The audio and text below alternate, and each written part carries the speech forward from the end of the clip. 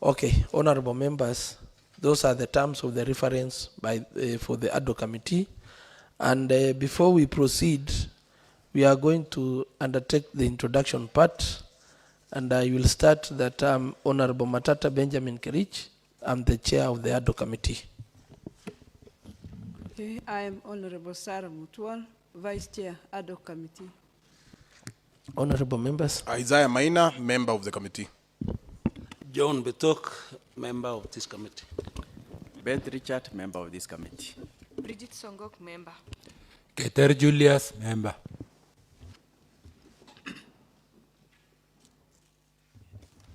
Silas Sum, member to the committee. Rufosa Kuto, member. Lucy Tololei, member. Chepto Lydia, member. Honorable Silas Kogo, member. Tarbei Josephat, member. Josephat Beth, member. Isaac Mosbey, member. With us, we have the secretariat. I will also request the secretariat to introduce themselves. I'm Kiru Justice, part of the secretariat. My name is Moses Keme, secretariat team. I'm Kipta Boniface. My name is Victor Siele, secretariat. My name is Daniel Mutai, secretariat. Okay, thank you, the honorable members and the secretariat. I will now give the honorable CC and the team to introduce themselves. Thank you, Chair. My name is Alfred Lagat, CC member in charge of trade, tourism, and enterprise development. Thank you. Benjamin Kiprotich, Chief Officer for the Department of Trade and Tourism. My name is Jonah Pambok, Director at the Department of Trade. Okay, thank you, Honorable CC. I will now ask the Sergeant at Arms to administer the oath.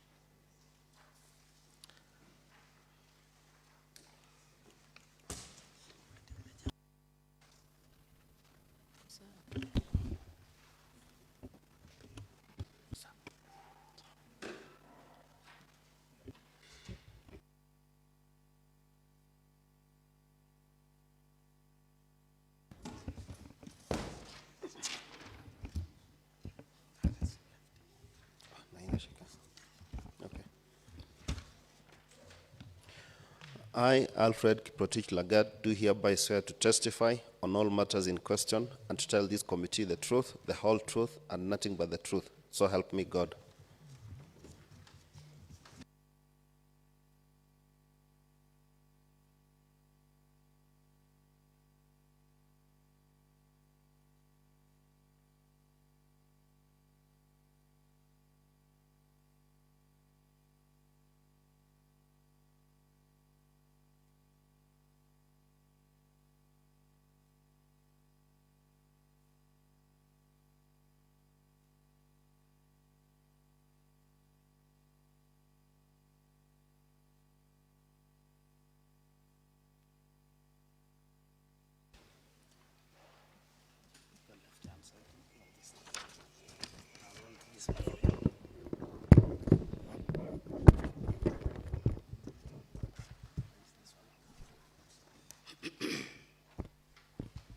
I, Benjamin Kiprotich, do hereby swear to testify on all matters in question and to tell this committee the truth, the whole truth, and nothing but the truth.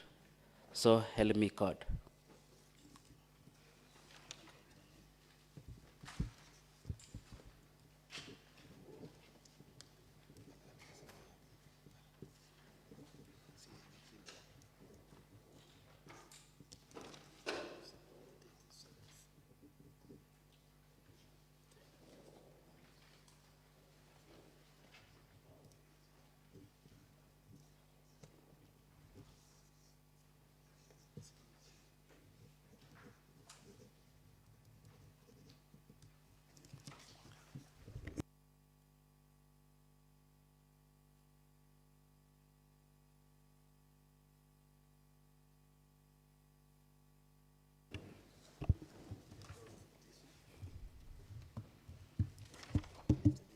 Okay.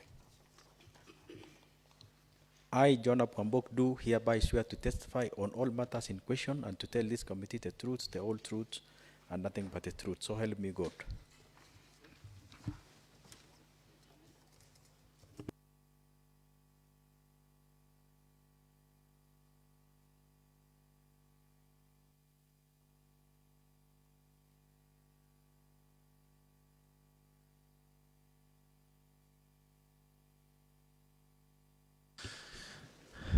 Okay, thank you, the Honorable CC and the team.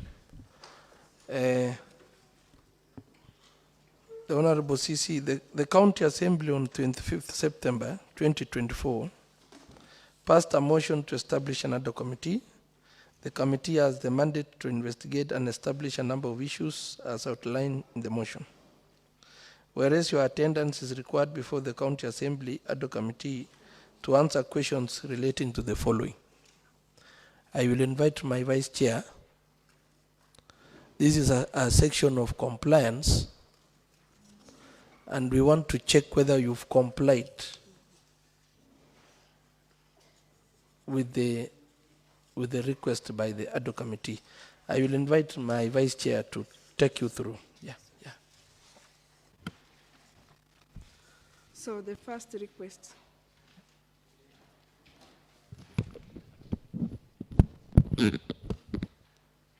So your attendance is required before the County Assembly Ad-Hoc Committee to answer questions relating to the following.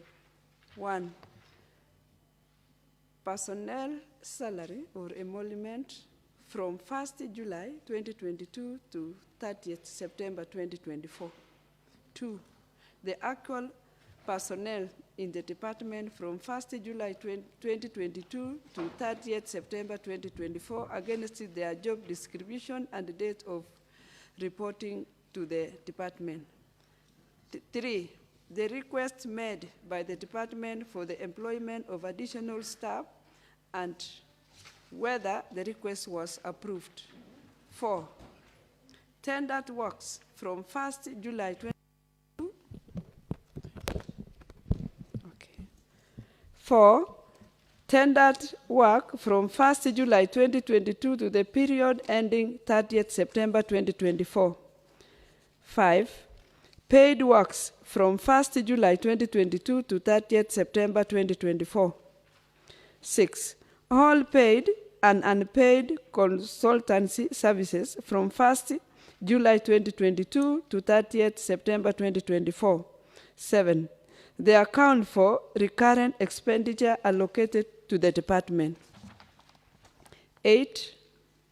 Quarterly implementation reports submitted to the county from 1st July 2022 to 30th September 2024, status of payments or projects under the category of pending bills.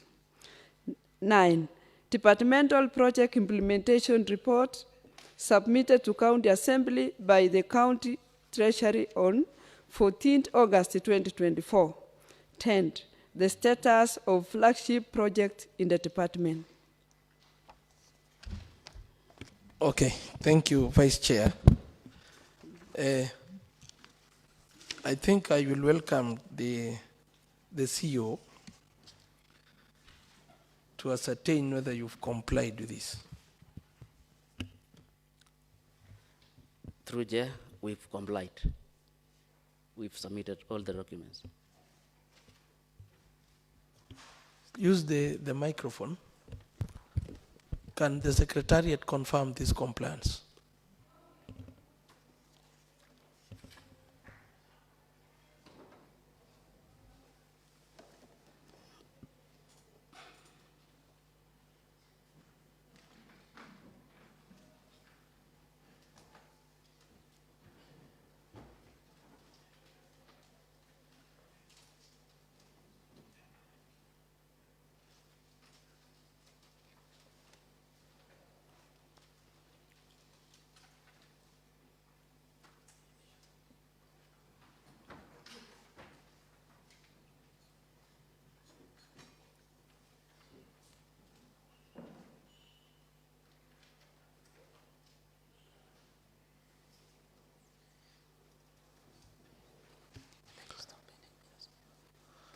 Okay. From the information is that you have not supplied the list of payments. CO. And the pending bills. We have them, all the documents, and we submitted all of them through the email address provided. And I have the hard copies here. Can you hand over the hard copies? Maybe I will surrender them later because I'm using them right now. You are under instruction, sir. Oh.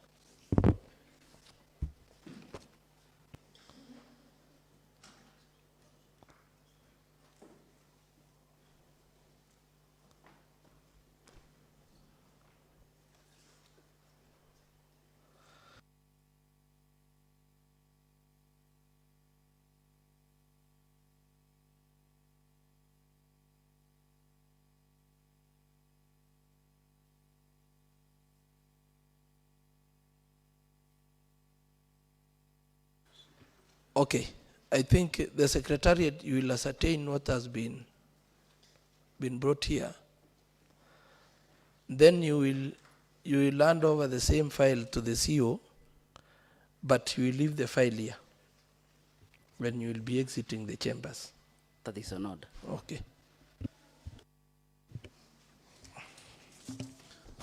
On the issue of, so I think most of the issues will be dealing with the CEO because you are the accounting officer of the department. Do you know what was the in the year 2022-2023 member suggestion, were you first gazetted as the CEC and the CEO? I think the CEC will answer the question. Okay, thank you, Chair. Yes, on the issue of the gazettement, as is the provision or as is the requirement of law, we were gazetted as the CCMs. Pertaining to the roles, the CEC largely is in charge of policy formulation and the policy direction of the department, and therefore is involved at the overall in terms of the strategic direction. The chief officer of the department is majorly the accounting officer and the AIE holder for the department, and is also involved on the staff supervision, also involved on the day-to-day operations of the department, and all issues that pertain to financial management of the department. Thank you. That's in summary. Thank you, Bwana Waziri. Can you give us an overview, a brief introduction about your department, and if you are to rate your department, the performance of your department?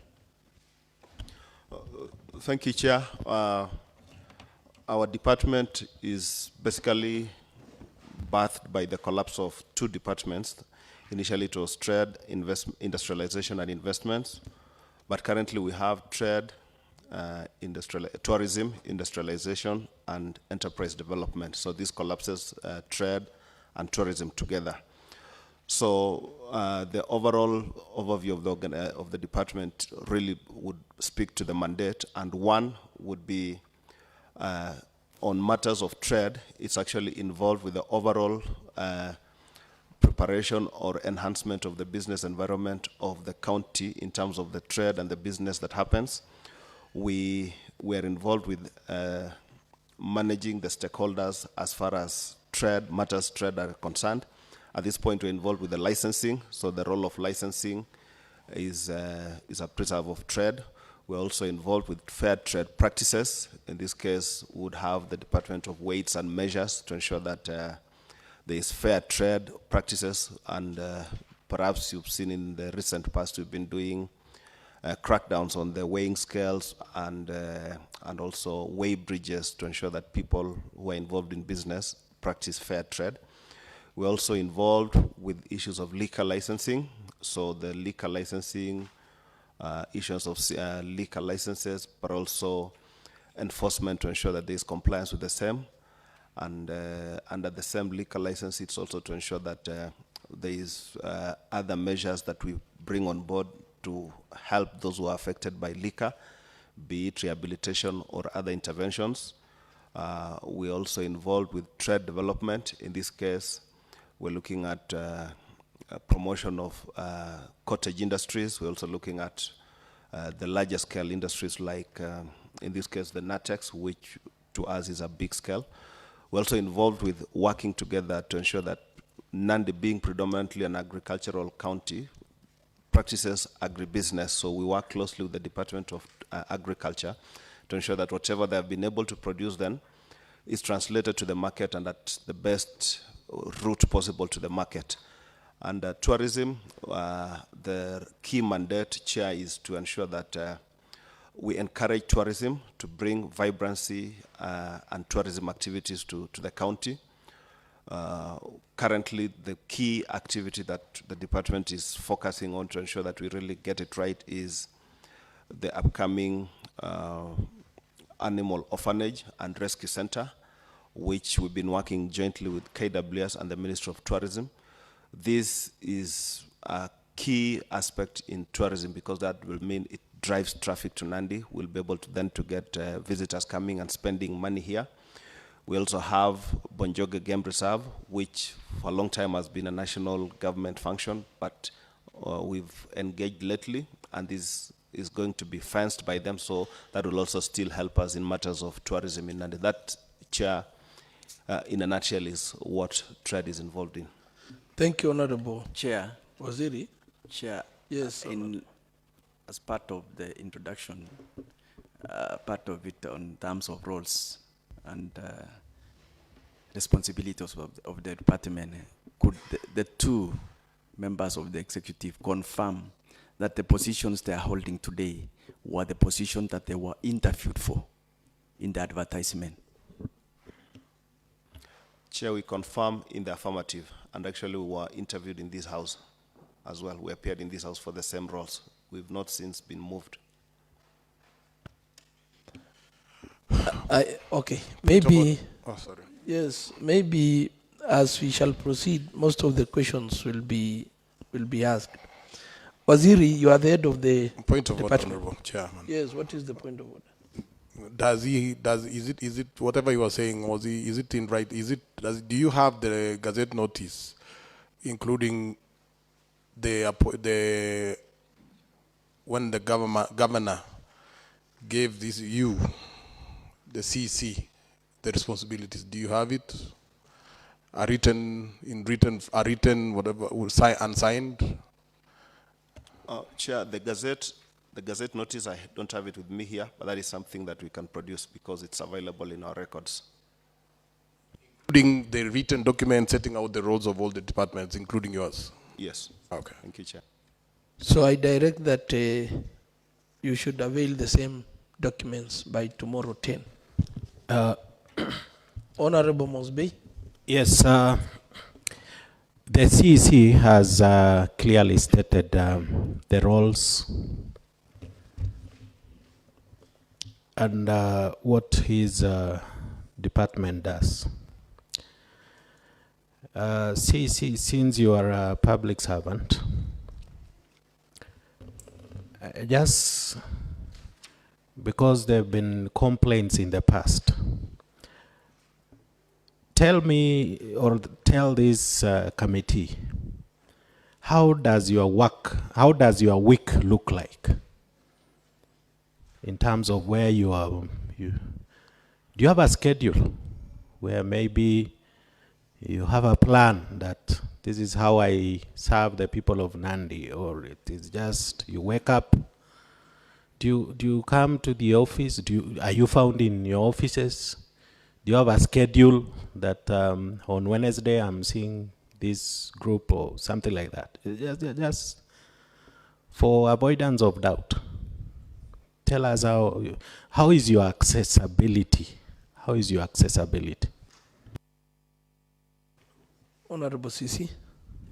Thank you, Chair. Yes, there is a mode in which I conduct the operations of the department, up to and including being in office. So a typical day or a typical week, and 1 week is not necessarily the same as the other, would be that on a Monday we'll have a meeting with the heads of units together with the chief officer. After which, once we have the understanding of the work during the week, then the teams will proceed to do the work. After I've done that myself and having given the strategic direction, then what I do mostly is to engage with partners outside. And you may realize that the role of a trade CEC is really not so much to be in the office, but to really try and find linkages that are strategic in nature. So after having had the engagement with the team in my office, led by the chief officer, who then will proceed with operations, I'll then be able to have slotted either 1 or 2 meetings, both within the county and outside the county. That would really be strategic in terms of trying to pull resources towards the county. And this is testament, Chair, arising from the meetings that I've been able to hold. There are a number of success stories, up to and including the orphanage that I'm talking about, that is being financed purely by funds from the ministry. And that is an engagement I've had over the past period of about a year, back and forth. Same case with the issue, for example, I'm talking of fencing of Bonjog. But there'll also be times that I'll be required to be in the field together with my team.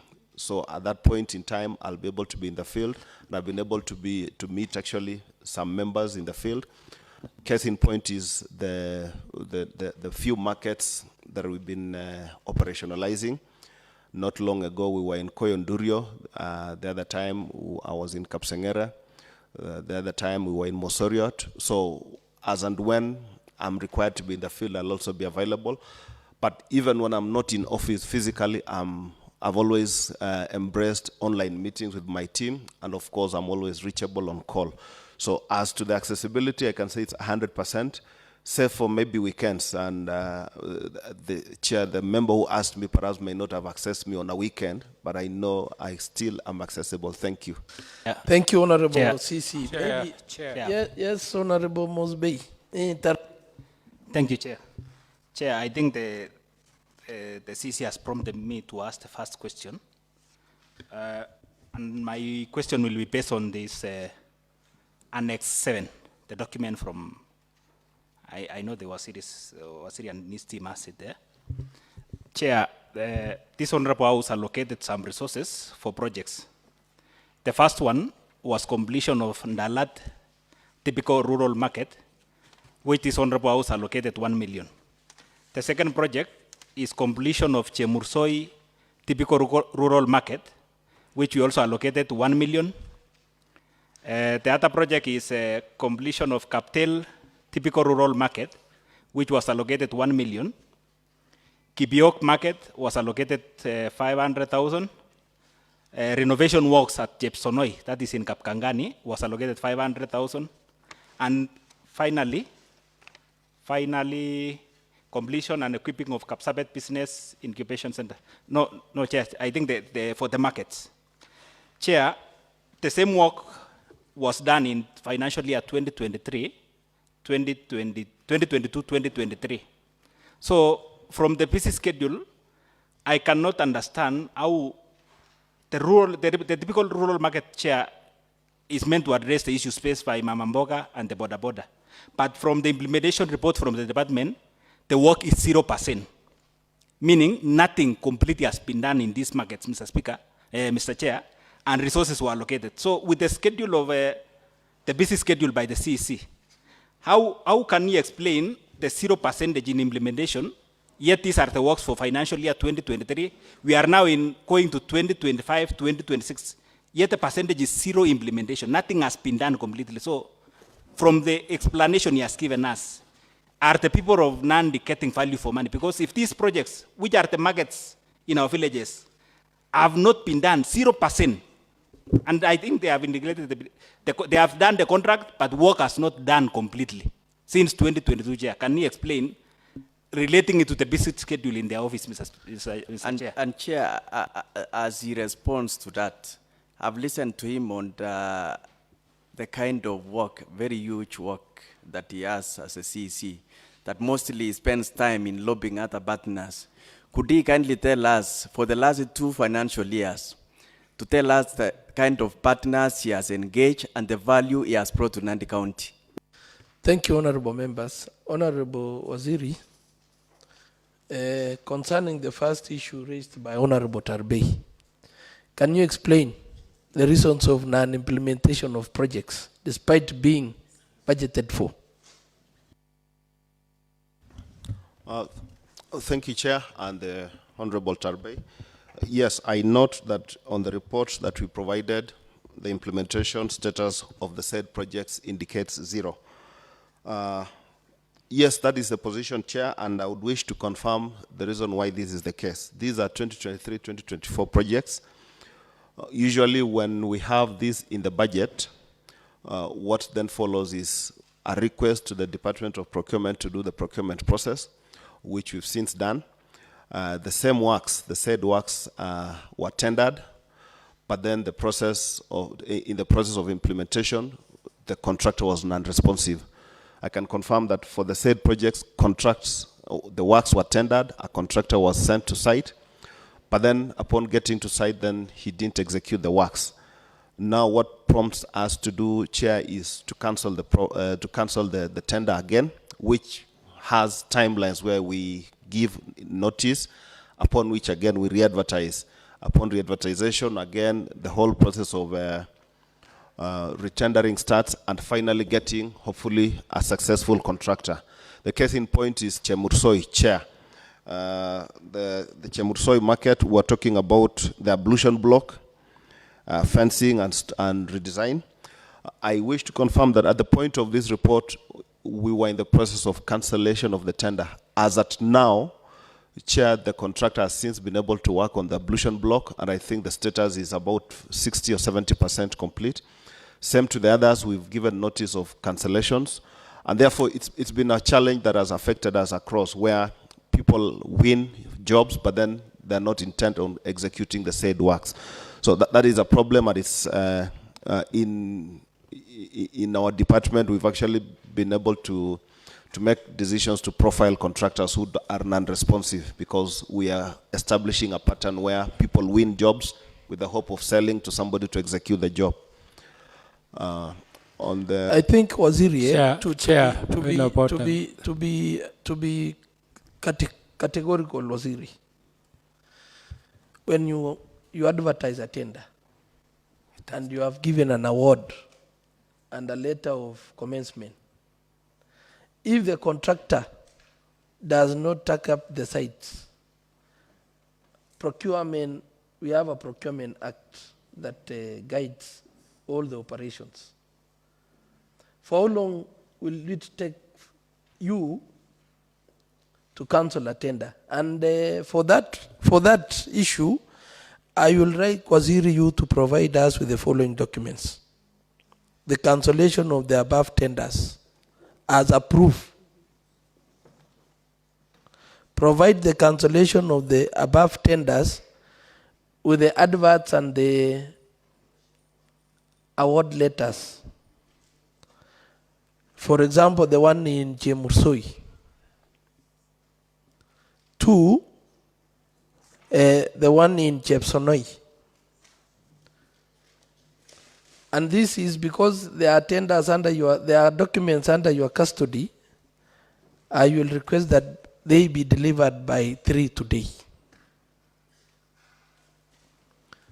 Honorable, you had an issue. Chair, I'm not satisfied. Yes. Chair, I think you have almost given the instruction, because I was wondering, in every tender, if a contractor is awarded a tender, he has almost 90 days.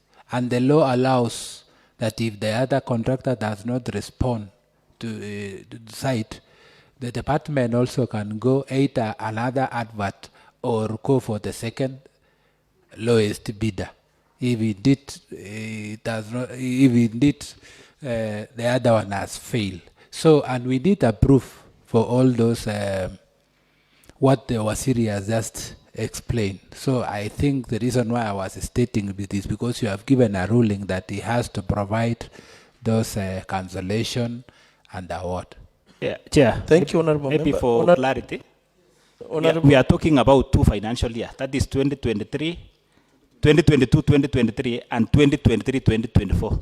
We are now in almost 2024, 2025. So I don't know, because if Waziri says the tenders were not responsive, was it in the year 2022, 23, or 2023, 2024? Because these projects, Mr. Chair, have run through 2 years, 2 financial years, no implementation of the same. So it's not a matter of delay in 1 financial year, but it's a matter of 2 years have lapsed since the projects were budgeted. So, as like what the Honorable Member for Jamundu is saying, the 90 days lapsed. So it means if it was issues of procurement process, they would have cancelled it within the year 2023, 2022, 2023. But now these are 2 years down the line, and the markets have not been established. Okay, honorable members, I think I've ruled on the same. Let the department provide us the documents pertaining to these contracts, so that we can ascertain what they are. And I want to say this, Waziri. You've taken an oath, and you are unanswered. So anything that is not true, don't try to convince this committee. It is better you leave it the way it is. Honorable. I just wish to also maybe seek your indulgence, and maybe we ask the CEC to help us understand, if you don't execute a project in 1 financial year, and you don't execute it in the following one, do we have the same amount of money reflected in the CRF account for these projects, now that you have not expended? Thank you, Chair. One is on the execution of projects. It only becomes a pending bill once the work has actually been tendered and the contractor has taken site. Now, there'll be 2 scenarios. If work is tendered and the contractor doesn't take site and the project is never done completely, we have to carry forward the money in the budget as for purpose of retendering in the next financial year. But as to the availability of money in the CRF, remember that whatever money is available in the CRF, whatever figures we're giving you here is actually budgeted figures, but it doesn't mean that there is already money earmarked specifically for that. When we budget, for example, in the financial year, we'll show maybe we have 5 billion, hoping that we'll collect, including the on-source revenue. But then also we'll tender for the works. And of course, oftentimes, we get a shortfall of the money that we collect, either by way of on-source revenue. So oftentimes, two scenarios happen. One, we'll be able to carry the money for retendering in the next financial year. But if it had already begun, if the work had already begun, it is carried forward as a pending bill. So we're not even rebudgeting, we're just carrying forward based on which financial year it is. If it's 22-23, then it appears as a pending bill. If it is 23-24, it appears as a pending bill. That is why in our budget, Chair, we may be in 24-25 financial year, but you'll see projects of 23-24, 22-23 appearing in the budget as pending bills because of the works that had already commenced. But however, sometimes because of shortfalls in budgets and sometimes because of the need to cut down on the items, you find once in a while an item was advertised, but it was never tendered, and therefore it drops off the budget. So it does not mean that money for that project disappeared. It's only that it just was never budgeted, it just was never executed, and therefore it lapses. Chair. Honorable members, I will give you time, but maybe I want to ask you, Waziri, are you trying to insinuate that the budget that this House approves are not real budgets? Chair, what I'm saying is the budget that the House approves is never 100% executed. It's executed to the extent of the resources available. So you'll find, for example, a classic case of, I told you if we budget for 2 billion in development, but in the development amount we only get 1.7 billion.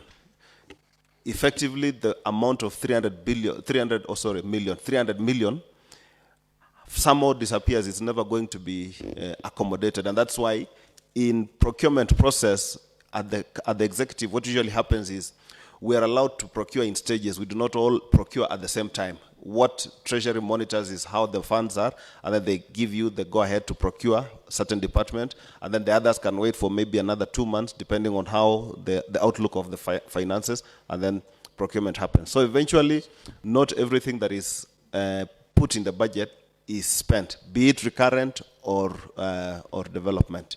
Chair. Now, Honorable Keter. Yes, Chair. I think Wasiri, I wanted to understand more about this because if we are budgeted for example, 2 million, and then you run a shortfall the way you're explaining, do you notify this House that normally passes the budget? Maybe. Do you notify? Maybe to support what the Honorable Member for Jemundu, in our constitution, the role of the CCs, that is in Article 183, functions of the Executive Committee member. Part 3 says, the County Executive Committee member shall provide the County Assembly with full and regular reports on matters relating to this county. So it's supporting what the Honorable Member is asking. And actually, Honorable Chair, before he answers, maybe he could tell us, instead of us operating on hypothetical figures, could he tell us through the 2022, 2023, and 2023, 2024, what was the scenario like? What were the actual shortfalls? And how do you decide that these are the projects that will be affected in terms of not being funded? Yes, Waziri. Chair, just so that Waziri maybe answers and proceeds. Through the chair, I want to be an advocate of Mama Mboga and Boda Boda.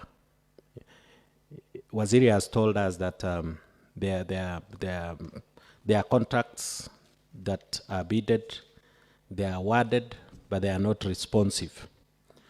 Would it be right then, when Mama Mboga says, county haifanyi kazi, on that aspect of trade alone, is that person, the lay person down there, will they be right when they say county haifanyi kazi? So that you respond to all the concerns, Waziri, I will also like to know your budgetary consumption in the year 2023, 2022, 2023, and 2023, 2024. What was the consumption of your budget as a department?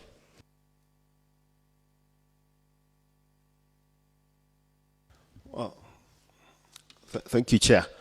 I think there are quite a number of questions. So for the first one on the issue of the budget as asked by the honorable member from Chemundu, of course, in law, I mean, actually it's PFM, Public Finance Management Act, Section 136 says the purpose for which funds were allocated lapses if at the end of the period that money has not been applied for that particular purpose. So in this case, all items as a bare minimum, when not procured within the financial year, and you remember we report as counties on cash basis. If we've not been able to commit any funds at the end of the financial year, it doesn't matter that it was in the budget, it lapses, and unless we rebudget, it then means that that item is a foregone conclusion. But to just be clear on how then we were able to prioritize the items. A case scenario would, for example, in our department is we have items, like in the last financial year, we had items in our development vote, which were new budget lines, but we never got a chance to implement. One is on what we're calling a digital marketplace. In the year 2022-2023, we had 2 million shillings, which we actually procured as a form of consultancy service. In the subsequent year, 2023-2024, we had a follow-up figure of 2 million shillings, which we are supposed to still proceed with enhancement of our digital platform. But then we did not, simply because we had reasons within the department why we felt that the money needed to be beefed up, or the money needed to, the processes of enhancing the digital platform needed to be done in a different way. So we gave up the money. So the money lapsed. We never engaged in the use of the money. As a result, during the supplementary budget, those monies are knocked off. But as to the overall point of order, budgeting... Honorable Chair. Yes, what is... Could he explain what he means by lapsing? That money lapses. Just explain that. Thank you, Chair. The vote lapses. You know, money does not lapse. The vote lapses. So in this case, as I said, like the example of the 2 million we budgeted under development in our Department of Trade, it's 2 million, which we needed to have committed. So within the financial year, we needed to undertake a procurement process to commit these funds for whatever purpose that we had earmarked. But since as a department, we realized that we needed much more money for purposes of enhancing our digital platform, the 2 million wouldn't have been useful or wouldn't have been effective for us to achieve what we wanted. So we didn't commit. So at the point, towards the end of the financial year, and we usually close all commitments, I think by around April, thereabouts, we can no longer tender. So by April, the money we hadn't started or engaged in any procurement process. So at the end of the financial year, June, the Act, PFM Act, Section 136 kicks in that if the purpose for which the money was appropriated has not been executed, then the budget lapses and the funds no longer are available in that vote. Then it means that it is dead. I mean, the point is we are done with the budget at that level. Yes, Honorable Keter. I think, Wasiri, there is something that you need to make us understand, because if you talked of the budgetary allocation for being not enough, and I thought, where does the budgetary start from? I thought before you give us that budget, there must be someone who has done the research to know, because how do you achieve it? Because we normally worked on the document that it has been approved by the executive sending to this place. Now, if you tell us again, you realize that the money is not enough. Does it mean visibility studies was not done, or where do you normally get? Do you see you just sit from nowhere and give us the budget that it is not well captured? Or I thought we have an expertise in the department, because if you say it lapses, it means residents your resident or electorates are not getting their services due to someone who is not giving out the right visibility studies for what it's supposed to be implemented. Because I'm worried, because you are saying you give us budget, we passed, then during implementation you discover that the budget is not enough. And we have been also having supplementary. Do you have the request for that? Because 1 year, 2 years down the line, Wasiri, it is long enough for you to know. Those are this is what it is required. And you normally give us supplementary every 3 months. So in that case, have you made any request over the same? Chair. Thank you, Honorable Keter. Honorable Chair, Bett. we are speaking to someone who has been holding office of CC Finance and currently CC Trade and Investment. And we would want to ask the Chair that there are questions that we are being taken in cycles. Let the CC be informed that you cannot tell us that the vote has elapsed. One, the reason could be delays in procurement plans. Why should procurement plans delay? Two, if indeed, and I want to ask you the CEC, and is very, very much aware of this. If I can draw to the attention of this committee on the PFM Act 166, an accounting officer for a county government entity shall prepare a report for each quarter for the financial year in respect of the county entity. In preparing a quarterly report for a county government entity, the accounting officer shall ensure that, I repeat that, the report contains information on the financial and non-financial performance of the entity. Chair, can the CEC in charge of trade tell us, for the last 2 financial years, has he ever provide quarterly reports to this House on the performance, both non-financial and financial, of the department before telling us of the lapse of the vote? Thank you, Honorable Bett. Honorable CC. Oh, thank you, Chair. On the issue, of course, it mentions the accounting officer, not the CC. The law would say, but as it were, it's our department. So I know that the reports that have been coming to this House have been jointly submitted by, I think, the Treasury, the county Treasury. I think that can be confirmed. And therefore, to the extent of the compliance on that matter, I would really want that Chair, to be accuracy of confirmed. facts. Chair. Yes, Honorable. No single report on quarterly reports has been submitted to this House. I think, may I indulge the CC, because we have the CEO. Let the CEO answer that question. The CEO, can you answer the question on the issue of compliance with the section 166 of the PFM Act? Have you been giving us quarterly reports on the same? Actually, Honorable Chair. And honorable members, to the best of my knowledge, there are no quarterly reports that has been brought here. They are just money reports. Point of order, Honorable Chair. So can you clarify? Point of order. Yes, Honorable. Actually, the role is not the CEO's role. It is the role of the County Executive Committee, in which the Waziri sits. The CEO does not require to send us any reports. If they do it in the department, that's fine. Could the CEC, as a member of the County Executive Committee, give us evidence that they have sent quarterly reports as the CEC, County Executive Committee? Honorable Minor, I am at section 166 of the PFM Act, and it clearly states, an accounting officer for a county government shall prepare a report for each quarter of the financial year in respect to the entity. So, Honorable Minor, in this case, it is the accounting officer who is the CEO. So let him clarify. Have you been submitting quarterly reports, Bwana CEO? Yes, through Chair.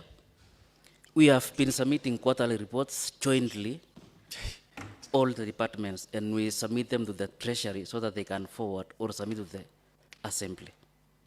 Thank you. Can you give us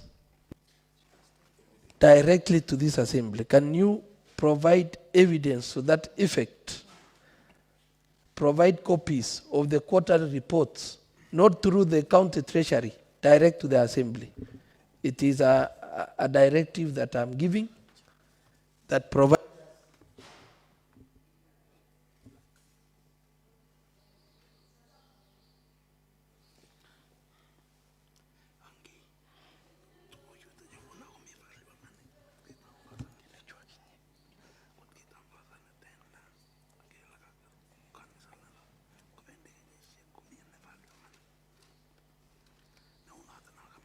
So we need copies to that effect, Bwana CEO.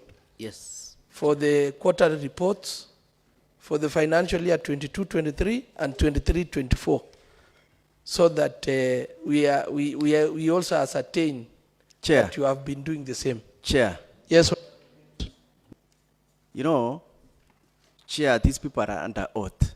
We all sit in this county assembly and interrogate reports monthly and weekly in our committees.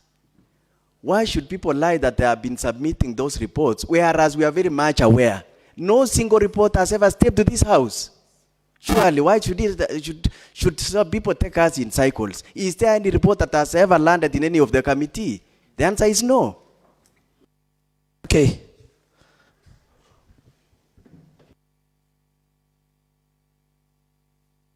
Okay, honorable members, I think I've made the ruling that the CEO should provide copies to us to ascertain what he has alleged. And Mr. Chair, as he supplies copies, he should specify on the dates of delivery of those reports for the last 2 financial year. And who received those reports? I think that is okay, honorable members. And for clarity, you know the structure on the quarterly reports according to the standards. So we need to see. So maybe, honorable members, we shall proceed. The issue of the quarterly reports I've just ruled, so allow us to proceed to the next. Chair, there is a question that has not been answered.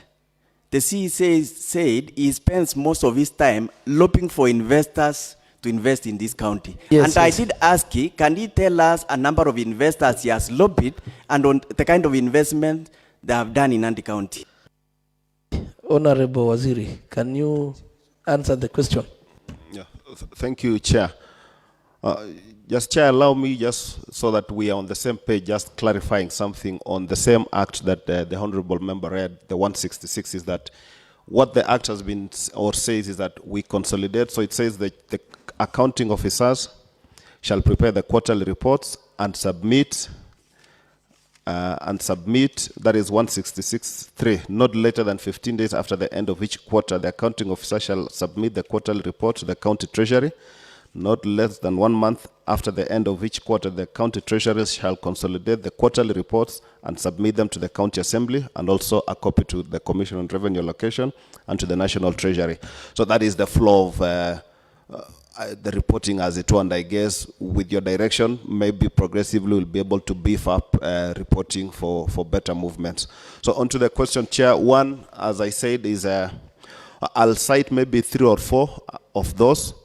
One is the issue of the Animal Rescue Center and Conservancy at Kamatargui. Chair, this is something that we do not have in the budget. We've been looking at setting up an animal rescue center. We've since been able to get the commitment of funds from the Ministry of Wildlife. We've also been able to do the BQs, and the BQs are totaling 140 million. This is not something within the county would be able to source the resources.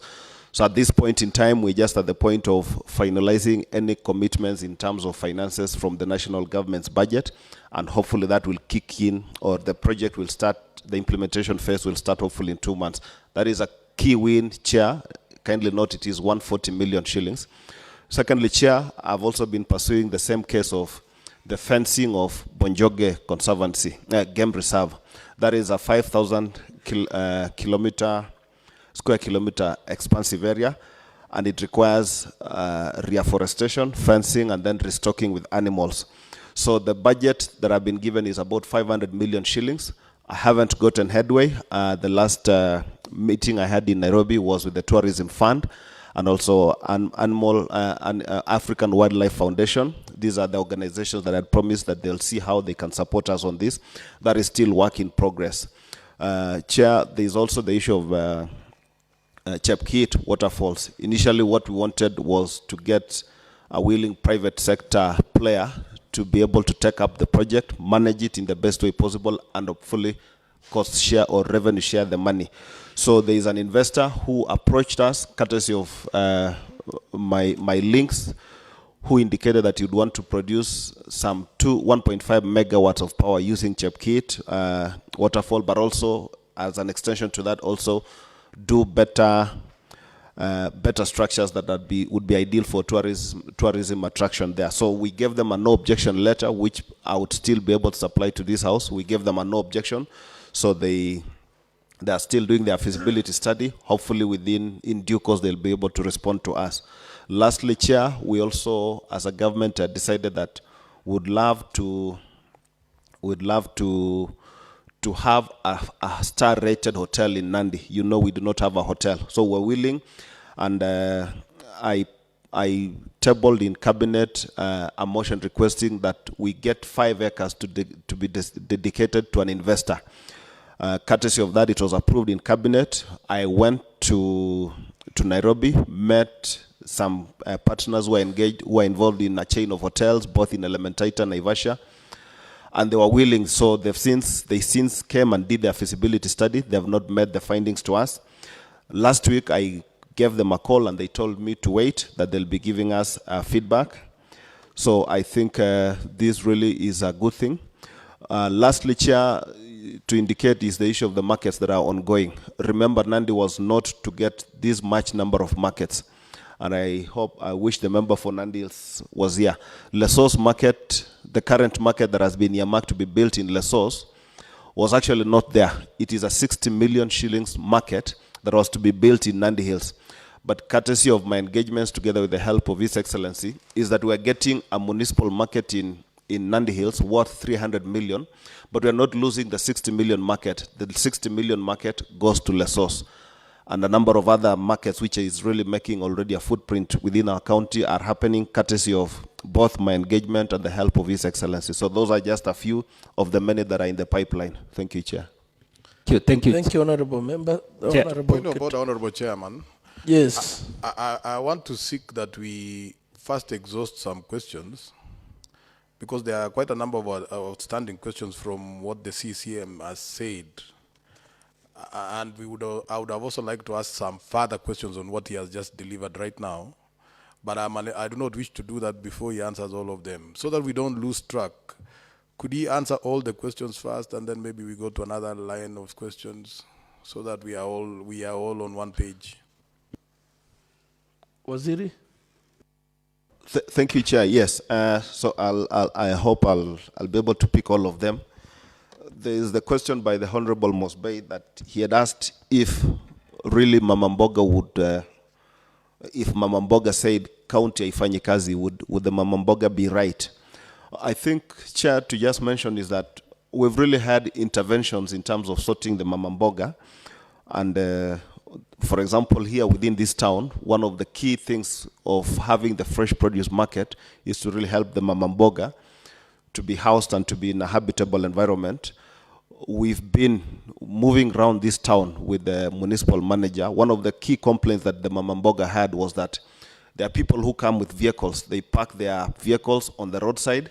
People they get to sell their produce at a cheaper rate, yet we do not charge them anything. The Mama Mboga who is inside the soko is really not getting accessibility because she's not on the front side of the market. Yet we charge that person, she has to pay a daily fee to the county government.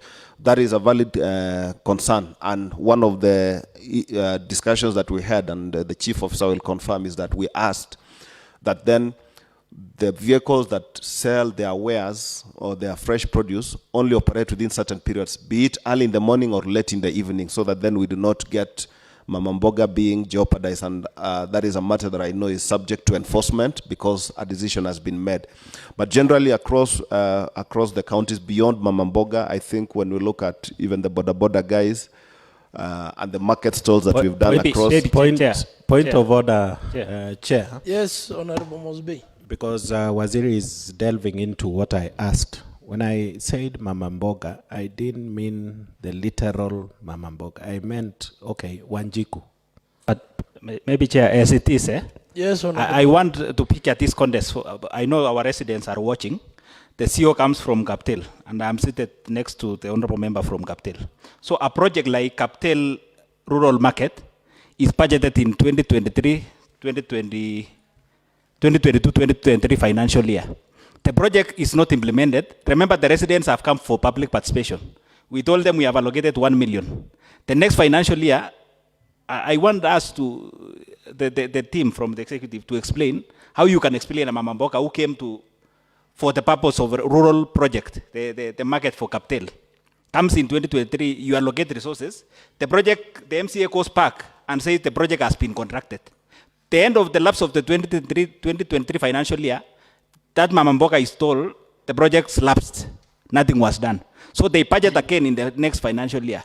Will that Mamamboka say county is working? Because the CEO from himself comes from that place. They know they have allocated resources for the market. The financial year goes, nothing has been done. The contractor was contracted and the project was not done. And I think that's the question which the honorable member for Kaptumo was asking. Will that resident get the courage to say that county is working when the project has not been implemented? I think Chair, on top of what Honorable Mosby, we have a case of examples. As you are aware, Chief Officer, in Baraton, we do also have stalls that it was really built very nicely by, I know, during the other time. I've been trying so much to reach your office. So I was wondering when you say that there are some days you are in office, and you know we had even picked some days that we agreed, last month, that Mamamboga was supposed to come and occupy those stalls. But unfortunately, no one turns up from the trade. We didn't have any neither director or CEO or CC because there was many. I remember even the date you had given us, it was on a Thursday. It was supposed to be given out those stalls so that the Mamambogas and those Wanjiki can enjoy. Because those market stalls, they have been there since almost 3 years, not working, not doing anything, and money has been put into those stalls. Also in those stalls are there, not serving any purpose, nothing completely. If you go also to Kiprotich market, there are those stalls and it's not serving. In fact, for the Kiprotich, I can see you had allocated 500. You had allocated 512 against the market of against the budgeted amount of 5,000, half a million.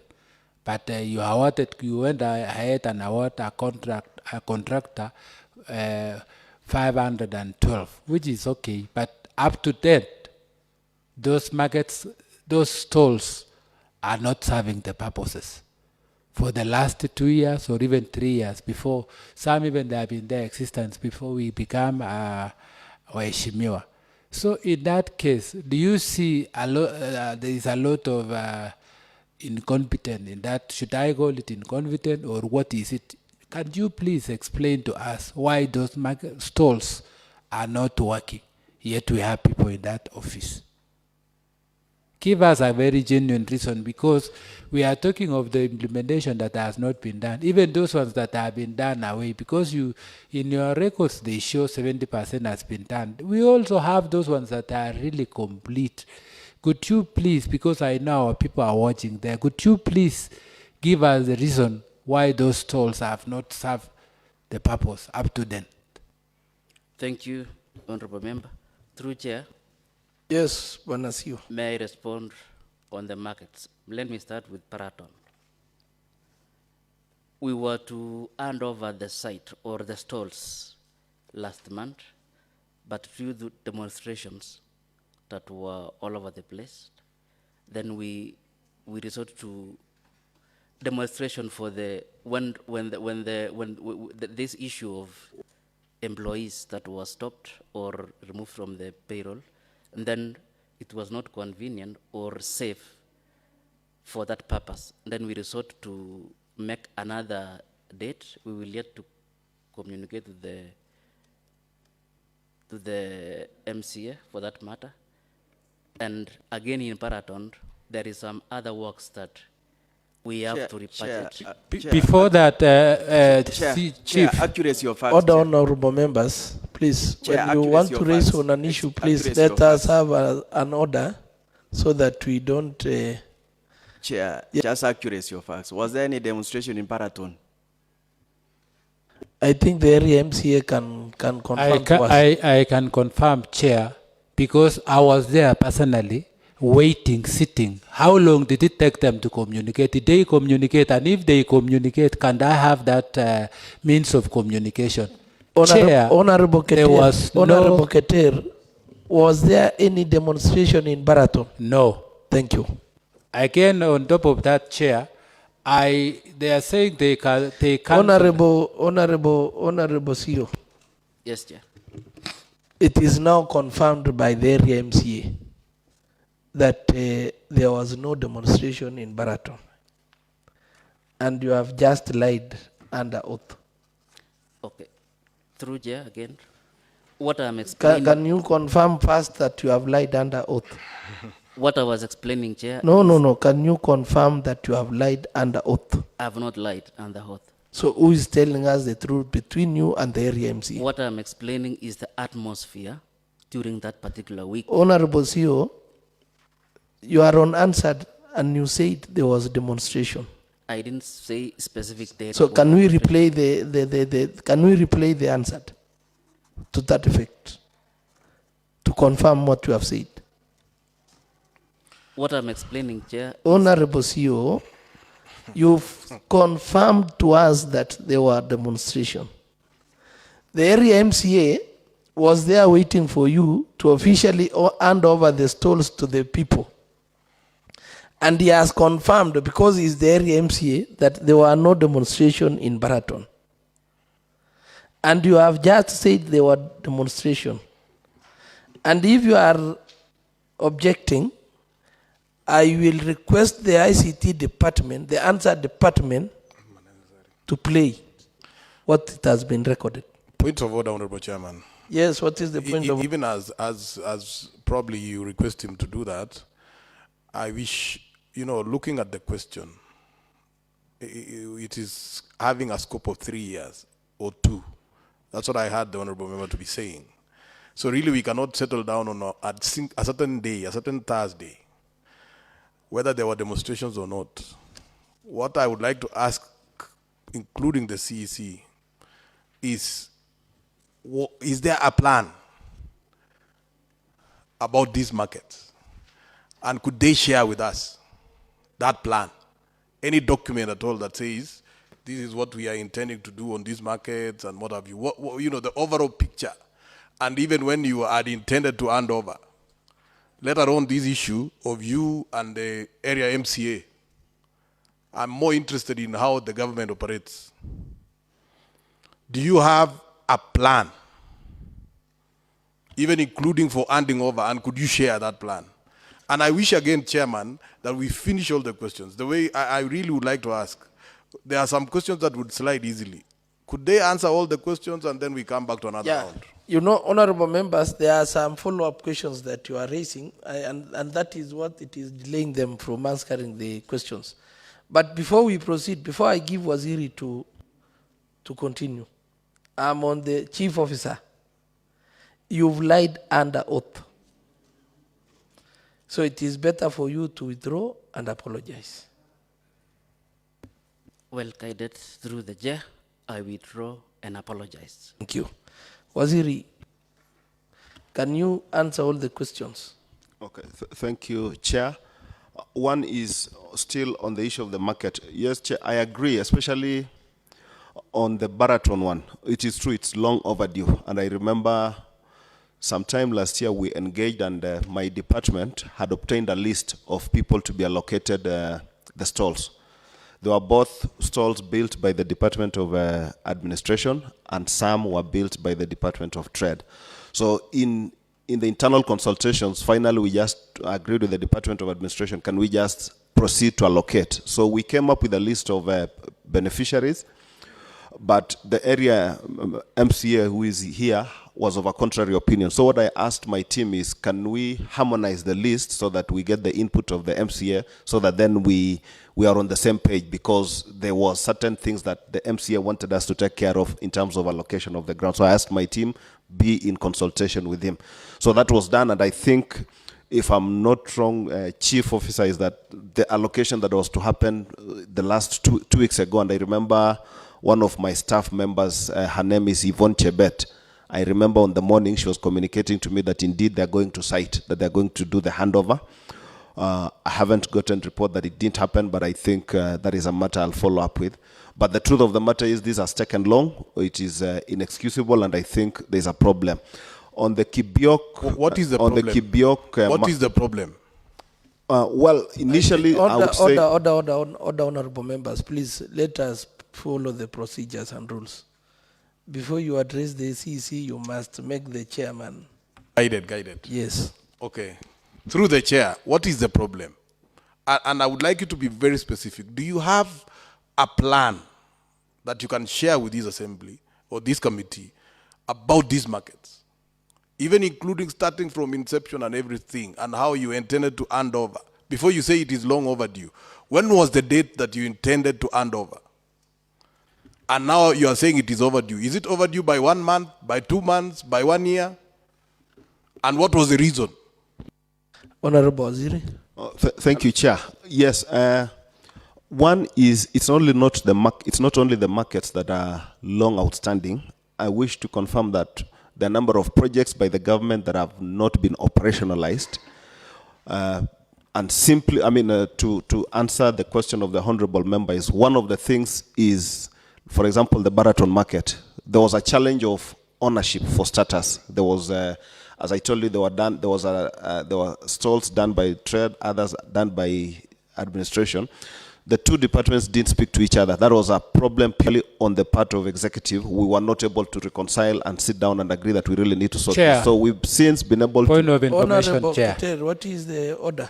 Point of There order. is, now if we talked of the ownership, Kanwasiri, there is no way, if there was a conflict or anything with Mr. Chair, the stalls could not be built in that market. So for our Waziri to say there was a challenge and already the stalls market has been built, it's a true lie, Mr. Speaker. What it was there, it was resolved, and the plan, the market is going on. If you go every Friday, there is ongoing market there. Waziri, there is no way you can build a stall when there is a conflict in that land. We are talking of the stalls that has been built already. Thank you, Honorable Keter. Chair. Honorable. Thank you. In that breath, he's talking of challenge of ownership for which has in that operationalization of the same market. Was a challenge existing before the markets were put up, or it is a challenge that arose before the handing over for the last 2 weeks? Okay, thank you, Honorable Bet. Maybe for you to answer both questions on Waziri, you've talked that the Department of Administration and the Department of Trade did not speak to each other. And you have admitted that there was a challenge. And if I can remind, you've also said the county government has not operationalized most of the projects across all the departments.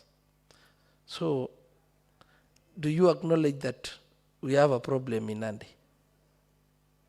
Thank you, Chair. I was going to mention reason for that, and I hope I didn't use the word most of the projects. Some projects have not been operationalized. I said the issue of ownership is not land ownership, Chair, as Mheshimiwa might have construed that to mean. It's not issue of ownership. It was ownership of the project. That is an operational matter which we've since sorted between the two departments, because at some point, TRED hoped that administration will take care of the issuance, administration vice versa. So we've since been able to sort that, and it's a matter that is addressed. And also, of course, I've mentioned the issue of Mheshimiwa, whose interest in terms of the perspective wanted the markets to be taken care of happens. Secondly, the other issue why we have some of these projects not working, Chair, is the resistance by the people we've built the projects for to use the projects.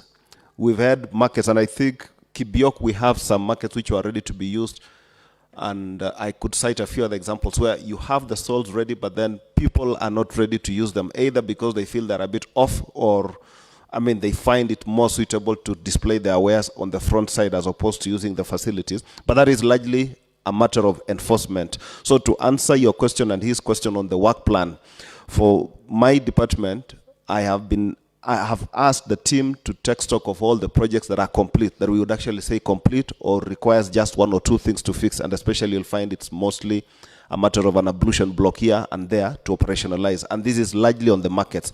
So the plan that we have as a department is, let's go to wherever the wananchi have asked. Now that the CC has mentioned something on a pollution block, from the CC and the CO, there is a project number 52 in the same document, construction of a pollution block at Labuyo.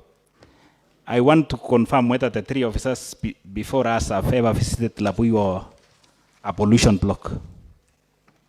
Chair, whether they have been there personally. Before I pose a question to them, I want them to confirm whether they visited the project. The project was allocated 1,584,400. The same project contracted sum and budgeted sum was equal, and the project is 100% complete. So before I asked a question to them, I want to, now that the CC mentioned issues to do with the pollution block, can they confirm that the three of them has visited the project in person?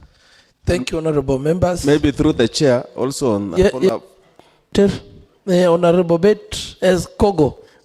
Okay, on that issue also, maybe the CEC and the CO to tell us about the pollution block in Maraba, and also to share to us, to this assembly, what does the pollution block entails. Thank you, honorable members. I think, Waziri, I want you to respond to the issue that has been raised by Honorable Tarbei, whether you, CEO, and the director are there. Have you ever visited Labuyo in person, physically? And point of order before, this project of Labuyo, where is it situated? Is it in Kapjorwa ward or Sobasongo ward? Thank you. So, Waziri, have you visited Labuyo? Chair, not yet. Not yet. What about the CEO? I have not yet, but I said you have not yet. My officers. The director? Not yet. Not yet. Chair, now I want to pose the question, Chair. Now, I would like to give... Where is the project situated? Yeah, and then honorable members, allow me to give some directions. Let us hold more questions first so that they can respond to what we've posed to them, so that we don't get mixed up. But you note your questions so that we can give them time to respond on the earlier questions raised. Thank you. Honorable. Thank you, Chair. So to go back to Mheshimiwa Minus. Okay, maybe I will just give kidogo. I will give Mheshimiwa Tarbei, because you have all confirmed that you have never been to Labuyo. Let Tarbei ask the question that because it's an interesting project, Chair. That's why I'm asking. And unfortunately, I know the CEC and CO are provided with government vehicles. I was hoping they would have visited there. So the project, Chair, is 100% complete. The same project, if you compare the contracted sum and the budgeted sum, is equal. 1,584,400,000, meaning the process, I don't know, the logic, maybe the CC will explain to us.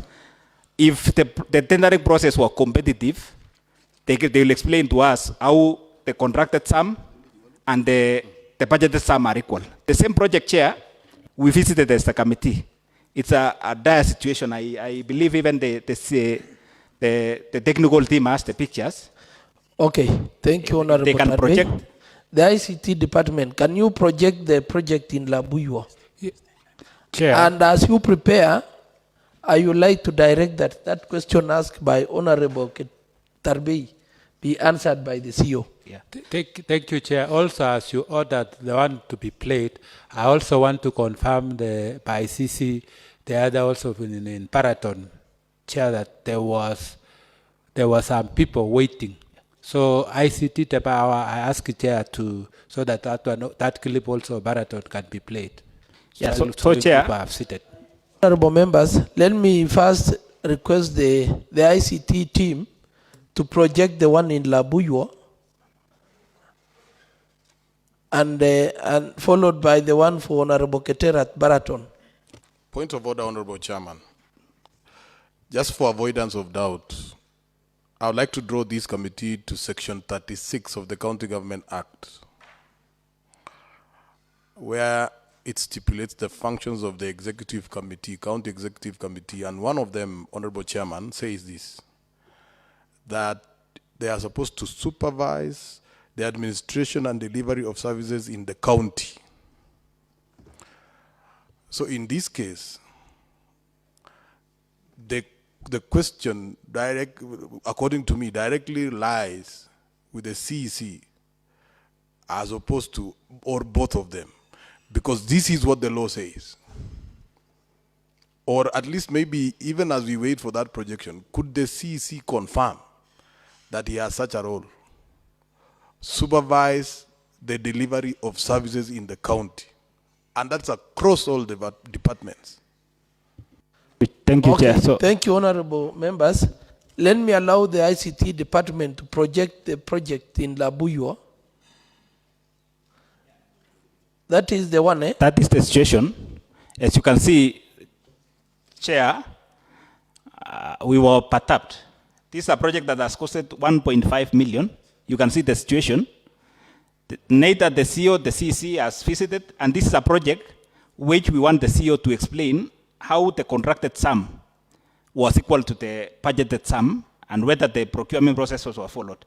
Chair, there is no water, as you can see, at a container there and all the, just go back to the picture. That is the source of water, meaning, I don't know if it's the community who is bringing water there to be used in that facility.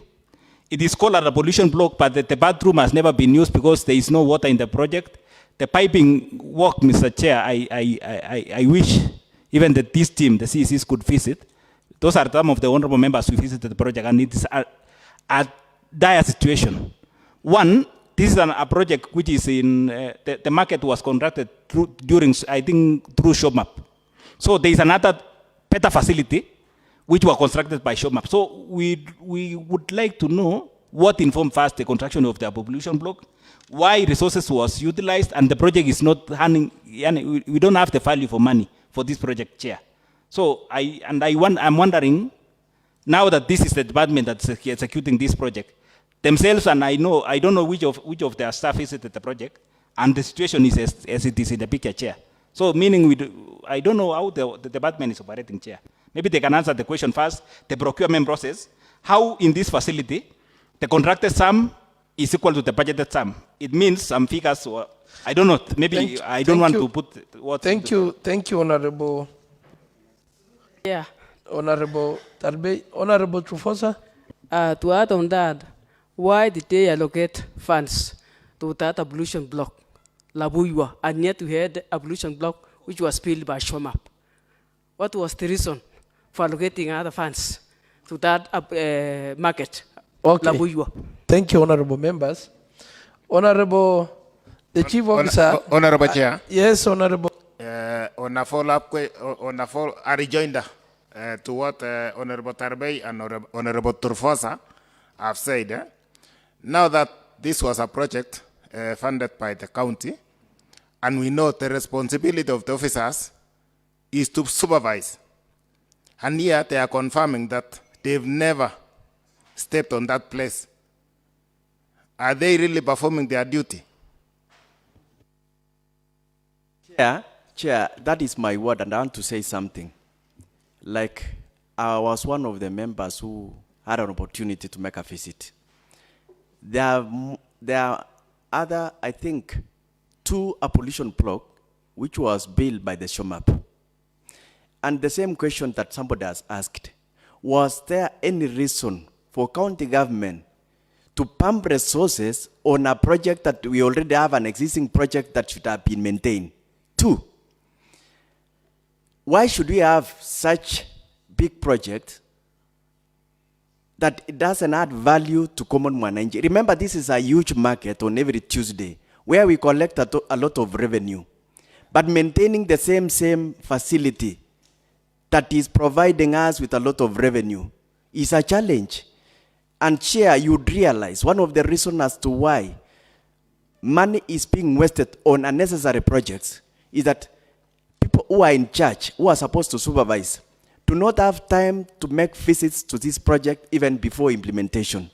Thank you, Honorable. Chair, before I complete, I want to draw you to the attention of at 2010 Constitution, Chapter 11, on the devolved government, Article 174F. One of the responsibilities of these members seated here today, that is the CEO, CC, and even the director, under Article 174F, is their responsibility is to promote social and economic development and the provision of proximate, easily accessible services throughout Kenya. It is the constitutional role of these people. It is not a request that you should be making. It is not a reminder that we should be reminding them of their responsibility. This is a clear demonstration that indeed people are irresponsible, careless, and they are not ready to provide services to the people of Kenya. Thank you. Thank you, Honorable Bate. Honorable Chief Officer, can you explain the magic whereby the contracted sum is the same as the budgeted amount? And secondly, I want to bring into your attention the documents that we are using are the documents that you submitted to the Department of Finance to be forwarded to this house. So these are the same documents under your custody. So maybe you will answer that. And then maybe on another issue, Honorable Tarbe had a question. Can you please raise the... I think the first question was the one you have asked, Chair, on the procurement process. The other question has been asked by Honorable Turfosa, why they initiated the project when we had another facility, another abolition block contracted by SHOMAP. It's the same, Yani. It's Thank just, you. So the CEO, please, can you answer to those questions? Yes, through Chair. Since the facility in question is historical, may I request through Chair that the facility in question is procured in the year 2017, and since then, that time that my director was present, may I humbly request that director respond that question? I think the chief officer, Point of order, you are the accounting officer for the department. Point of order, Honorable Chairman. And governments are in perpetuity. Point the of moment order. you are, I have heard your point of order. The moment you are sworn in to be the chief officer in trade, you must be hands-on with all that is happening with your department.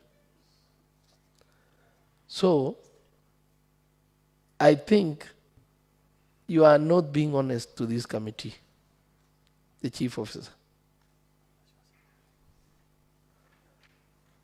You are not being honest because the same project that you are alluding to is in the budget. And the budget of 2022-2023, you are in. So I think you need to be honest. Chair. Maybe I will request the Before I give let me first give the point of order, and then I will give you. Okay, my point of order was, Honorable Chairman, considering the questions that have come up, maybe the CEC could help us understand how the county decides to have a project. How is it worked out? So that we can have some good understanding. So, like for instance, do you know, Honorable CC, how this particular project, the decision to have it, how was it done? That's my point of order. Chair. Thank you, Honorable. Chair. So that Waziri will answer both of them. Honorable My chair is to emphasize what the CEO wanted to pose to another person question. Is it not a chair for CEO to allude that let director explain, while we know director during that year 2019, 2018 was in another department. I think even director is too junior in that field, chair, because the same year that we are discussing that chair, the same CEO was in that department. So who is more senior than the other one in that department? Okay, thank you, Honorable Keter. The Chief Officer, I will not allow the director to answer that question because you are the accounting officer of the department. So we either leave the question as it is or you answer.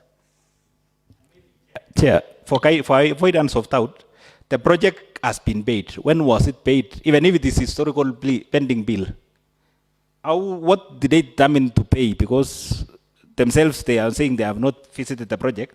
Because the project is written, contracted sum is 1.584,400. Budgeted sum 1.485,400. Paid amount, it's indicated 1.584. So the project has been played. The comments is 100% implementation. The remarks by the department is the facility is already in use. So to come and lie to this house that this is an historical thing that they don't want to associate themselves, yet maybe you can confirm first to this honorable house, when was this project paid and when was it paid? Maybe through the Chief Officer, honorable members, please, I want to request you, let us minimize the... It's a conjoined question, Honorable Chair. And let the Chief Officer tell us, why is it that the contract sum and the budgeted sum is the same? Okay, thank you. I want to plead with honorable members. Let us allow them now to finish the questions that we have posed. Thank you, honorable members. Through Chair, let me respond to this Labuyo. It is not a lie that, or it is in situation that I may not be in a position to answer it. I will answer it properly. This project was historical, but if we have an historical project and the community needs to be completed, we will roll over the budget to the next. That is why it was initiated in 2017, but it is paid in 2023, 2024. Now, we found the budget the way it was, but due to some adjustments, because of the need of this particular time, then that initial budget of 2017 might not be sufficient. That is why it spills over or more than the contracted sum. And on the issue of visiting the project, No, CEO, you didn't Bwana get... CEO, You didn't get... Bwana CEO, let us be honest, please. The contracted sum is 1,584,400. The budgeted amount is 1,584,400. We've asked you to explain to this honorable committee the logic.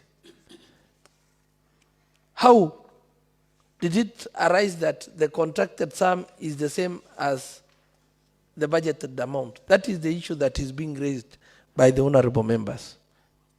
Chair, could I answer that one? Yes, your CEO. Thank you, Chair. This is a project that was done in the year 2016-2017. When we came in to government in the year 2018, basically the financial year 2017-2018, the first thing that we did was to do a supplementary budget. On the supplementary budget, we wiped out all the items that ideally were supposed to have been for pending bills, because we felt that as a government we needed to do an audit. So in wiping out, we removed even these items from the budget and committed it to a task force to ascertain the status of it.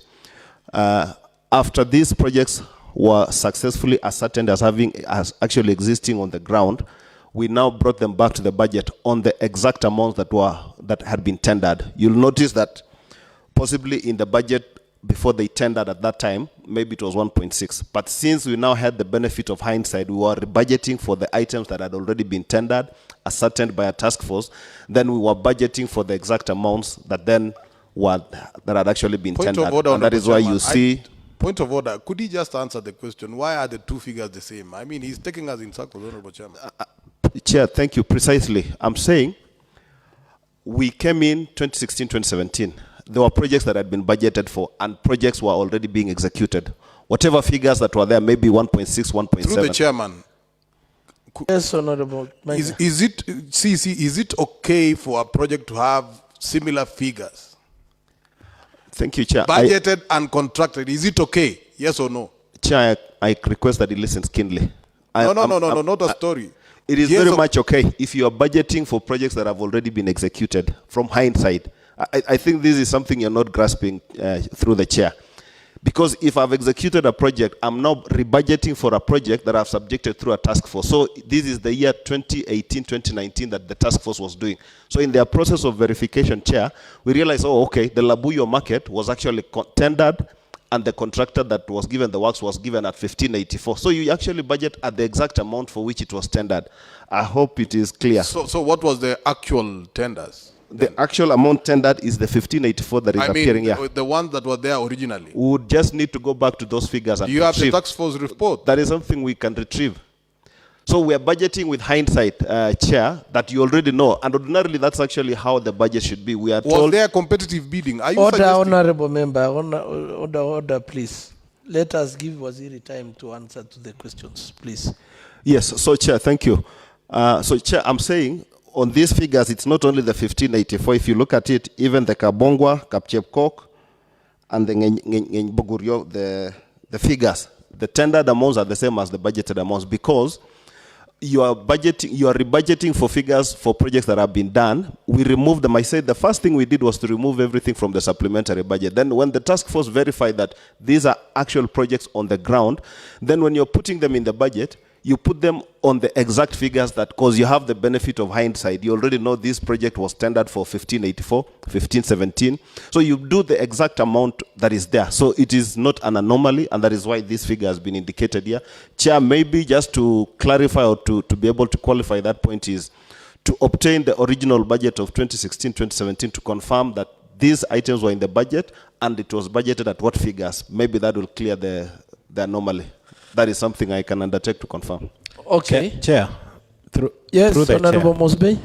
Now, Waziri has explained that the figures there emanated from a task force report. And yet they are giving us as a house as a tendered amount. Definitely, you didn't tender that amount, that 15,800,000 and 400 something.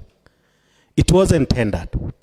Yet, in the report presented to this house, you are purporting to have tendered that amount.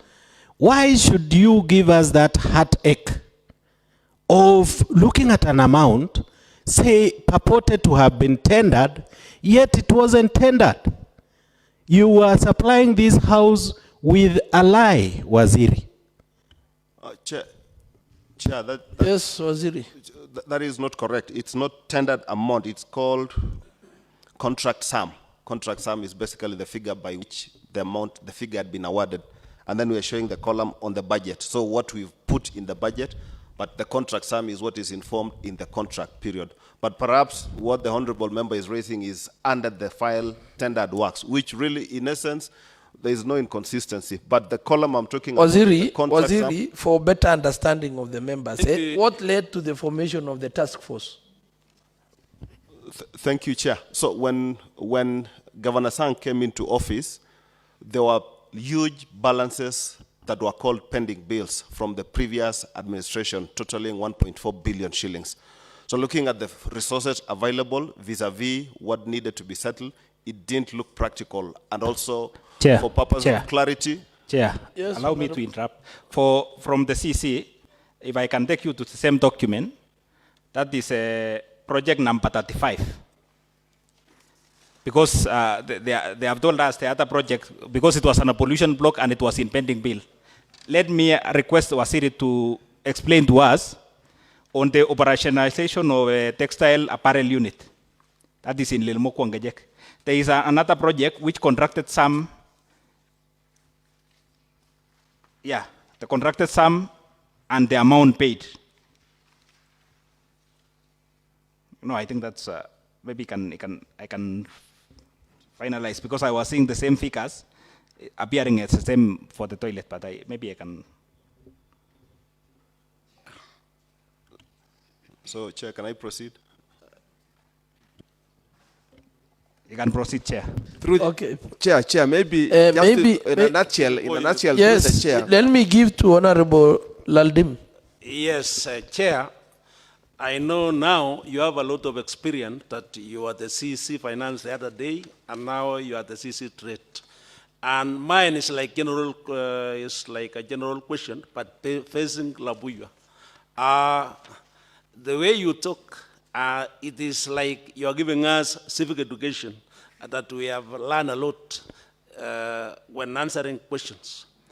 We have sat in schools, we have schools board where bidding is done when something is advertised for a contract like this one for Labuya.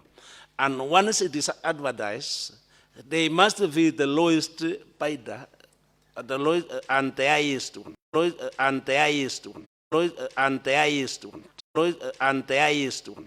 Visited, perhaps they didn't give a true position. To say that a project is complete doesn't necessarily mean, Chair, that it does not require repair works. And what we've seen clearly, to me, Chair. That is something that needs Honorable Chair, accuracy of Order members, let us keep Waziri to You know, finish. you can't allow that, because Honorable Chair, how comes that the repairs are done before the completion of the work? Chair, in fact, it is written 100% complete. What is the meaning of 100% complete? Waziri, continue. Thank you, Chair. When I want to request honorable members, please let us give time to Waziri to finish the questions, please. Thank you, Chair. So let me just finish, Chair, and protect me so that then the follow-up questions can come after. Is that when it's 100% complete, it is to the extent that the BQ is provided for that. Sometimes a project, the BQ provides completion without even, say, provision of water or sanitary facilities. In the books, it will really appear as 100% complete. But when you go to the ground, you realize there's no water connection. The truth is, it is complete in terms of the BQs, but in terms of the operationalization of it might not be the case. So the issue of the Labuya, Chair, I'll request that you allow me to confirm the status of it, having been indicated that this is a historical amount. And just to tie up with the question that you asked of why did we need to set up a task force, is that I said we found huge pending bills. So that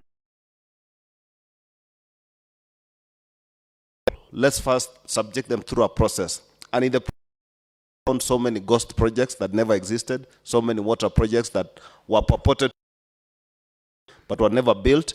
So we struck them out. So the beginning point was strike everything out, and then we will rebudget. So as we did the verification, then we are now able to bring back the Labuya water project to be paid then.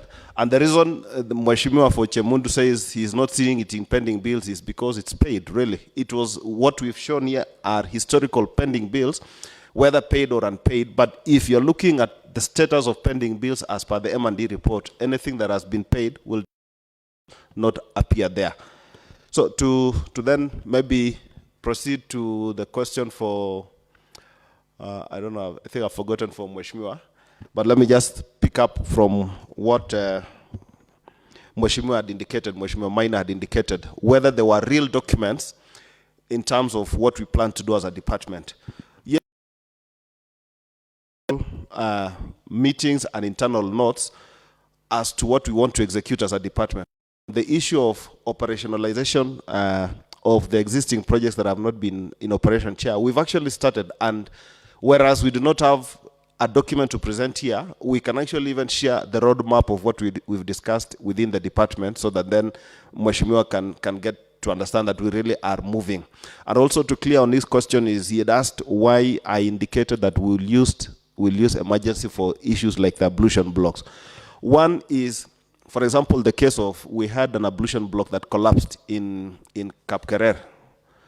When an ablution block collapses, and this is a very busy market, that is a matter of emergency, Chair, and therefore that invokes the power of the CEC finance to via money through the emergency fund to protect, because the health of people is at risk. So in such circumstances where there are existing markets, we're able to put up, and then there is an emergency in terms of a toilet, we're able to quickly put up a toilet using the emergency fund, and the PFM Act allows that, section 112 and 113. However, on the issue, for example, there is a toilet, Chair, that we've done in Kemeloi Maraba. That is not something that is done under emergency fund. Together with the Treasury, we've agreed that there should be something called a rapid results initiative, where we're able to use framework contracting, where they have already been pre-qualified, awaiting any aspect that needs to be intervened.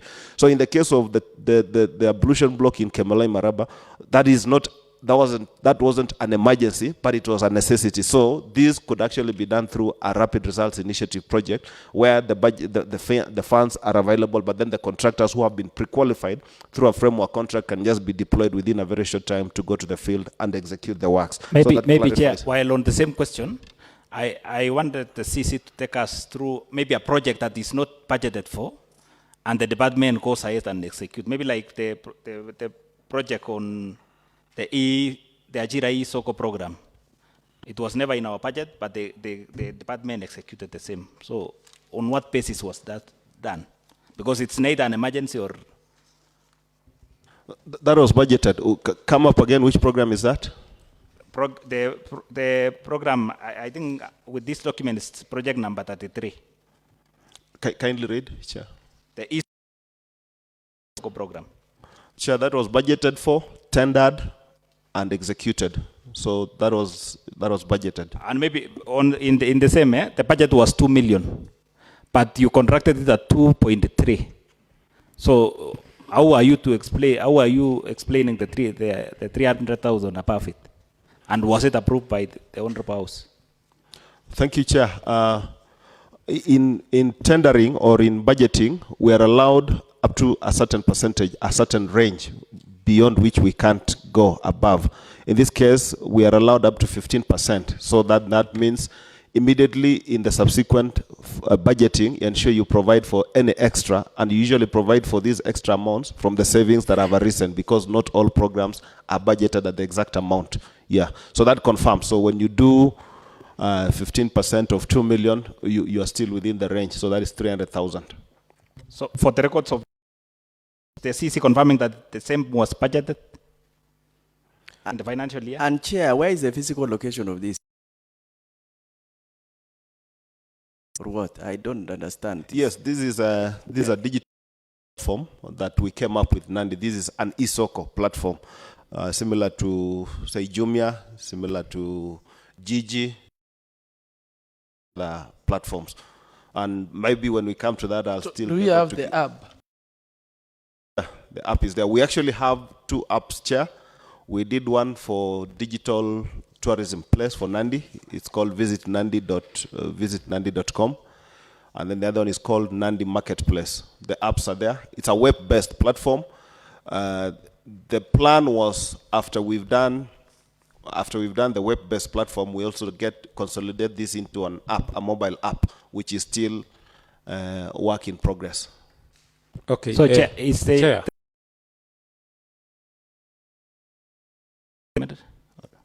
The amount, yes, it was budgeted.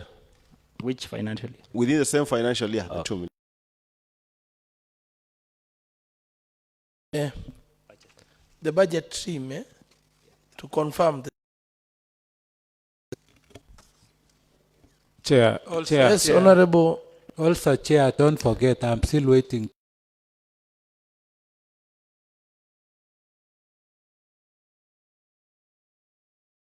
To project, yes. Chair, maybe I want to raise a... Honorable.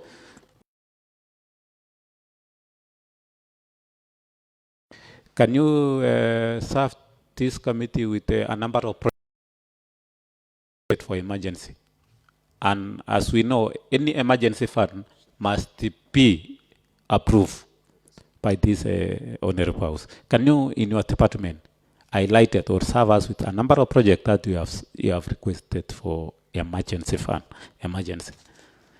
Maybe pollution blocks and so forth. Thank you, honorable members. Waziri, maybe so that you can answer all. I want to take you to the task force. When it was formed to ascertain the existence of this project, and you have confirmed that some were ghost. In that team, I want to believe you or trust that we had the county engineers. Now, going to the Labuyo issue, you use the contractor's document to appropriate money. Am I right? We used the available county documents. Yeah. That had been tendered. That had been tendered. Yes. So you use. So there were the LPOs. But the now, Waziri, was it the right thing to do? Because what was the value of that project then? Will I be wrong that there might be a conspiracy to defraud? Because if it is me, you do the value for the project that was there, right? So you just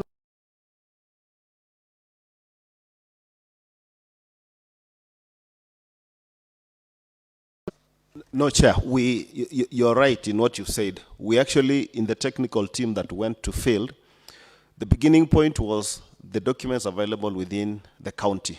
But then we did what we called measurement of works. So there are contractors who submitted, because out of the 1.4, example would be, a contractor would be submitting saying a project is for 2.3 million, but our assessment would be 700,000. And you're right in what you're saying in that we had so to still measure. What was the measured word for the Labuyo abolition block? I would have to check, Chair, and I know this house, I'm sure if we perused it, we should be able to pick it. It might actually help us, but that is something I... Allow me to take back Wasiri on the same program I have asked, the ISOCO program. Wasiri said there is a law allowing them some percentage. Are you allowing to vary a project? And which law will use? And I know I want to inquire if you will be able to furnish the same to the percentage. Are you allowed? I think it's 15%, Chair. I can confirm that. So the 2.3.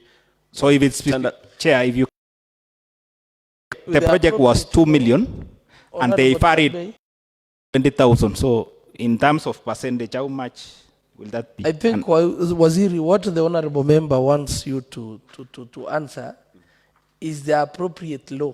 Yeah. That gives you those powers for perusal. Is it the PFM Act? And if it is the PFM Act, which section of the PFM Act? It was varied, it was 16% of the budgeted amount, if indeed the project was budgeted. So we need an exact amount, because this is, if it's not allowed, Mr. Chair, this will be direct.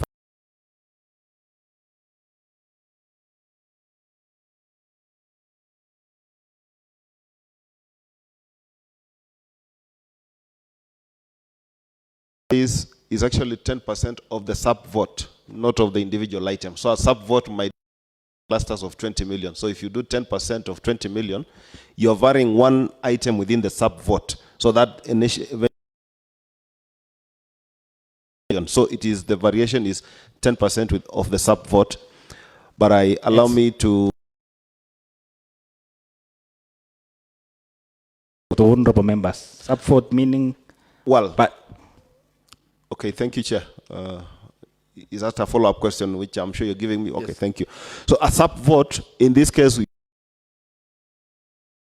entire budget is disaggregated into a vote book. A vote book will have sub votes between departments. So, for example, 4401 is Department X, 4403. So within the cluster of 44,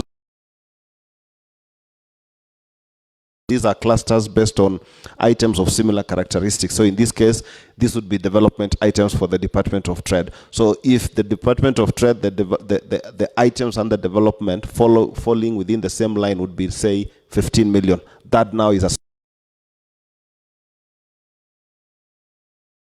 25 million, but we are now focused only on the 15 million. So that allows a variation of within 10% of the sub-vote, which is 15 million, not the overall budget. So not the specific line item. So within a sub-vote, you'll adding up to the sub-vote. Maybe, Chair, for clarification, I think, Honorable Waziri, you are somehow confusing Honorable Member.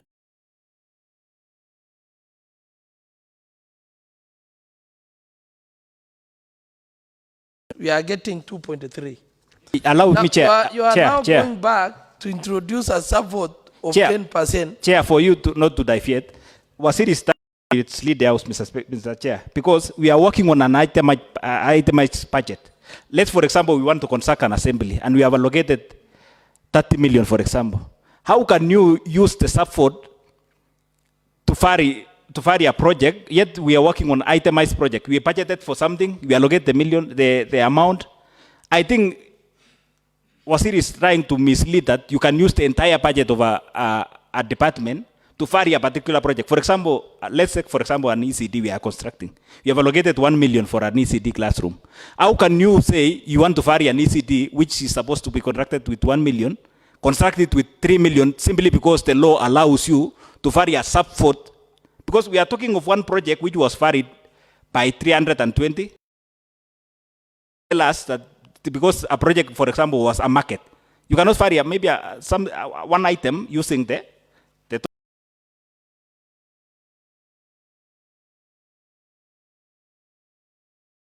Yes, Honorable Chair, as a rejoinder to that project number 33, I don't know.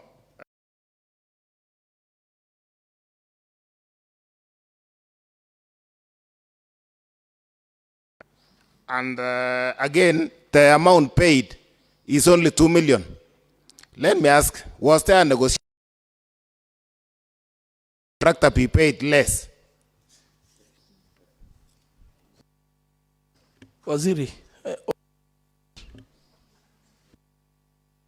Waziri, continue. Thank you, Chair. I wish to answer that from Mheshimiwa Tarbe. Chair, I'm not misleading the House. Let me just be clear on the issue. Law allowing me. Remember, the custodian of the PFM Act is the Treasury, the County Treasury, in this case, the CC Finance. The law allows for spending within the sub-vote an amount not more than 10%, pending regularization by the 15 million in a sub-vote, and some items have been tendered. If for whatever reason, and you have 15 million, the law allows the tenderer or the accounting officer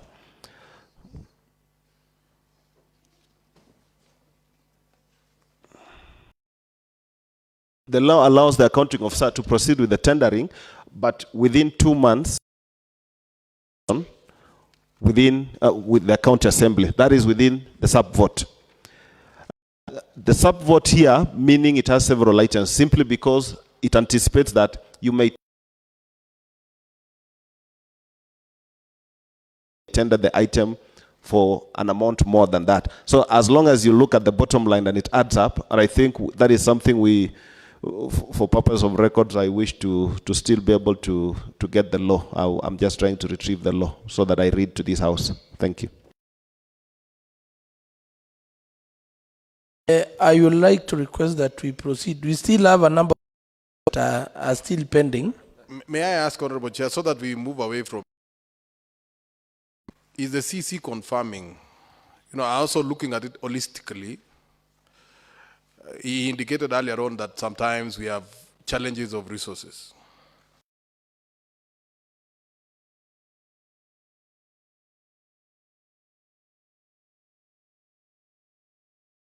Way you varied to 2.3, and you're saying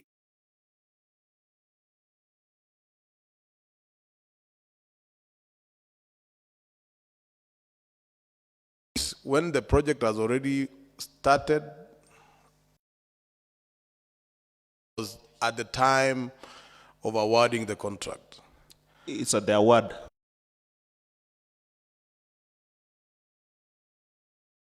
So you know, I'm wondering if you have a tendering a competitive process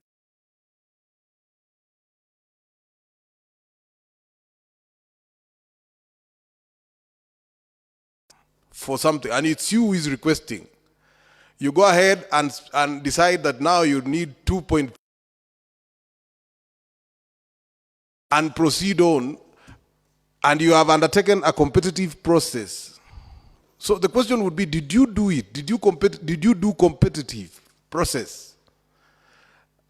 And it brings me to another question. You know, I had asked you earlier on about project decision, which you have not answered. How do you decide that a project would be required?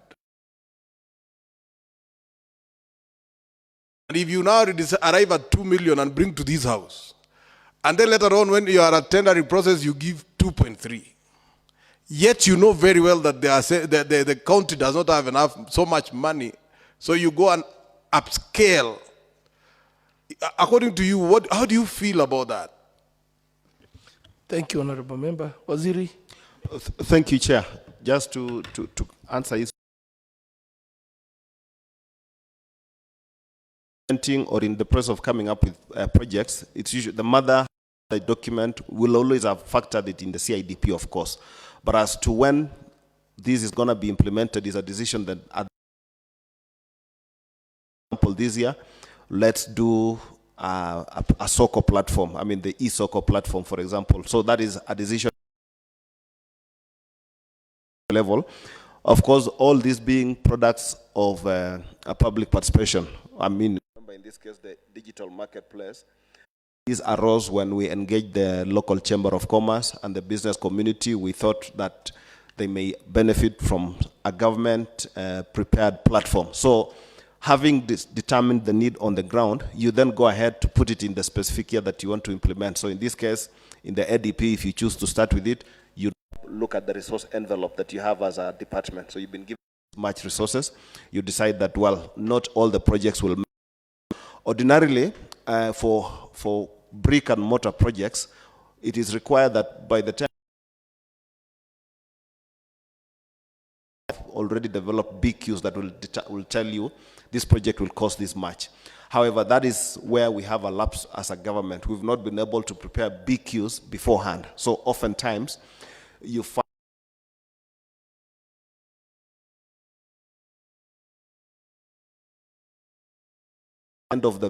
at the end of the period when we are implementing a project, you budget 50 million, but you realize you tendered for 46 million or you tendered for 52 million. So that answers the question of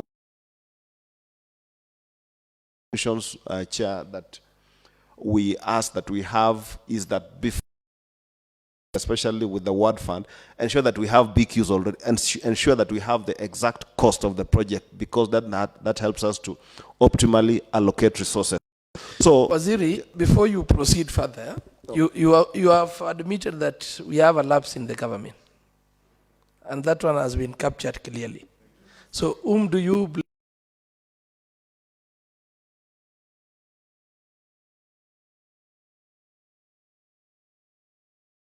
Not been answered. Yes.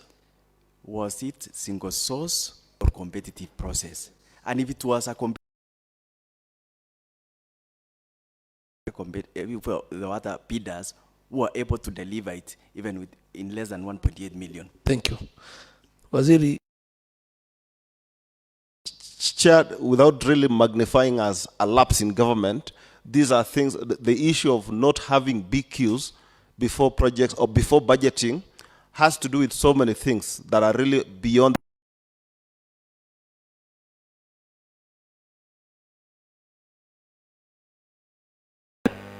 So squarely do you blame for these lapse? So I don't need this other explanation because you want to divert.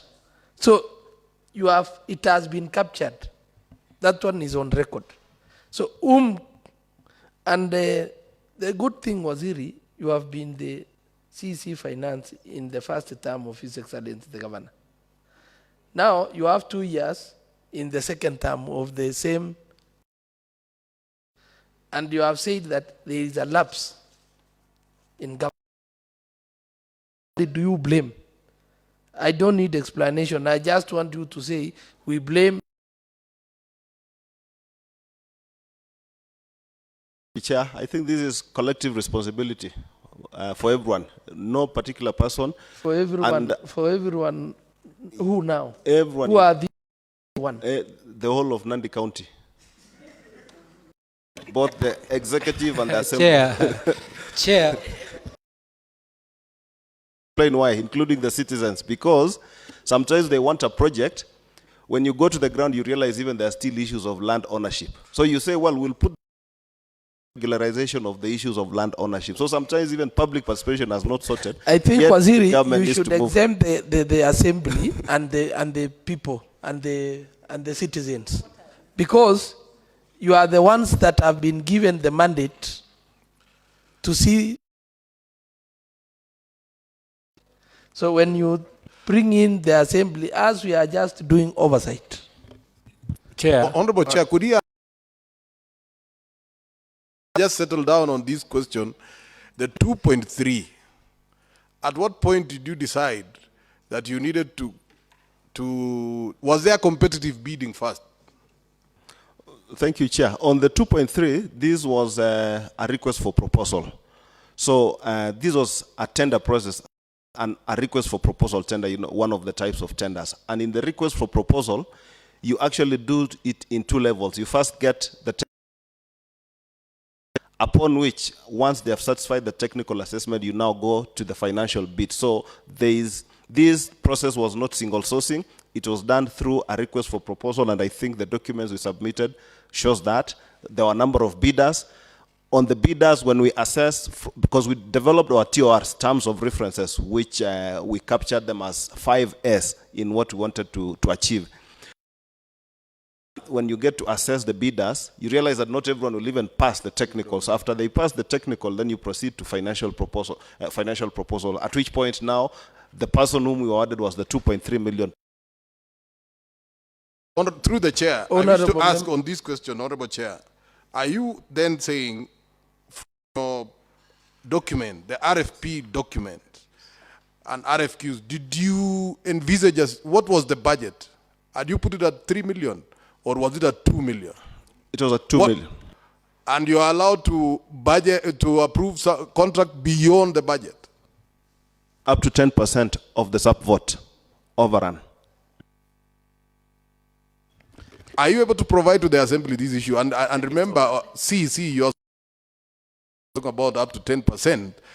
But Honorable Chairman, I think there is a possibility that this CEC could be taking us in some sort of cycles, because we have allowed, this House has appropriated a line budget of 2 million. He goes and makes a decision to increase it to 2.3. And he finds that okay. Did you seek approval for this? Chair. Are you able to spend beyond the budget allocated?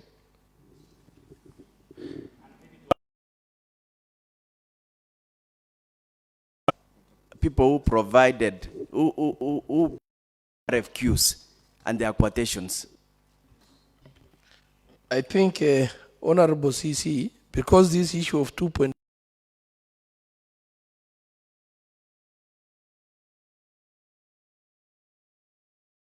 we leave that issue to rest. You will just provide documents so that we can Timeline. We still have a Chair. Yes, Honorable. There's a question not answered yet. I want to understand the payment. Why the contract is 2.3 and the payment is 2 million?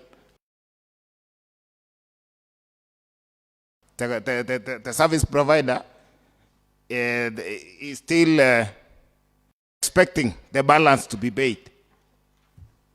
I think on that, I want to read the Procurement Act.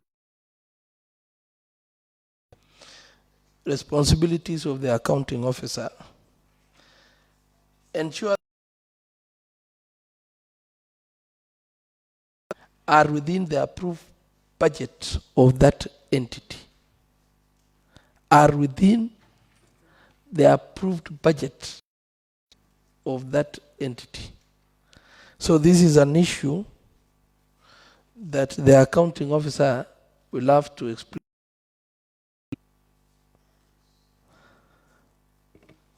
The issue of about Honorable Sum, the technicalities of paying more than what is. Okay, explain that.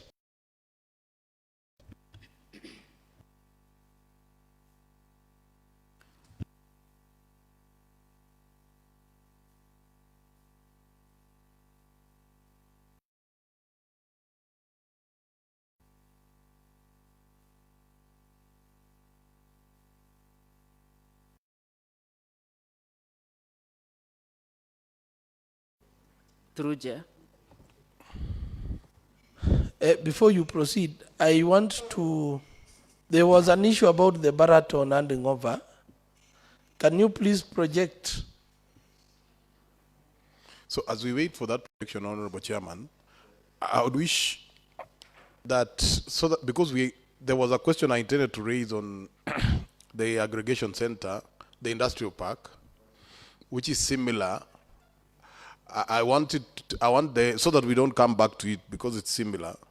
Could the CC confirm and the CEO confirm the budgeted amount and the contracted amount for that particular project, the industrial park in Chemase?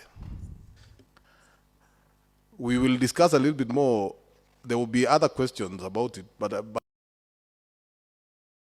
I'd just like to know about what was the budget available and what did you contract it for? Thank you. Thank you. So that you will both respond to the issue that has been projected about the handing over of the Baraton market.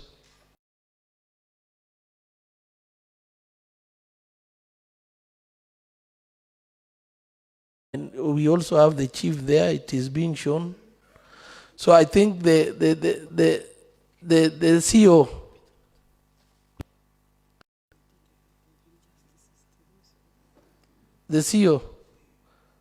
you know, you are the one who said there were demonstration. So it hindered you from going to hand over that project that is next to the public. So I think you will respond to that and respond to the issue that has been raised by Honorable Sum. Thank you. Through Chair, the question raised by Honorable Sum. Chair, I think there are questions that are done and dusted. It was just to disapprove that there was no mandamano. In Baraton, period, no response again. Okay. So, Honorable. To respond on the question of Honorable Sum, we've paid 2 million and we are yet to pay 300,000. Thank you. So the Chemase, through the chair. That is a question to the Waziri. Thank you, Chair. We Chemase project for 520. So 520 million, yeah. Chair, shillings. Before we proceed, that I wanted Chair, through your guidance, that now indeed we have confirmed that in demonstration in Baraton, and the CEO and the department I wanted the department to honor that they have failed twice. That is what without let the CEO and the CC confirm that all these market stalls, let them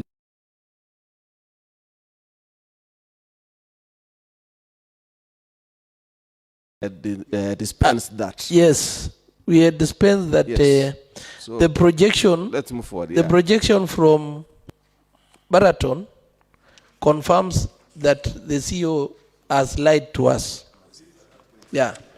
So we shall continue. Waziri, the issue of the industrial park has been raised by Honorable Maina. Thank you. The honorable member asked for the contracted amount.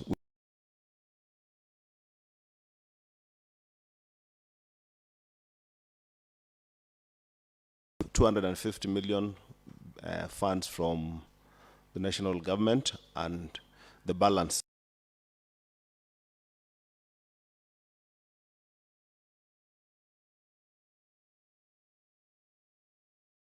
about what was the budget available for that particular project?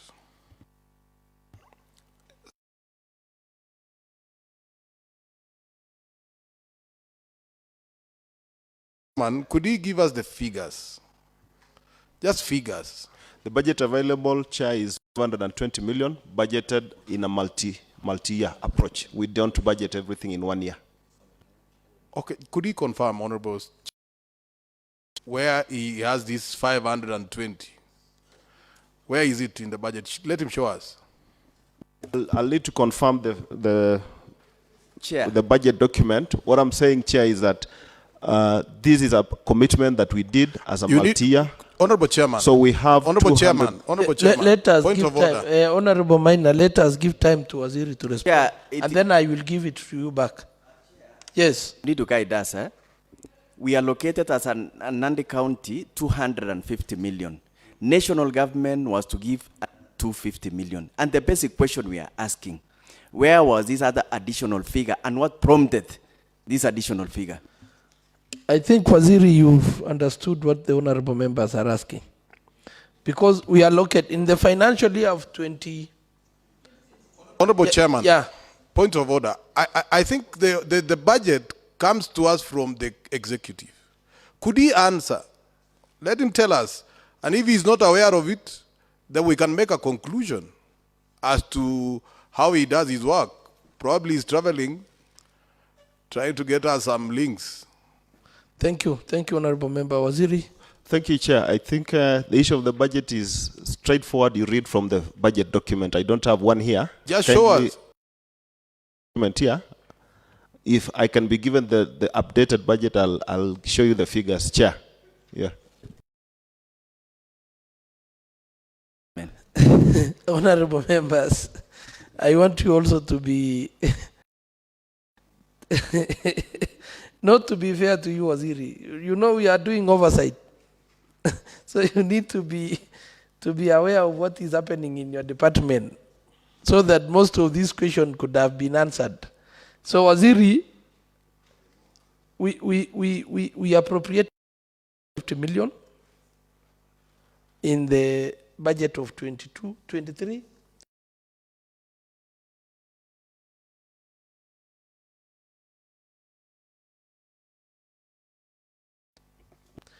Here is the budget.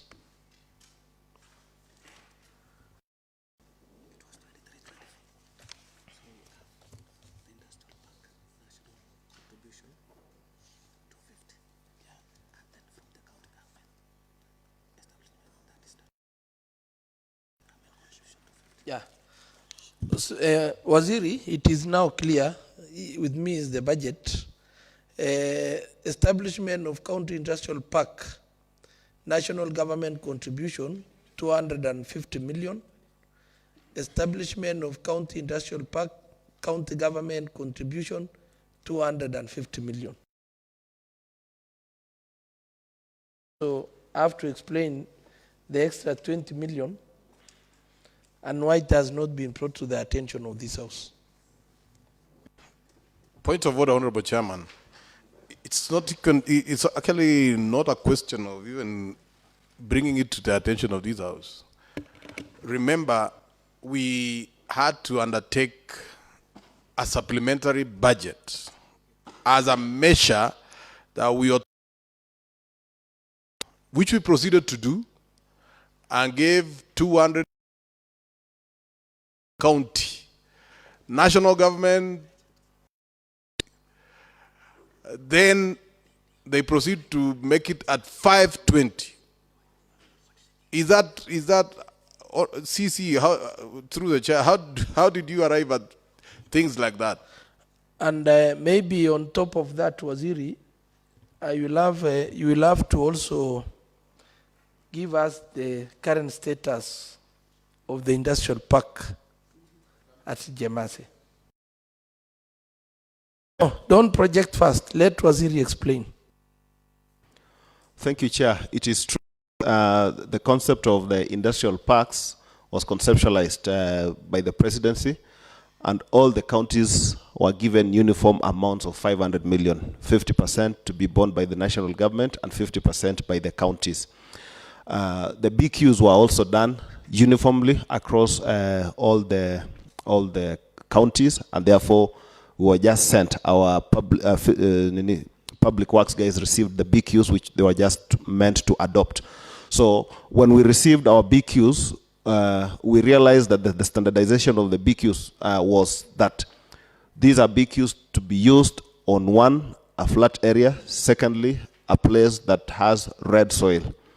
Now, in our context, just as is the context with many other counties, we realized that our site, which is Chemase, wasn't going to accommodate the figures they'd given us. And therefore, when we did the first tendering process, the contractors had actually gotten to the 500 million mark.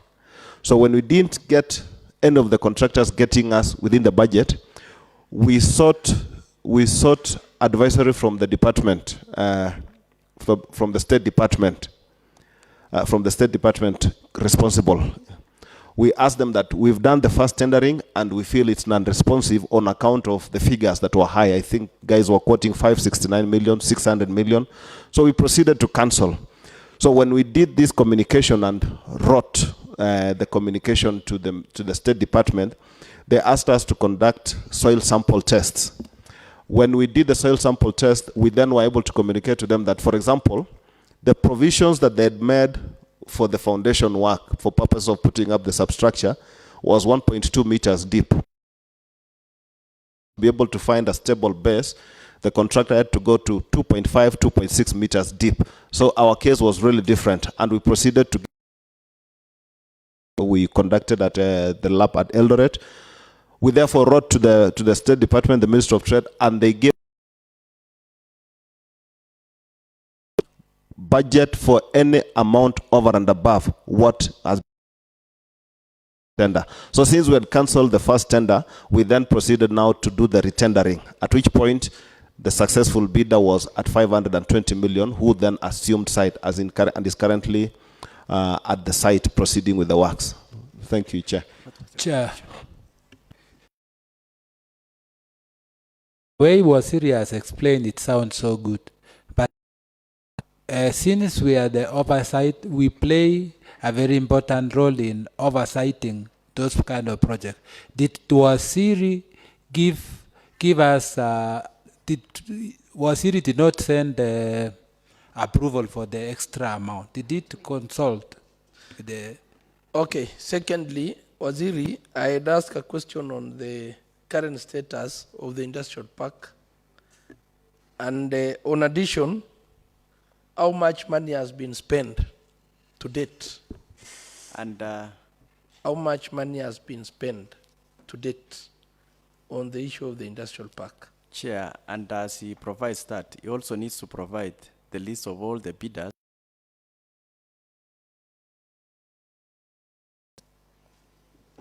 and the advertisement as well. And also, Waziri, on the issue of providing documents, I will also require that you provide the test, the documents that were done at the Laureate Lab.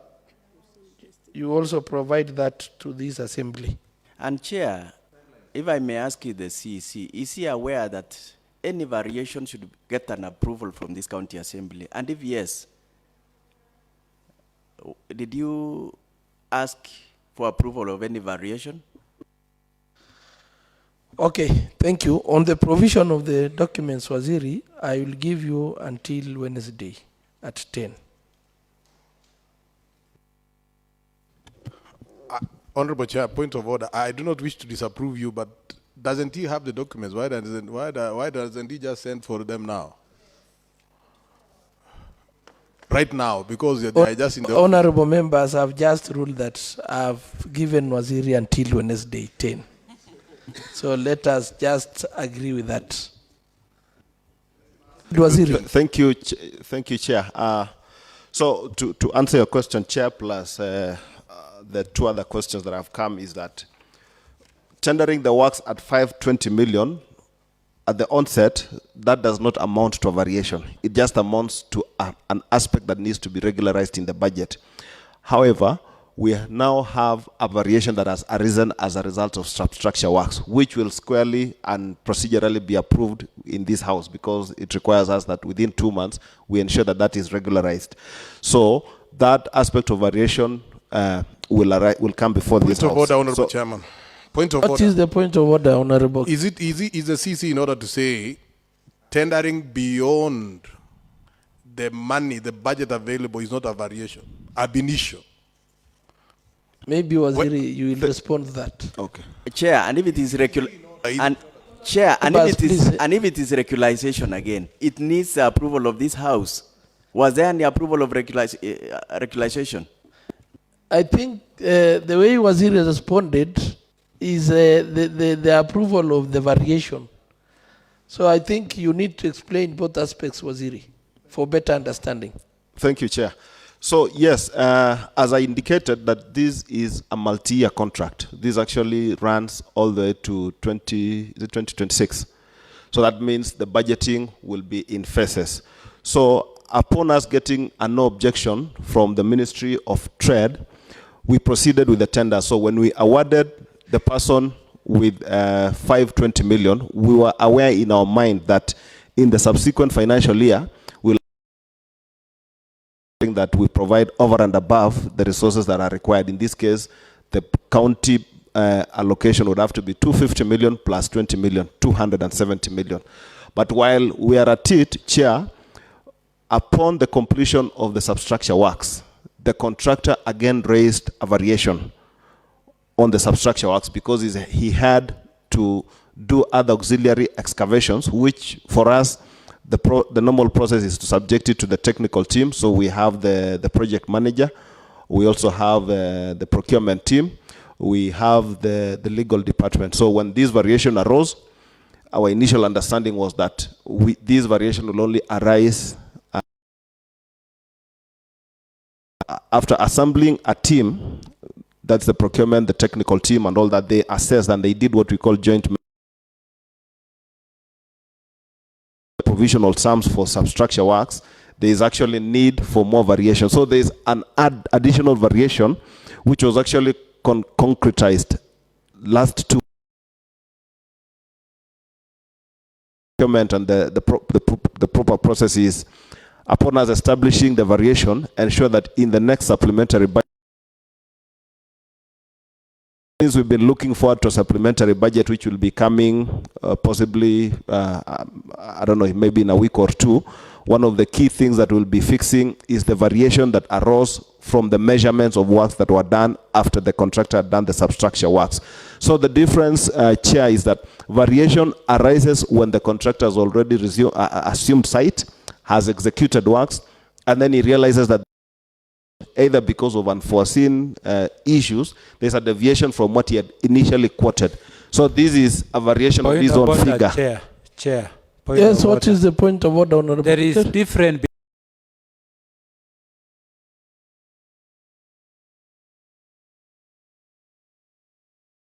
between activities during when director will be on site. But now I need this to be clear. The department went ahead and award tender. I think 20 Waziri, million beyond for clarity, without Honorable Keter, for clarity, Waziri, so that we do away with this issue. Can you quote us the exact law that allows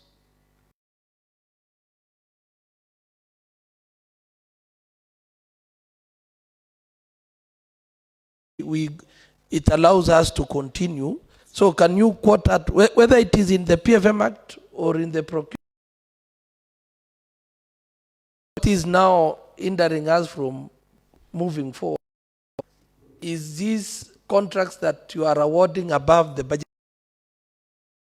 What the specific law, whether in the Procurement Act or in the PFM Act, so that members can have a look at the law, so that it will allow us to move forward. Honorable and Chair, Pitt. as he does that, I want to remind the officers before us what the law says on values and principles of public service.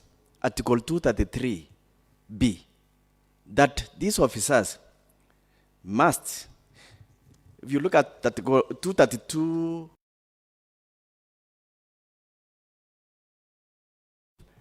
an economic use of resources.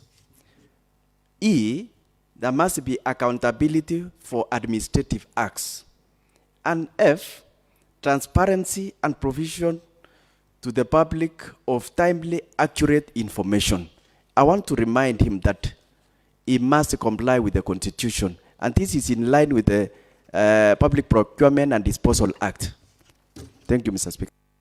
So, Waziri, I will first request that you point out the relevant laws that allows you to award tenders above the budgeted amount, so that members can have a look at it.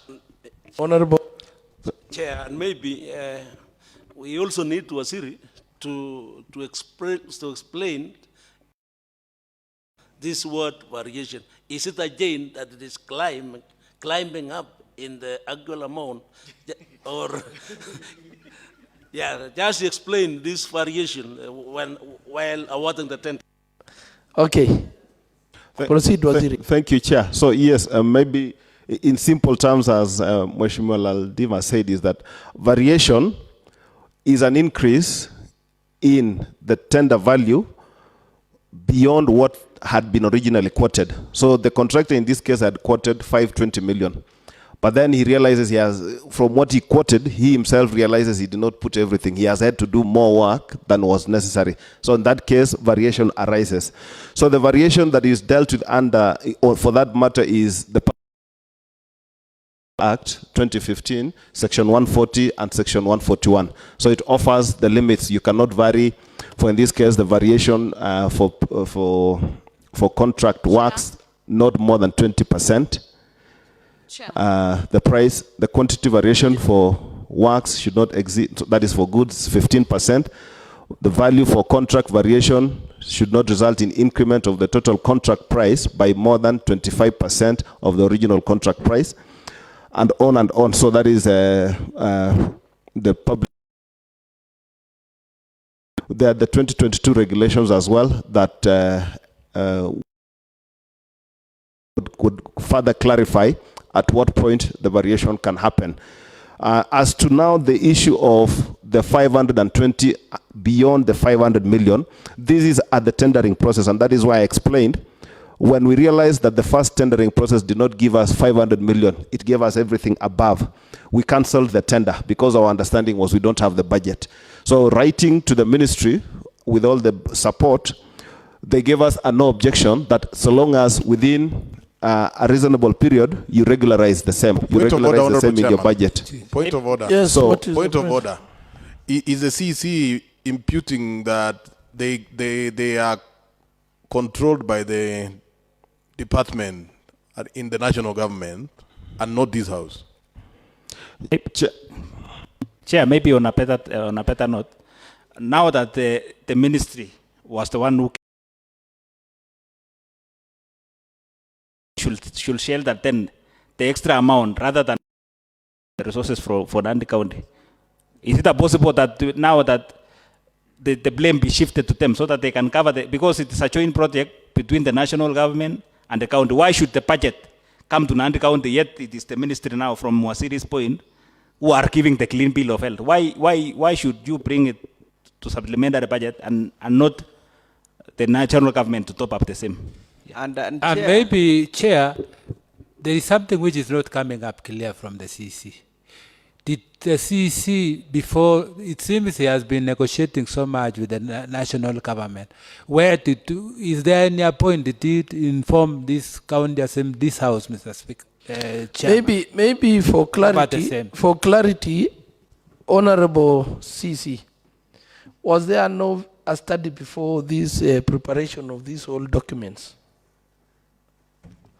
Or it was just an agreement that let us just allocate money without basing on anything? Yes. He should also tell us, this 520, the contractor that he or she was awarded, was it the lowest, the highest, or how did he arrive at 520? Thank you.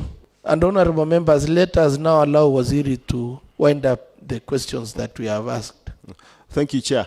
So as we may all remember is that when the current national government came in, they had what they're calling better, bottom-up economic transformation agenda. One of the key things was, of course, one of the key pillars is industrialization, and how they were executing that was through establishment of county aggregation and industrial parks across all the counties, basically. Some counties will have special economic zones, some counties will have EPZs. But for us, we only have a county aggregation and industrial park. So largely from the onset is that this was a program driven by the national government under the Ministry of Trade. Nevertheless, this is our project, whereas they are the ones who conceptualized and even did the BQs. Ownership was required to be had by us. So one of the first things we did was we did a feasibility study. Though I must say that the feasibility study was required so urgently, so we did a document that I can say was for purposes of ensuring that we comply with the national government. And point of order, Honorable Chairman. Can you give us an accurate description of that feasibility study? Are you saying you did not do it? We did a feasibility study, Chair, which we sent via email to the ministry plus the National Treasury, capturing the 5 key value chains that would actually be used to operationalize the project. So because the CAIP really wanted every county to focus on their key areas of strength. So in this case, we were focusing on agribusiness, the cold storage, and the value chain around our key 5 pillars of agribusiness, I mean, from coffee, dairy, and all those other things. So we did a document that was submitted. An environmental impact assessment report was also done, and the same was submitted. Ownership documents for the land was also done, and we submitted. So we submitted quite a bulky set of documents for that purpose. So at the point then, to answer Mheshimiwa Tarbei's question, at the point of tendering, when we reverted to national government, it's not that this is their project, it's really for the county. When we reverted, one of the first thinking was, by us telling them that we've not gotten any contractor that has responded within the 500 million, our request was, could you shoulder the balance? They said no.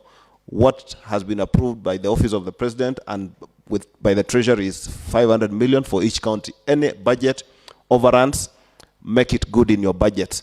And since this is our multi-year project, this spans about 3 financial years, it then gives us the leeway or the latitude to be able to adjust our figures within the 3-year budget implementation cycle. If this was a project to be implemented within 1 year, it would mean that we would have to accommodate the 520 plus, because now there is a variation, 520 plus possibly 40 million within this financial year. But since we have 3 years, we should be able to, in the next supplementary budget from discussion with Treasury Chair, we'll be able then to see what can be accommodated. But the document that will be coming clearly from our department is to indicate how much the project is, and then the county treasury will, based on the fiscal space it has, create room now for purpose of allocating that money within the 3-year cycle, and the same shall be forwarded to this house. So Chair, then to answer the question that you had asked is how much has been paid in this project? We've paid 97 million. There's been a certificate there's been one certificate that was raised after the substructure works. So of that certificate of retention and taxes, the figure that we've paid is 97 million. The status of the project, I must say,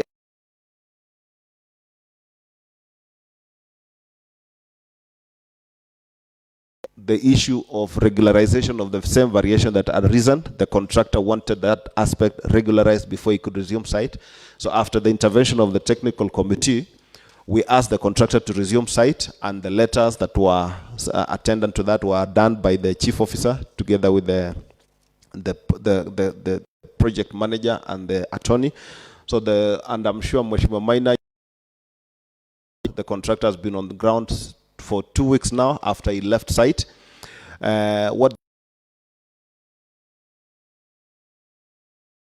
8 go-downs. Some of the go-downs are warehouses, some of the go-downs are cold rooms. There's also an ablution block. There's works that will be happening. So majority of the civil works are what is going.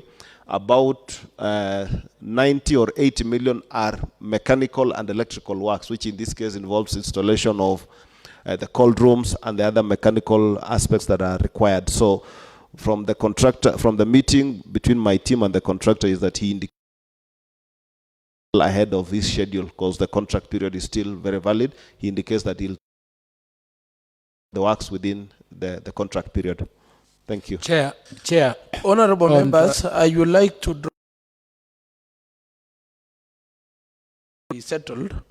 I would like to draw your attentions to section 139 of the Procurement Act, 139, subsection. So you can as well go through so that the issue of variation can be understood. Chair, before you raised that case, I wanted to Wasiri to confirm our role in any role as this assembly in that project. If yes, have they notified us any progress or anything regarding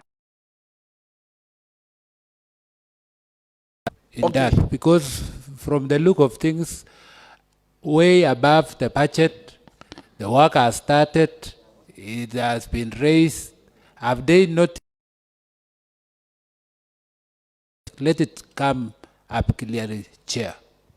Okay, thank you, Honorable. Yes, my question is about the CEC has talked about the delay in the process of the implementation of the project. Could the delay also have been occasioned by the fact that the industrial park is situated in a place prone to flooding, and that the other reason why the contractor could not proceed was that he was waiting for the flood waters to subside? And then maybe, Honorable Chair, looking at the site, they are the ones who advise the government. Why was this project? And Chemasa it is actually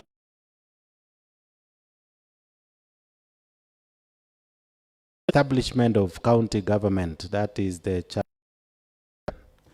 of our constitution. One of the objects is for services to be accessible and so on and so forth. It goes ahead. Are the people of Nandi going to get that place, or rather get the services there being accessible as it is envisaged in the constitution? Okay, thank you, Honorable Mosbey. Chair. Maybe Waziri, you will have also to indicate to this committee in every project we have the project life cycle. So you need to tell us when was it to start and when is it to end. Thank you, Chair. And I also have a question to Waziri concerning the industrial park. How many parks situated? And already used in Chemase concerning the industrial park. You are talking about 80 million to 90 million.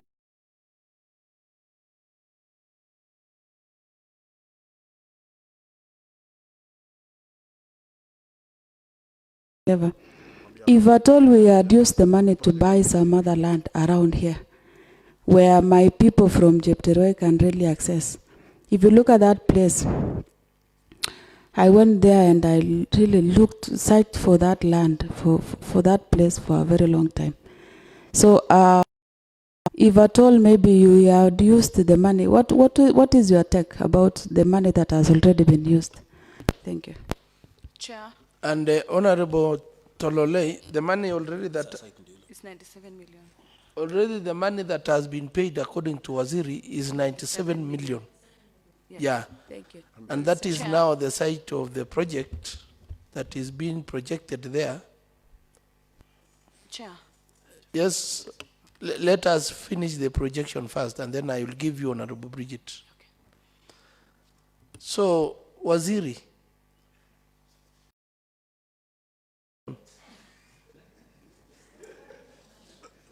Value for money, Honorable CC. Point of correction, Chair. Yes. I think it is 107 million. It is 107 million, not 97. He said, plus there is the retentions. Okay, okay. So it is actually 100. And while we were there, we were told, and I think the CC is being factual, or rather maybe is more accurate. The person who was there talked of 106 million, something like that. The site of the project that is being projected. Waziri, have you been to that site? Severally, Chair. Severally. Chair. Yes, Honorable Sum. I rejoin the question. Waziri has said the contractor has been there for the last 2 weeks. Let me ask, could it be he reported as a result of the formation of this Ad-Hoc committee?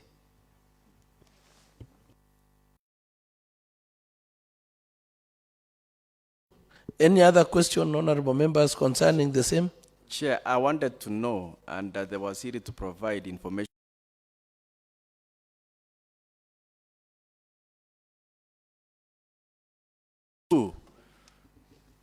Once we've gotten to know when the tender was awarded, aware of the timeline that if there is any variation, there is a timeline required by law that he should furnish this county assembly with for regularization of the same. He's saying he has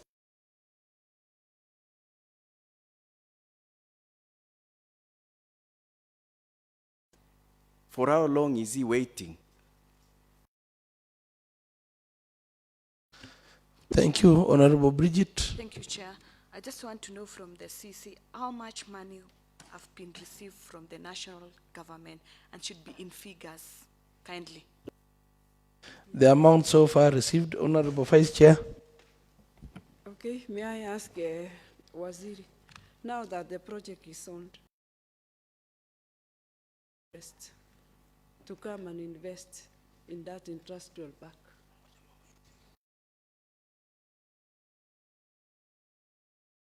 To respond to the issues raised. Thank you, Chair and honorable members. The first question is is in Nandi. And I'm sure the people of Chamasa would take offense if they had us discussing that we didn't want them to have a project just because they're at the outskirts of Nandi. But just to be more specific is, in the run-up to securing land, one of the things that we had been asked was 100 acres of land. So we went around the county. I remember we actually did a letter, through the governor's office to the team multinationals, because initially we had actually thought we would want a central place. So we, for purpose of setting up the industrial park, nothing was forthcoming. The tea companies, they came to the boardroom. We told them of this vision, what needs to happen, and how they stood to benefit, and why they should really give us that much land and the necessity of it. So we then realized, what other option do we have? Point of order, We Honorable realized- Chairman. Point of order. Yes, Honorable Is the Minor. CC, in order to mislead this committee, that the government normally begs for land when it can compulsorily acquire one if it is necessary? Waziri. Thank you, Chair. There are circumstances that we would go the compulsory acquisition way.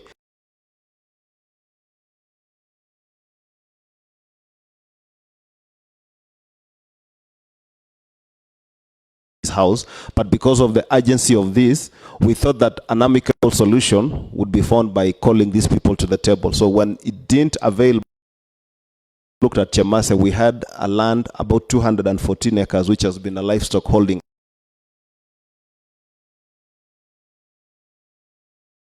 We needed to be very sure why Chemase is strategic. So number one is, one of the requirements that was needed is proximity. The land that we're choosing should be proximate to major trunk transport lines available within the county. So in this case, number one, the advantage going for Chemasa was that there's the new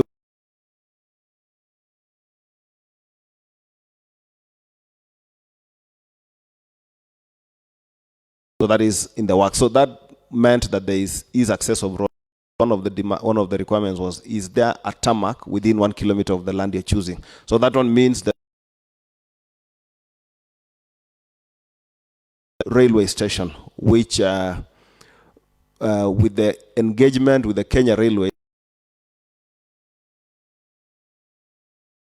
from the existing railway to our industrial park for ease of haulage of goods and even and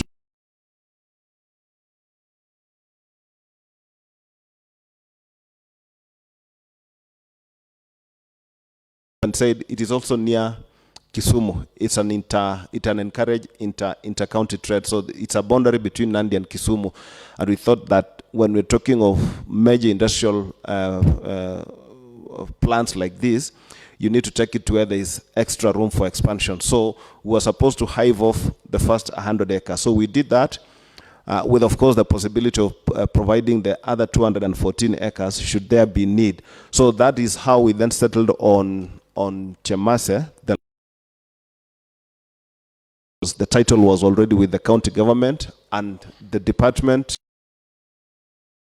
to release this land to the Department of Trade. Another thing, of course, you may be aware is Chemase, when we did the recent mapping, we realized that area really has a lot of raw materials that can easily be explored and refined into valuable things. Of course, to notice that we have gold. I think, Waziri, the justification is enough why Chemase has been answered. All right, thank you. So you can proceed with the other items. May I ask a question, Honorable Chairman? Whenever Waziri says we, I just want it to be clarified. Whenever he says we, what does he mean? And does he, whoever it is that he refers to as we? For Maina, when Waziri refers as we, is the county government of Nandi. Why don't you allow the witness to answer, Honorable Chairman? Maybe, Chair. Yes.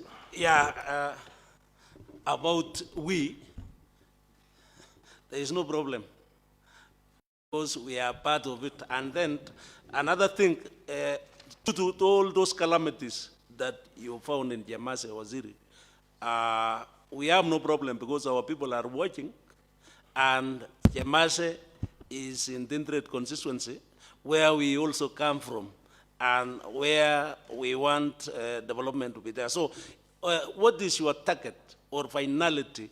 Are you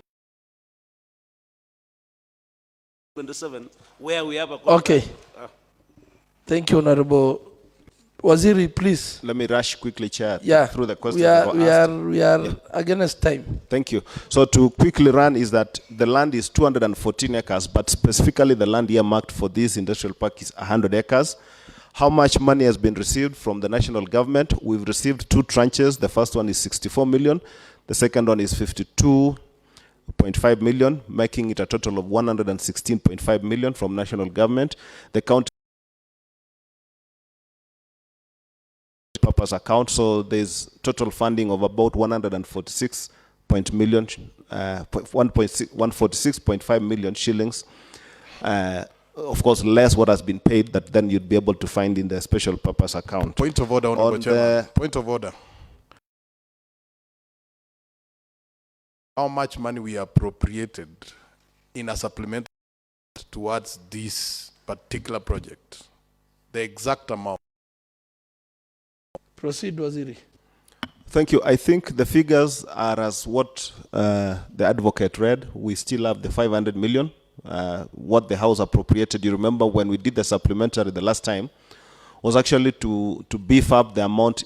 We initially had 100 million, so we needed to add another 150 million, so to make our contribution of 250 million, plus of course what the national government has put of. Have you now, through the chairman, is the CC then indicating that they have 30 million in their account, in some special purpose account, whereas this house appropriated 250? Is it, could you just take us through that? Let's understand.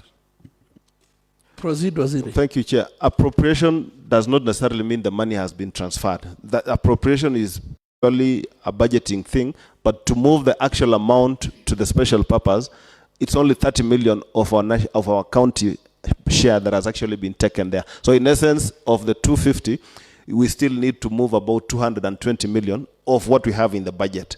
So that clarifies the position. Chairman, is the CC saying that when this house was appropriating 250, we were not dealing with actual money, that we were just going into some futile activity? Chair, it wasn't futile, but nonetheless it was about figures in the budget, not actual money. Actual money is at the point of transferring through a requisition process now from our CRF to our special purpose. So that has not been done. However, what the House did was to appropriate in the budget, which is still safe and safeguarded as has been confirmed here. We still have those figures intact, less the 30 million that has been put in the account. Honorable Chair, may I draw your attention to Article 175 of the Constitution? Of devolved government. And 175B says, county government shall have resources of revenue to enable them. What I'm talking about here, Chairman, is that the county government, unlike the national, are more clearer on the money they can get. We are not like national government when we budget and look for the money. Unless the CEC can convince this committee that the 250 million was not real money, I want to put it to him that we actually appropriated, and appropriated means we allowed you to take 250 million. For you to now say you have 30 million only, and you do not have 220, seriously, where is the 220? Where is the 220? Is it yet to be received from national government into the CRF account? Proceed, Waziri. Thank you, Chair. So the 250 million appropriated was budget money. As to when this translates to cash is based on the disbursement or on the priorities as set by the county treasury, and this is informed by our need. So at this point, the ideal situation, assuming in an ideal scenario, would be the moment the county assembly appropriates the money, we would transfer the entire amount to the special purpose account and wait for us there to spend it. But that is not the real scenario. Is we know that really we're talking of competing needs, so that the county treasury always has to balance. One time they'll say, okay, you have it in the budget, but this month we can manage 50 million, we'll transfer 50 million. From national government, which has come in 2 tranches already, 64 million and 52 million, it made sense then to the county treasury, because at the county, that as the need arises, the county will then be able to prioritize. And I can confirm now that the ministry has also said that as further funding will have to actually match up. So in this case, they have given us about 116 million. So the county is now required to match up before they can also proceed. So this is a process that will continue concurrently until such a time that we finish the project, of course, without jeopardizing the contractor on site. So that is the situation. Honorable Chairman, could you know, when we did the supplementary here, we actually removed money from other budget lines and lumped it together. And we were advised that it was an activity of national importance. So when we have already done that and made the resources available to you, are you saying, is the witness saying that once we made the resources available to them,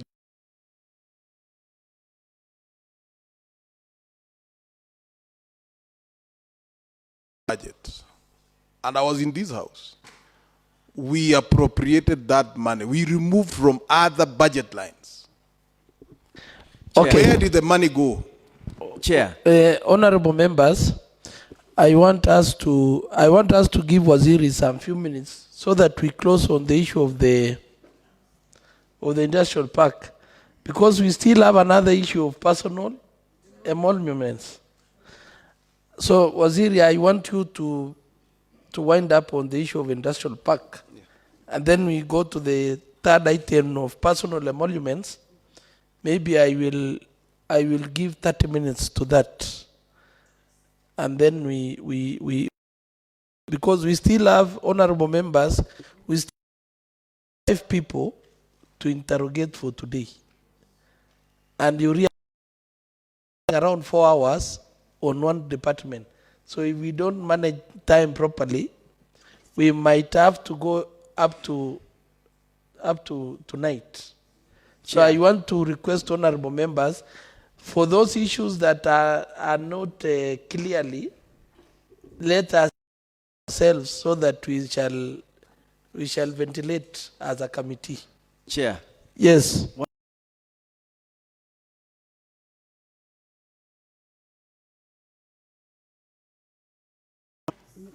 And Chair, we must be given sufficient resources as to why the money is not available. Chair, remember, we were told this is a directive from the national government.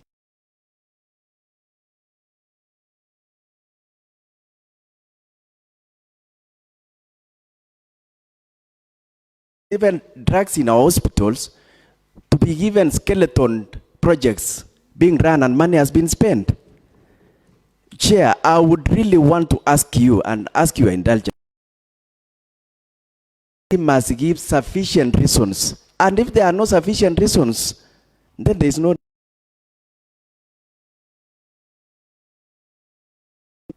And it is in the public domain. The amount of money in the last financial year. In the public domain that Treasury released all the funds of Nandi. That is why you see it is bringing more issues. So I want to request Waziri.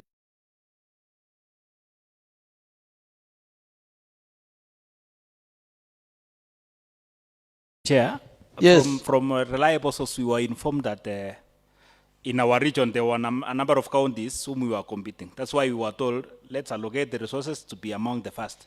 Can Waziri shed some light on other counties? Because we know, even like Wasingishu County, I think they are somewhere much ahead of us in terms of. So I will request Waziri, anything that you don't have proper information, you just leave it for other people to come and answer to that.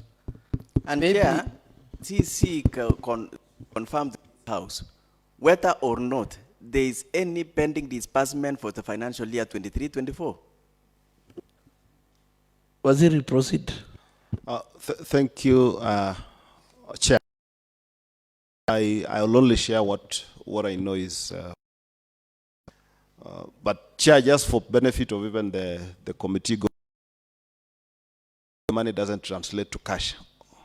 I think once we reconcile that, we'll have a better way of handling this. So maybe, as you've guided that, we'll have a conversation on the side. Honorable point of order, so that we don't. Honorable members, so I that we might don't not allow more point of orders because of time, please.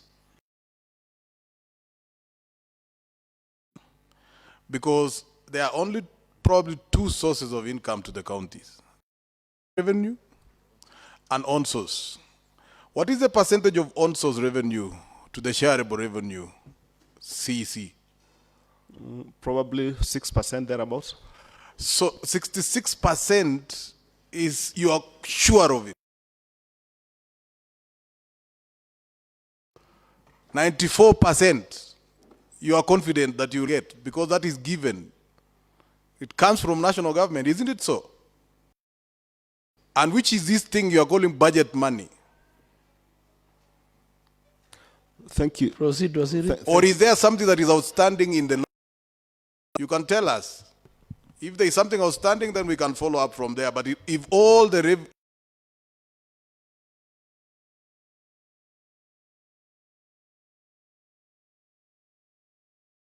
Thank you, Chair.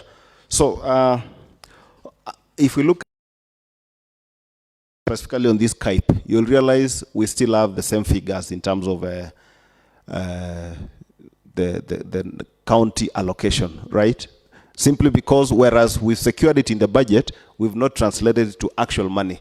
The aspect of cash flow management is purely a preserve of the county treasury. So that is why for us, and when money is transferred from the county revenue fund to the special purpose account, it no longer then appears, it now becomes something that already is received, and therefore you can say the budget has translated to cash. But as it is, as long as we've not been able to receive, it still remains an item that will roll forward because we've already done that commitment. So just to finish the questions that were asked is why the contractor resumed site. Really, it was just a coincidence that the Ad-Hoc committee went there. They had already resumed site 2 weeks. Of course, we've had our internal engagements with the contractor. Point of clarification, he should confirm. He's mentioning something that we haven't received. Is it from the county treasury or the national government?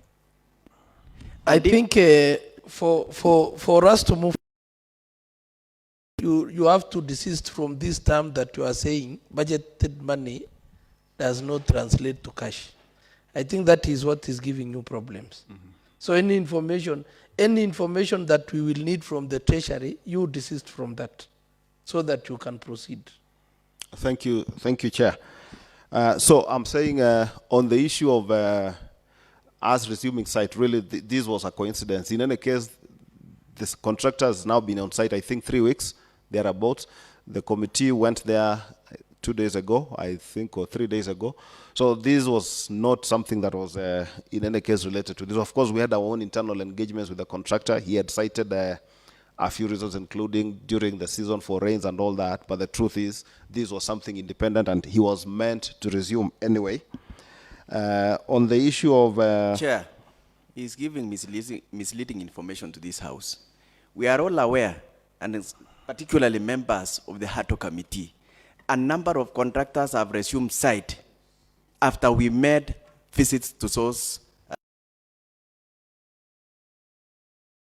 through. So the CEC should not lie to us that it was a coincidence. Anyway, we have time to interrogate. Maybe for factual, Waziri, can you provide any documentary site there were some prior plans with the contractor, Okay. so that you can be exonerated. That was something that was on progress already. It's not that the contractor went aside because. Huh? Yes, Point of order. Is Honorable. he in order to begin imputing improper motive on this?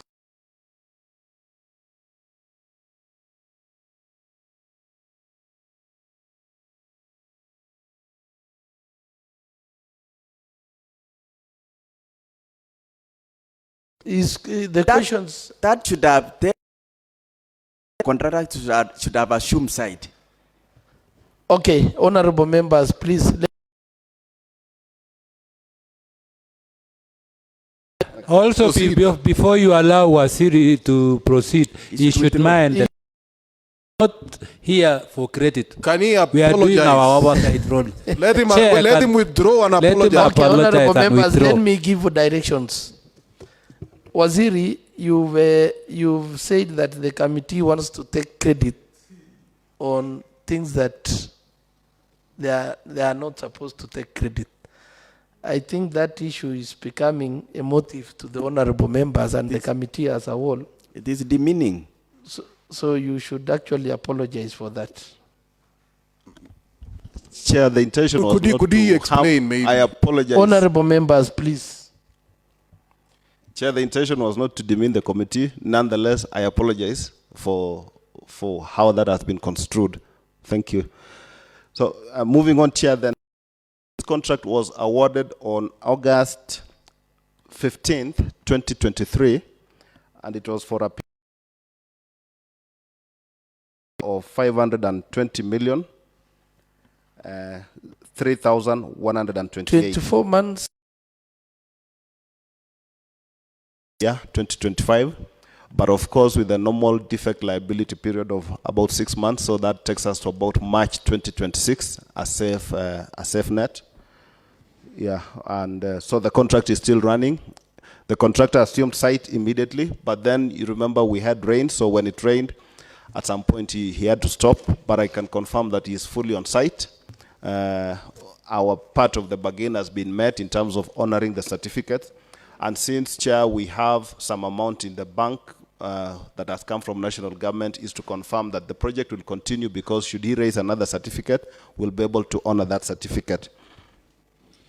On the question of value for money, the works that have been done, Chair, and I believe all of us have done construction. Usually the substructure works can really take substantial amount of materials which translate to money, and these are measured works. In this case, from the bill of quantities on what exactly was done, we have a project engineer on site, and the same has been confirmed. So 97 million should not be seen to be a lot, but mirrored against what are we paying for. We're paying against a request for a valuation certificate. So it's really, the payment we've made is in correspondence to the quantities that have been expended.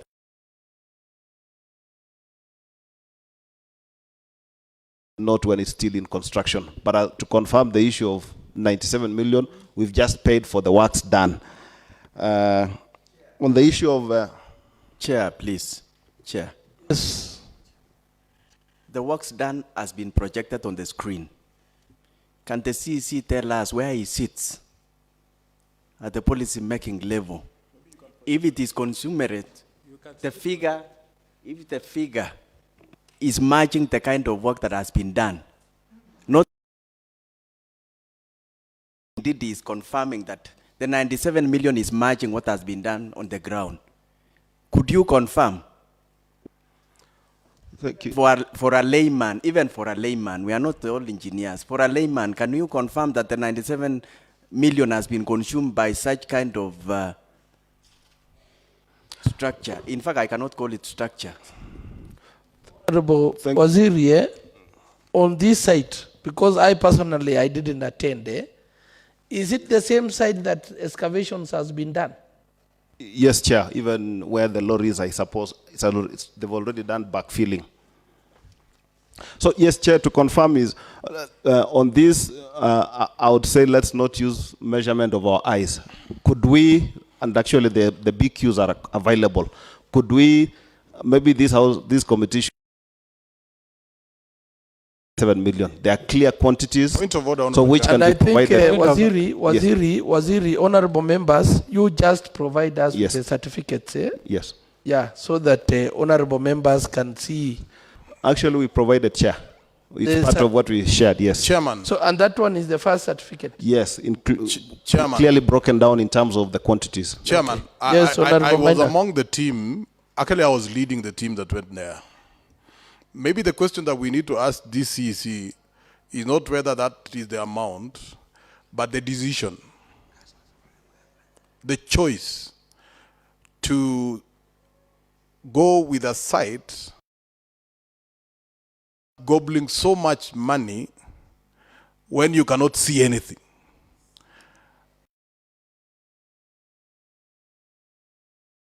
The reason why we would have the CEC is so that they can advise, so that they can prudently. So in my own view, Honorable Chairman, there was lack of prudence. But I should also want to tell the CEC, from the person in charge, the engineer in charge of the long interview with him, and he indicated to us that they didn't intend to work on anything above 520. We have a recording for him, so much as it was not taken on oath, but 20 instead of 500. And they said one of the reasons was because they already factored in the what did you call them? The constructions underneath, and that they were going to operate within that. But now the CEC is preparing us that there is another huge, some variation that is about to come. So in this core, Honorable Chairman, I would like ASIA report. And since they were the employer, I'm wondering whether they had taken in the issue of also testing how much it is that needed to be excavated beforehand. Because that is the reason to take care of our money. Waziri, proceed. Thank you, Chair. We had indicated that excavation is what we will also provide as you are directed. So we'll provide that. To address. And was that before contract or after? That was the requirement before. So you already knew that the foundation was black cotton entirely, before engaging? You know, there is the measurement that is done.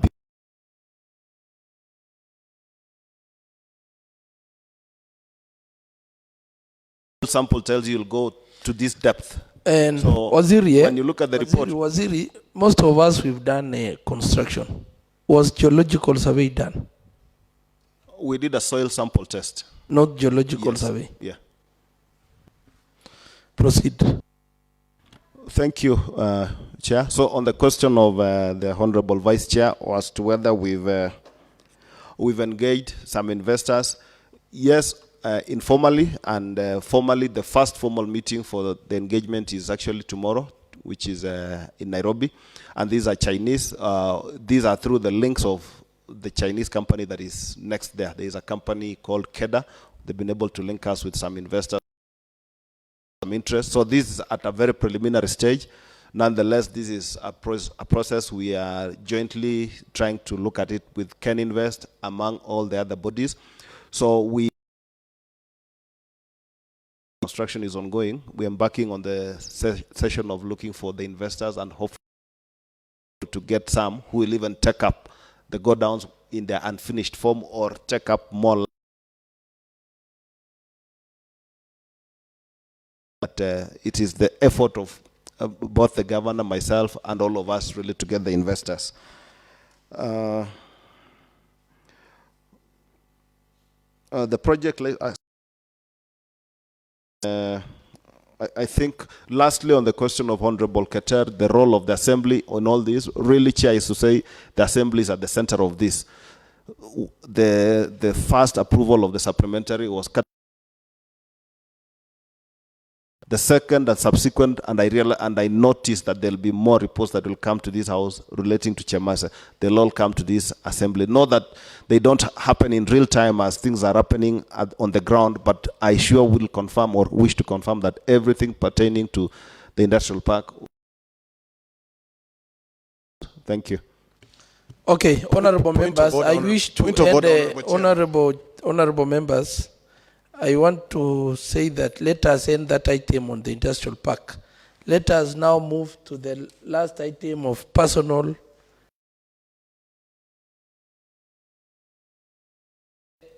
The shortest time, so that we can usher in the next people. We still have honorable members. Let me bring to your attention. We have other.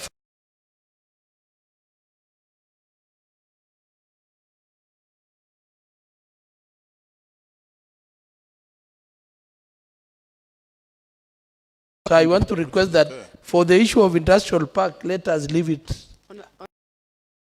Honorable Chair, maybe just before you go, yes, can we be clear on the documents, particularly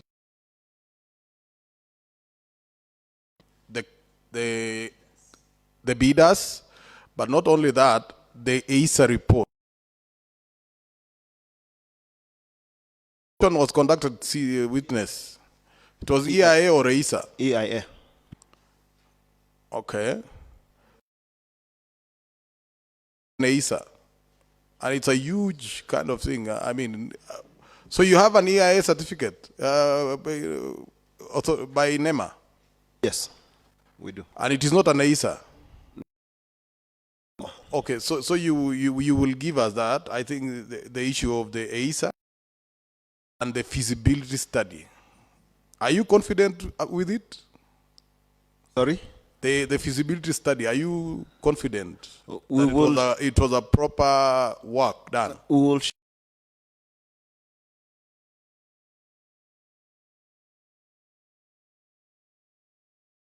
It's an evolving document. Waziri, I think you need to just ask. You have been asked.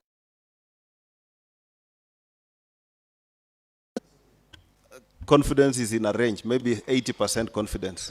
Okay. I've opened the personnel monument. I would like to know from the department, now that we are kindly reviewing the period 2022, 23, and 24, we would like to know the number of staff that increased in the department. Maybe from 2022, how many new employees were recruited by the department? Okay, maybe on top of what Honorable Tarbe has asked, and this is specifically to the CEO. What was your budget for the financial year 2022-2023 for personal emoluments? Yeah, and maybe while answering that, Chair, you can lead this committee on how they forward their requests. Like you want to add one employee, what is the procedure of maybe?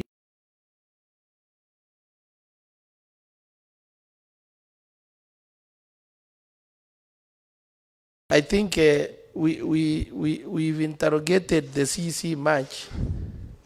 Now that you are the accounting officer, we need to hear much on this. Chair. From you. Chair. Yes? I also wanted to ask, Chair, because we are in a situation where the departments are acknowledging to have ghost workers.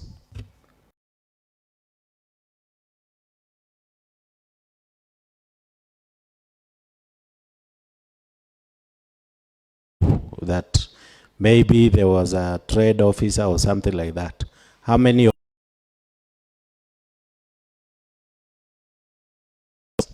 that you've been having in your departments, how many of them have been affected by the recent events, pronouncement from the governor, from the government generally?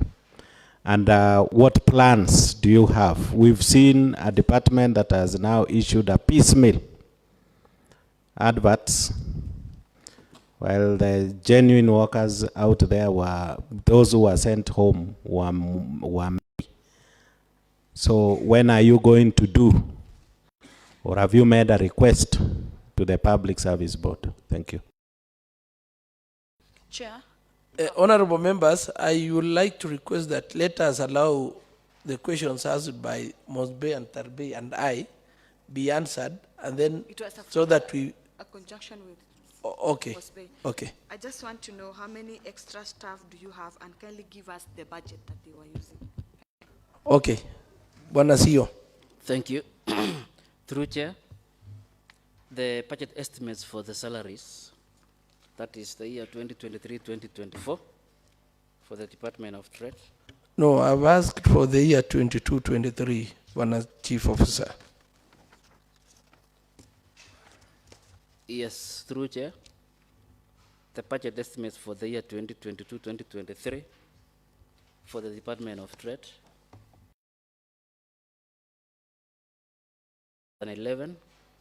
526,000.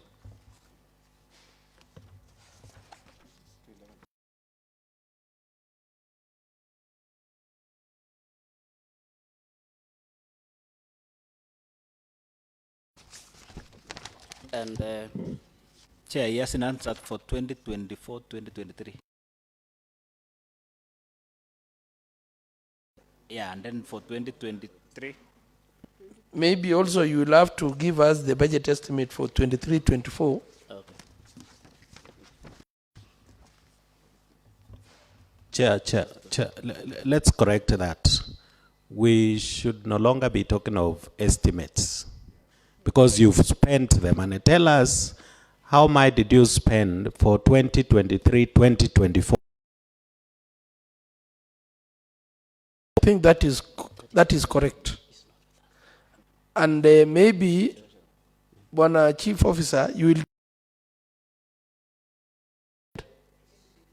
evidence of what you spent. Proceed.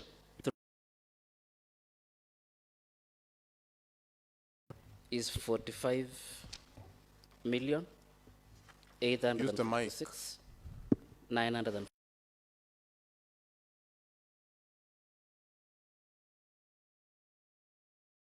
Those are spent figures. Honorable members, Bwana CEO, the members have corrected that. You give us the actual figures that you spend as a department on personal emoluments. Now, these are the total figures, but for the details how it was spent, that information is with the Treasury. I think you can get the information from them. Now, Bwana Chief Officer, Mr. Speaker, honorable members, the honorable Chief Officer,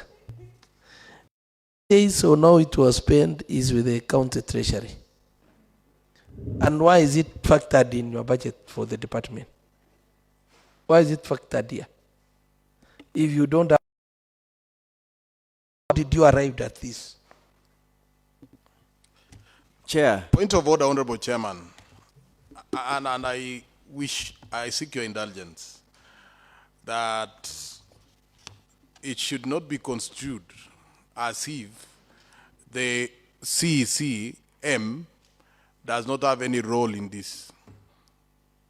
Let it be clear to everybody that the CEO is accountable to the CCM. And so even him, he should be able to answer the same question. That's the only thing, Honorable Chairman. And Chair, it should be clear to all Nandis that the CCM is at the center, not at the periphery. And Chair, Honorable. And if the chief officer in charge of trade is aware of the figures his department, then we don't have to force him to respond to that. If he's not aware of the figures, then you don't have to force him to respond to that. He seems to have no clue. Okay, Honorable Chief Officer. Chair. In the budget, in your departmental budget, money was appropriated for personal emolument. Now, the honorable members of this committee are asking you to give us the actual amount spent on personal emolument at the department. So, if the records are with the county treasury, as it means also you don't know the number of employees in your department. No. Am I correct? You are not correct. I know the number of employees, and I have them. So, emoluments. And Chair, let me ask him, is he aware of the budget of this department? Do you have any idea of the budget in your department? Yes, Honorable Member. Specifically on personal emoluments. Yes, I do. So why are you telling this committee? And Honorable Chief Officer, you are live. You are being watched all over. So we need to be honest with ourselves. What is happening in your department? Because if you say that the on personal emoluments are with the finance, with the county treasury, and in the budget it is appropriated for your department, I think even to be more specific, can you break down these figures? Yeah, as he contemplates, I wanted to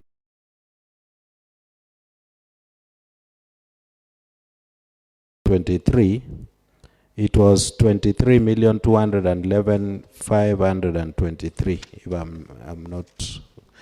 And then he wanted to mention, and he began. So I request that you allow him, Chair. The chief officer had mentioning 45 million something. Honorable Mosby, I was chief officer that the issue to do with personal emoluments are with the county treasury. And why is it being factored here on a departmental level? So we want the chief officer, because you are the counting officer. Can you break down for us the 43,211,526? And not, it must not be even the same figure, the actual figure spent in the department. Through Chair, may I request that I submit that document maybe later? Chair, I don't have it. Those are basic documents that should be within his knowledge every other time, any minute.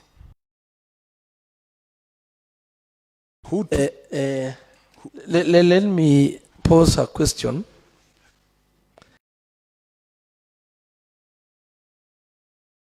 It is not under your custody.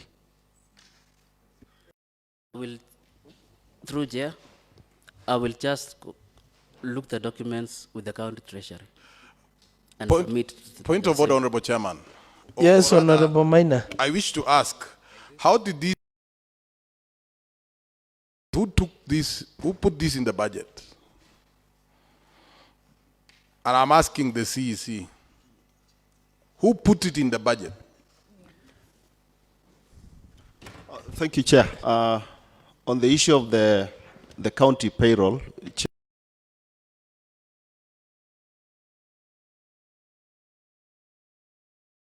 county payroll chair, there is what ought to be and what it is and what it ought to be, so that we reconcile the two. Ordinarily, through the budget circular, the CCM Finance, on August of every year, before we do the ADP, it's a circular to all departments to do two things. submit staff returns in terms of what is the situation obtaining at the moment, and also submit requests for new hires. At that point, you'd be able to know exactly as a CEO. So this is sent to the chief officer. So the chief officer should submit that. That would inform the ceilings for the next financial year in terms of budgeting. So upon submission,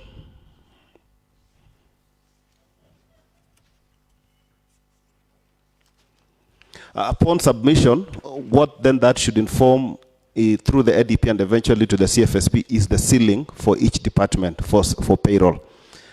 After that has been factored, then it becomes a budget item, the way you are seeing now. What the chief officer has read is actually an item in the budget.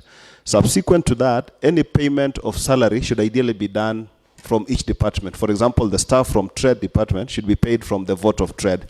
But what happens at the moment, Chair, and it is something that we're progressively curing, is that this month we'll realize maybe we need to pay 300 million. We'll just go to the vote of health, pay 300 million. Next month, we'll go to the vote of land, pay that. Whereas there's nothing wrong with that, Chair. Point of order. And this is something I had wanted to. What CC says, we. Okay. We. Can you clarify this term, we? Waziri. Okay, maybe the going forward we's I'll clarify. I may not remember the we's I've used in the past, so, but going forward I'll be able to be very clear on this. So in this case, I think we've talked about the term we, honorable member. Let me indulge the CEC to clarify the term we. Thank you, Chair. Before you proceed, there is a we that meant we the department. There's a we that meant we the county. There's a we that meant we the CEC. What I'm referring like the one, to. Honorable Chairman, like the one he just mentioned now. So in this case, when I was talking about the budget process, it is we the county executive. How it happens. Who is that? Can you clarify? So who is the county executive? The executive committee, and now with all the staff. The county executive committee, which has the governor, the else in terms of the staff in their ranks. So including a sweeper? Yes, the county executive.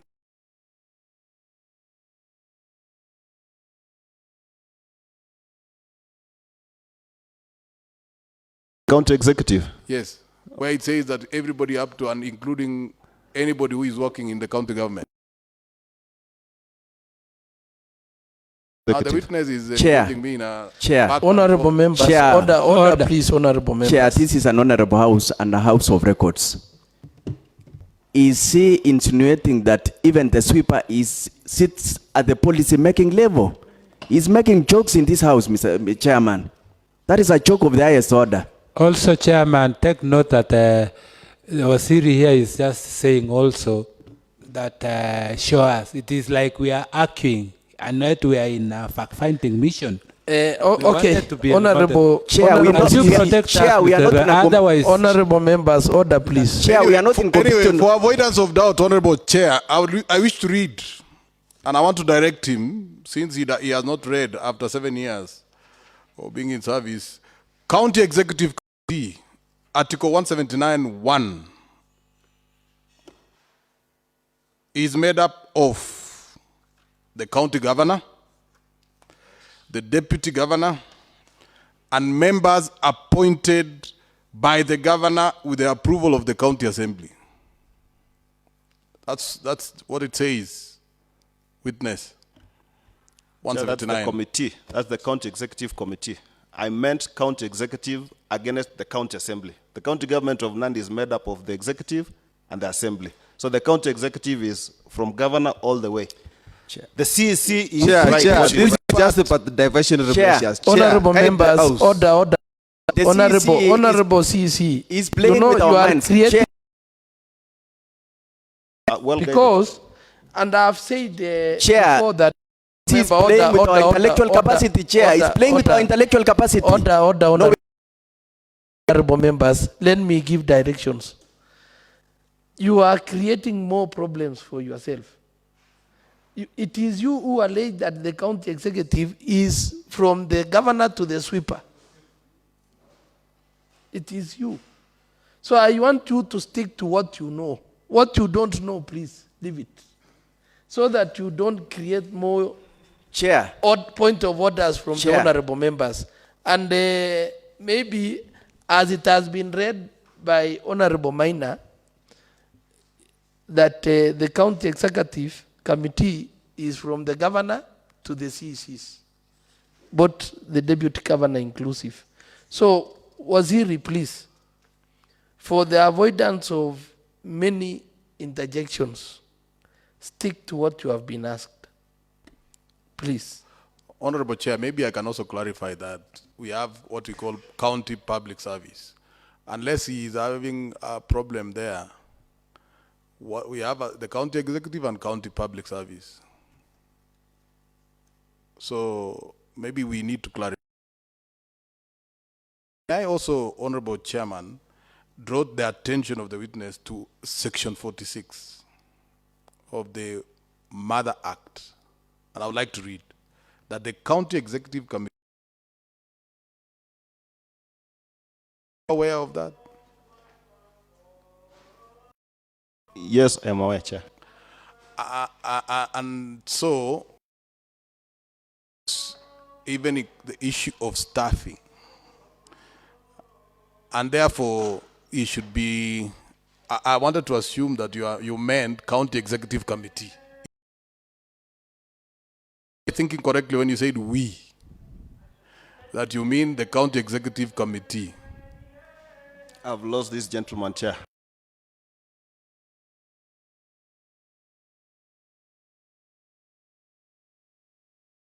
Executive committee, is it correct or you meant something different? When you say we. I meant the executive arm of government. Okay, so when you say that you have made certain decisions, you are referring to a situation where the entire government of Nandi, I mean the county executive committee plus the county service, public service. Is that what you're talking about? It needs hierarchy. There is how. Yes, we have Honorable been listening Tarbe. clearly. We were in the issue of payment of personal emolument. And the CC referred that at times we agree that it is the Department of Health which pays. Next time we decide it is another department. So the honorable member for all the source asked, who are we that decide now the resources comes from the Department of Health, next it is the Department of Education. And that should not have raised the issues. It was a matter of the CC clarifying who the we in quotes is. But I think Honorable Chair, he has clarified. I think he has clarified. I'm happy. Waziri has classified the term we. No, I think on this case, he has clarified. I'm happy that he has clarified that it is the entire, whatever they make a decision that they are going, this department is going to pay, or the other one, it is the entire, everybody who is in. Am I correct? Yeah, I think the way you have answered Waziri, the honorable member is correct. Check. Could I? What I was answering, then you had Yes, read it properly. proceed. And kindly help me so that I'm not distracted with semantics. Thank you. Honorable Chair, point of order, Honorable Chair. Chair, allow me to I just think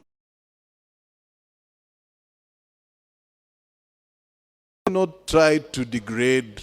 Waziri. Honorable Chair, kindly.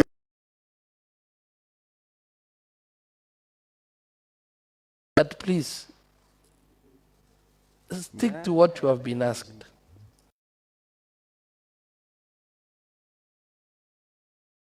Secondly, Honorable Waziri, mind your language. Maybe the language you are using is what is bringing more problems. And Honorable Chair, with your indulgence, kindly let Waziri know this is a house of rules and regulations. This is a house of orders. You cannot just go that way, Honorable Chair. And maybe to that effect, Waziri, if you proceed using that language, I will have to read you Standing Order 106. And maybe, Chair, as you read that one, I would like to quote something. Standing Order 106 talks of gross disorderly conduct, Honorable Waziri. And when you go to Standing Order 106B, the third item, demonstration or demonstrate or makes disruptive utterances, attempts to cause disorder of whether nature, uses violence, no, that one does not apply. I think which applies to you here is making destructive utterances. So Waziri, please, don't force me to apply this standing order, and then I will throw you out of these chambers. Chair. Stick to, Thank you, to Chair. what you have been asked. Chair. Yeah. Point of order, Chair. Yes. As you want, Waziri, there are pertinent questions we asked the CEO, and I think we seem to be losing it, Chair. We are not losing it. We are coming back to the Honorable Minor, and that the CEC was still responding, but we are going back to the CEO. Yeah, so Waziri, proceed. Thank you, Chair. So I was explaining then how the figure arrived. So in terms of the wage bill within the department, that is what makes it to the budget as the estimate. And that is why, for example, for 2020, the 2023-24, you see the total figure of 4.1 billion, of which each department has broken down figures. Now, there is a requirement that the accounting officers make returns to the treasury after the payment has been made to what has been paid in the department. So the cumulative figure would actually be what would be forming the actual amount. That return is what the accounting officer has promised to access, because then he had not retrieved the figure, because the COs make returns to the treasury, and finally the amalgamated figure. So maybe, as the CEO requested, we would request that that can be obtained.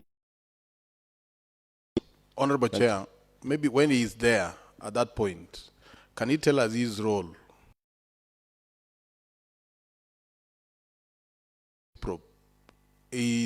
Emanates from the SEC when it comes to this house, and that all the ceilings are discussed. Or maybe you can confirm to us whether it is true. Are they discussed at the SEC, the ceilings? SEC being what, Chair? County Executive Committee. All right. Thank you. So one is my role. So the accounting officers, functionally, for purposes of being the AIE holder,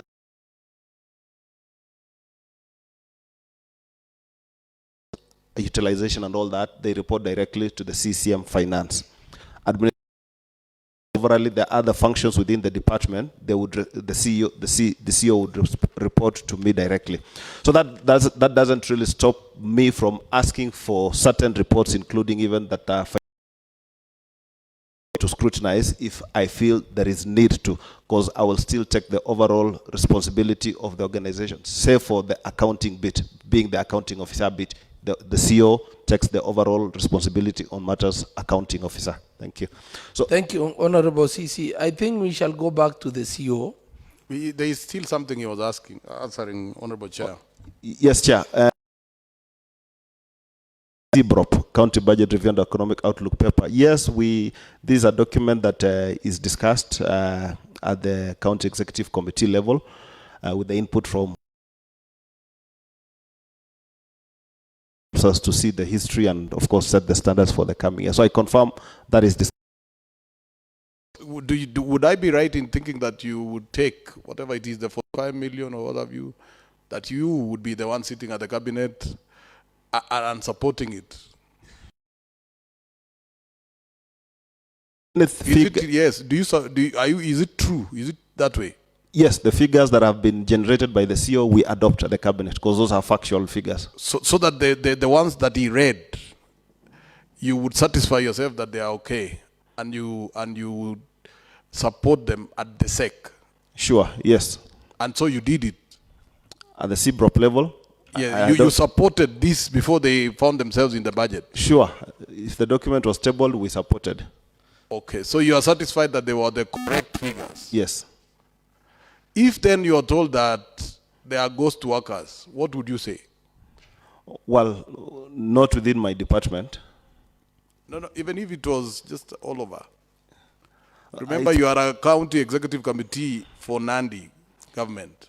Yes, we've had reason to, and that is why we did the exercise, really. I mean, part of the advice to the governor. Honorable Chair, yes. So if you have sat in the SEC and approved certain, which you discussed and satisfied yourself,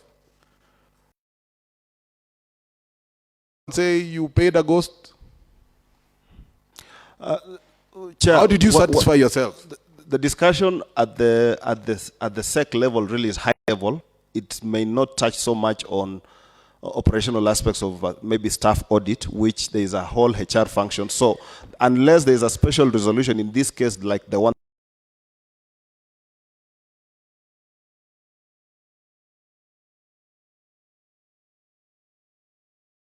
go much to the nitty-gritty. I think, Honorable CC, what the member is implying is that you've said that you have been taking the figures from your CEO and defending them at the County Executive Committee. So is there a possibility that you have been defending figures that ghost workers are in figures? Chair, I have the advantage of having a small department, so it is easy to know almost all the staff almost one by one, but they can't definitely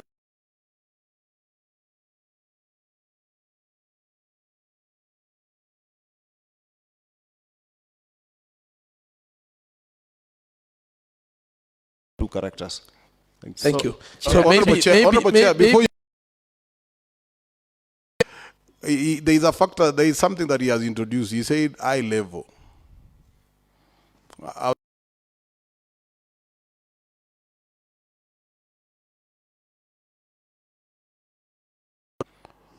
And what is so high level that cannot include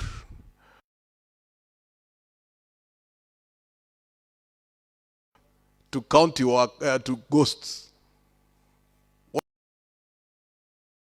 than being prudent about the use of Nandi County money? Okay. Waziri, can you clarify? Thank you, Chair. High level in this case would really mean looking at reports that have already gone through a system. They have come up, right from the economists, for example, who prepared. There's been consideration.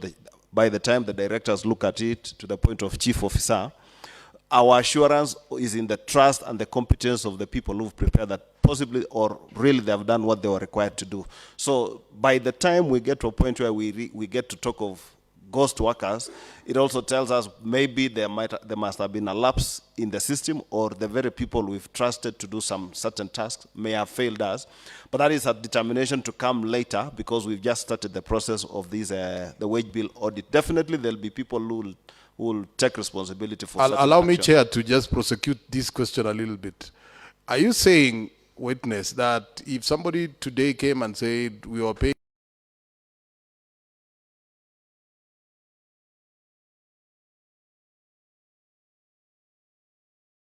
level, you would just pay and trust? No, that's not the case.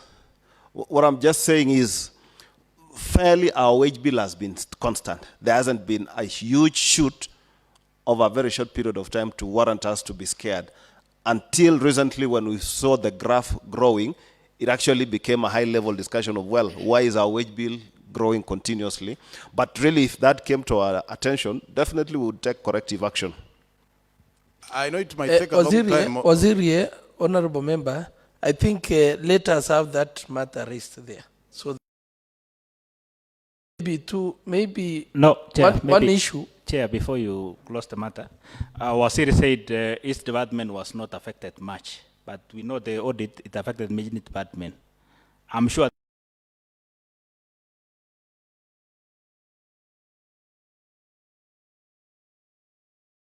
one way or another from the implementation of the report. So could we get a rough figure of, because from our it's not affected much, but how many staff from your department were affected? Okay, maybe Waziri, you will answer that question. Have you read the PSC report? PSC, Public Service? Yes. Yes, I have. Have you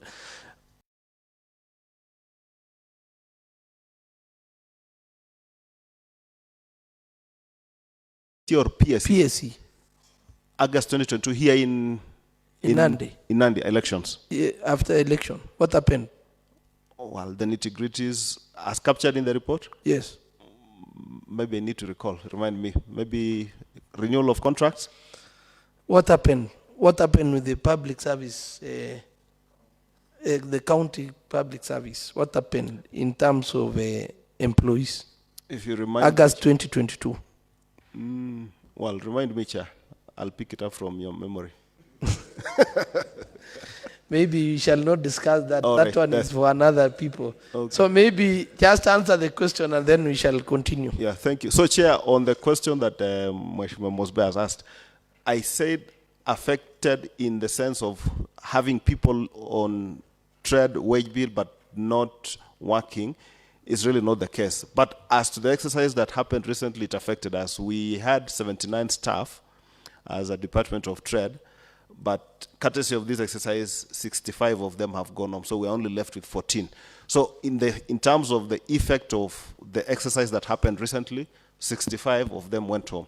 Of course, that is not to say the 65 are ghosts. Key of them really, most of them are key workers, and we really are hoping that in due course they'll come back, because these are people who are on a day-to-day basis. We can tell exactly what they do. So Honorable Chair, Honorable Okay. Chair, Honorable Chair, so that we don't, you said you have a total of how many workers?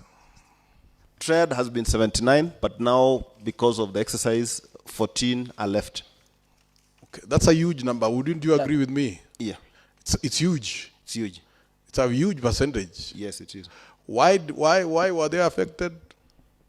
What is the issue? What was the reason?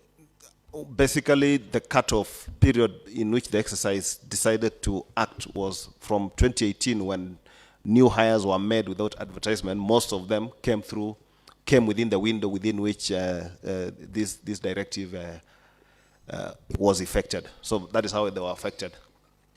Chair, Sorry. Chair, if I may ask you, CEC, when you were sworn in as a CEC in charge of trade, what were the number of employees vis-a-vis after the audit report? And how did those employees, the additional employees, was it by the request of your department, or you just found employees getting into the department without your consent? To the best of my knowledge, I think, and maybe the director, because he was in the department, will confirm, it's only Chief and myself who are the additions in the department.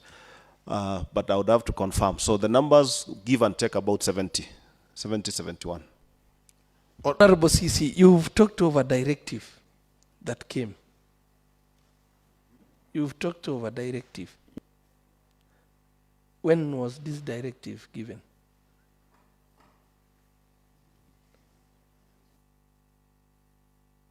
I say the director, not a directive. Which one? Directive to do what?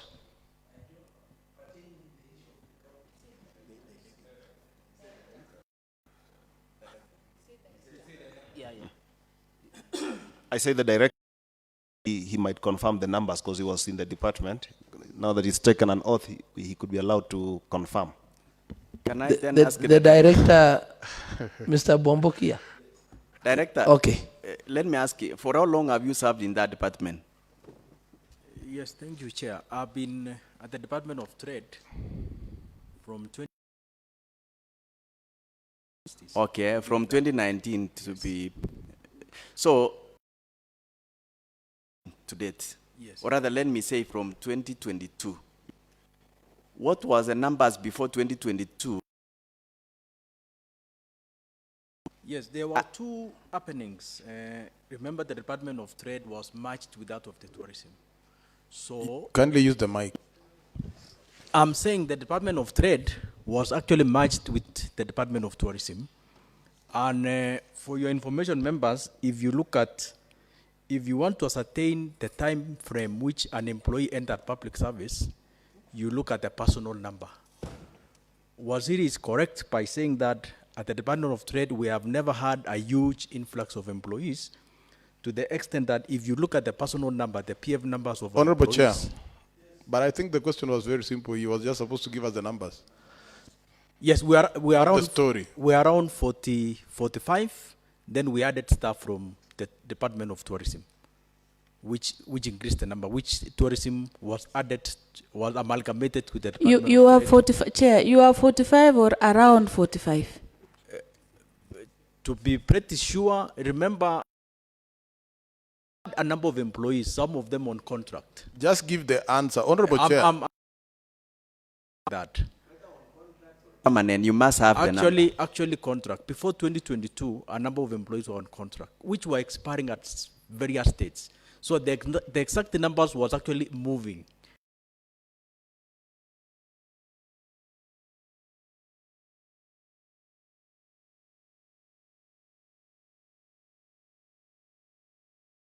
From 45 to 53 at the Department of Trade. Then we added employees from tourism, around 28 in number.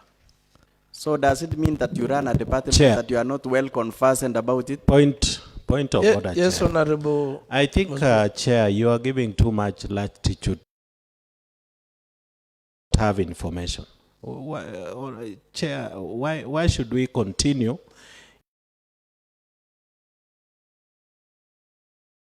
We are asking, this is a person who deals with the personnel.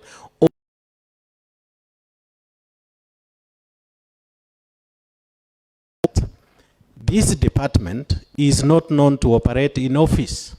Because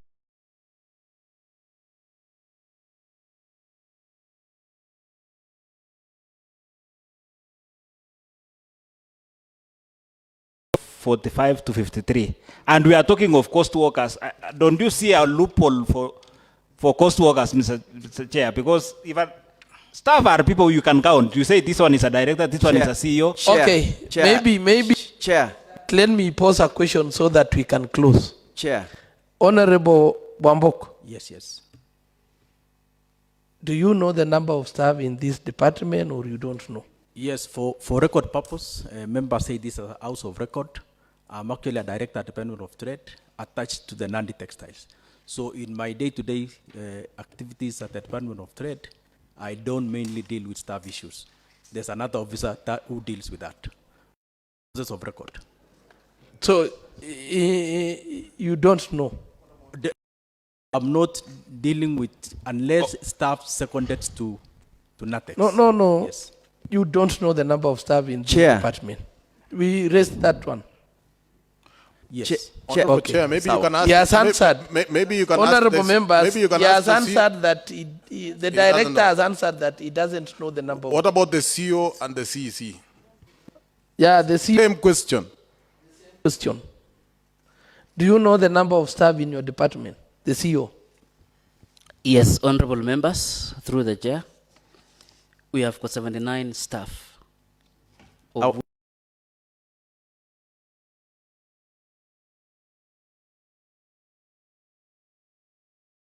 Remaining with 14 staff members. Thank you.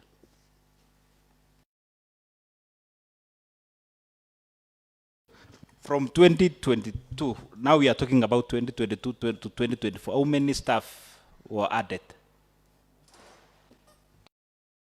From the 79? Through chair, it is only 2 staff from that time that were added. That is myself, Chief Officer, and Waziri. The rest of the we've talked of departments that were merged. So tourism guys came. We presume that was not additional because that was not employment. It was just remerging of the departments. Thank you.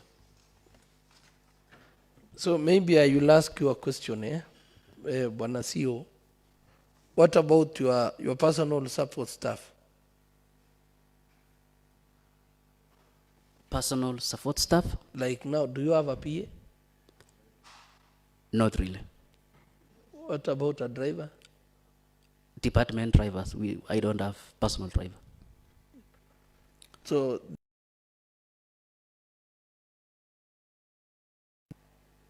they don't. Okay. Chair, I have a question to the CEO. Now that you've talked of you are remaining with 14, in an ideal situation, how many number of employees that you'll feel you'll have a lead workforce in your department do you require? Through Chair, that number is between 30 to 35. Thank you. Can the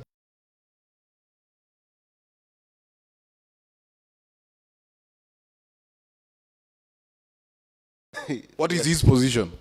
True, Chair, yes. When this exercise happened, we then were required to scale down. So the number is talked about of 30 to 35 is really the lean figure would work with. Thank you. Yeah, Chair, maybe allow me to ask now. I had asked a question, although it had not been answered. In an ideal situation where the department wants to add maybe 1 or 2 staff, what is the criteria? And now I think the question has been asked, increase any staff from 2022 apart from, meaning you have not made any request to the public service. So what is an ideal situation of requesting for a staff maybe for?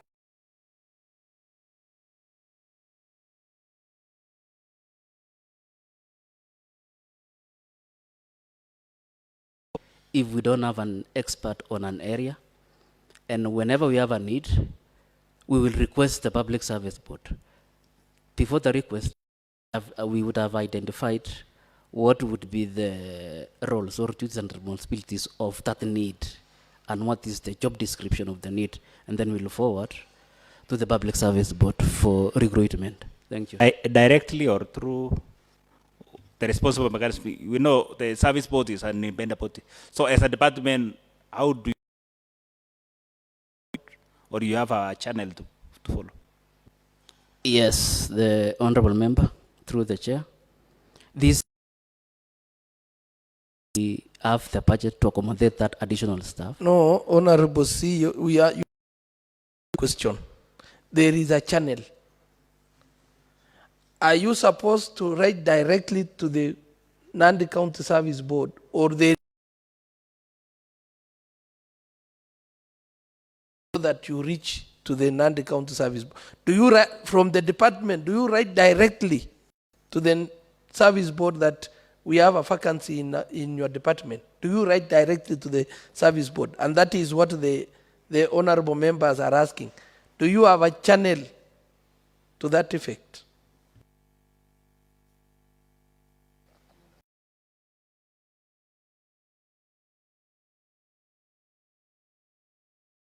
If you are not aware, you just answer that I'm not aware and we proceed.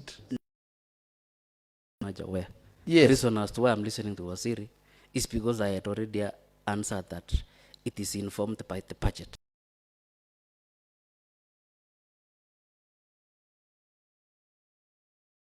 Treasury. That is to confirm whether the budget is there or not. So when a vacancy arose in your department, you write to the county treasury? Really?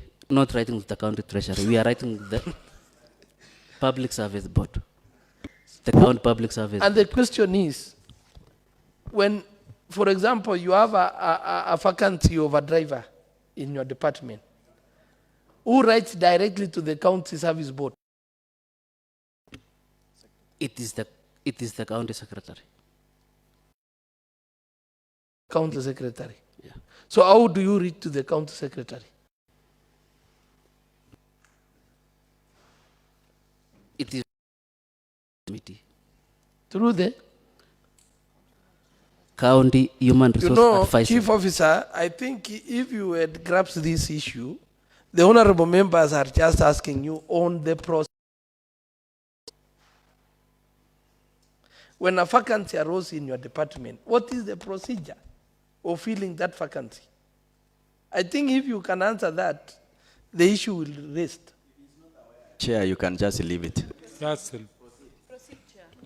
Okay, let us proceed. So I think Honorable, I say today, from the 17 employees in your department, you've suggested the current measures that the county is undertaking. You might only require 32 to 35. Will I be correct to say that we have been losing money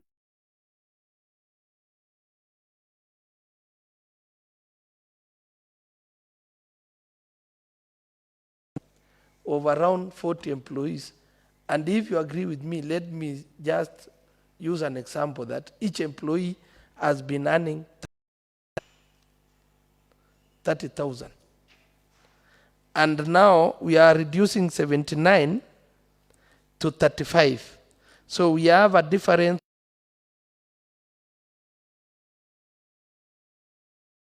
of 1.3 from one department. Will I be right to say that? Monthly.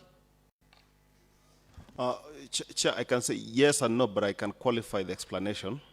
How we arrived at the 35, for example, because, I mean, it got to a point that we needed to do the staff rationalization. For example, in the tourism unit, we have sub-county tourism officers, and at the sub-county level, they are tasked with certain responsibilities. So you'll find, for example, in Mgwen, we have about maybe 5 sub-county tourism officers, each allocated to the sacrifice certain roles or merge certain roles, which was being get maybe 3 staff who are doing something is now going. So it is really not a case of a loss. These people were doing something in some activity, but it's helped us to see that, well, we could do away with certain roles. And just like in any restructuring, when it comes to restructuring, you merge other roles, scrap of other roles. So some of the roles we'll even do away with. Maybe we will not need somebody at the ward level for issues of, say, I need to confirm whether there are certain tourism officers, some at the ward level, of some, and ensure that the person at the sub-county can do everything. Point of order, I'm giving an Chairman. example. So Point of effectively order. then... Yes. On what the CC has just said, he either knows or he doesn't. Why would he say he wants to confirm whether we have tourism officers at the ward level? If they are not there, they are not there. You are in charge of tourism, are you not? Yes, Honorable Bitok. Chair. Could he answer this one first? Not even is he in charge of tourism? Can you answer, Yeah, Honorable not even to answer. I am a member of tourism committee and vice chair. We have never seen in any sub-county, especially where I come from, Tindred sub-county, or any other sub-county, other tourism officers. We only know the CC tourism and maybe the committee. Chair, and I can second him. I'm the member of Committee of Tourism. Honorable CC, I think the thing that you should have told this committee is that it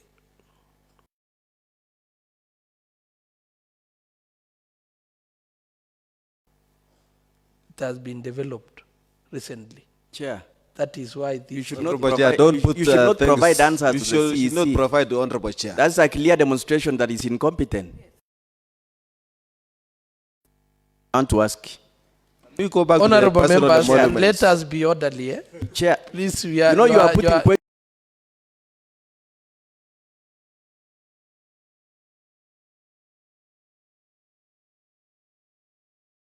He has gathered a lot of experience. He has worked in PricewaterhouseCoopers, one of the best companies.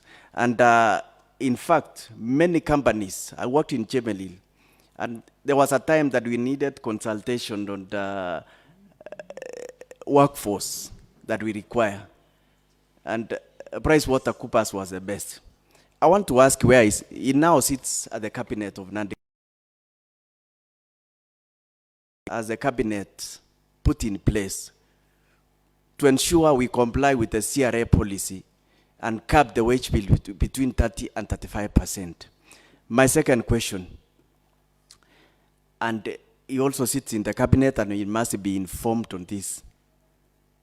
We are privy to the payroll, and the position has tell this committee whether that is true or not. Thank you. I think, Waziri, you will answer the two questions, and then we shall proceed. Chair, there was the honorable member for Kaptumo on whether we have seen an advert in place. So we wanted to know if advert also. I think the member for Thank Kaptumo you. had asked a question. Thank you. Keter, you had an issue? No, that one I will. Okay, proceed. And honorable members, I would like to request that we are going, our time is running up. Okay, thank you. Chairman, I think it's good we exhaust. You know, this is important. Even if we were to do it until up to another day, it would just be fair that we finish. Okay, proceed, Waziri. Thank you, Chair. On the two questions,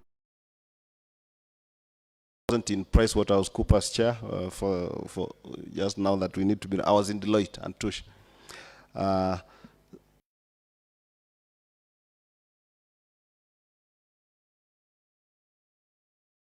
to the best of my knowledge, my department, nobody other than the 14 is actually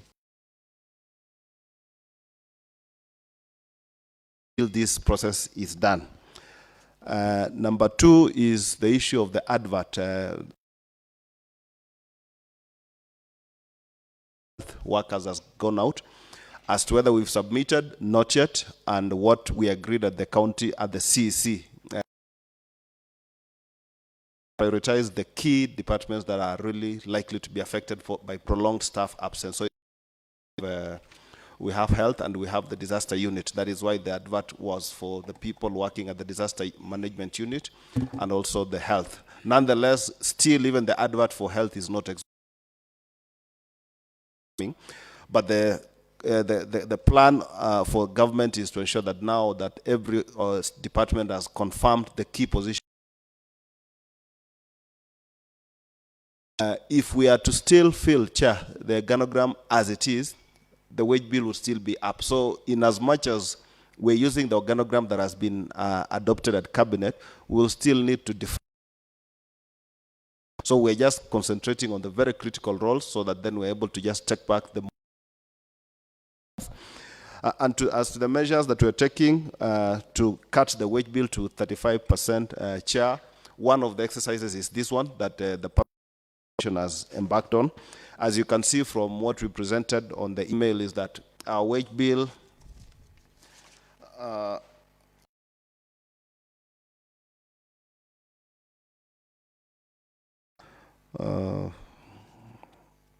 it should be already the idea is once this exercise is concluded, we should be able to bring back the wage bill to about 40% thereabouts.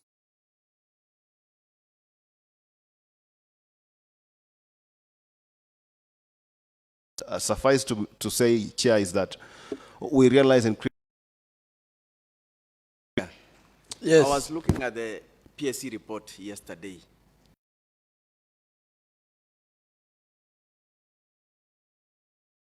That the source was for the financial year 2013-2014, which indicates the wage bill information is he using? Chair, the 56% is the figures immediately before the exercise. With this exercise, I can confirm that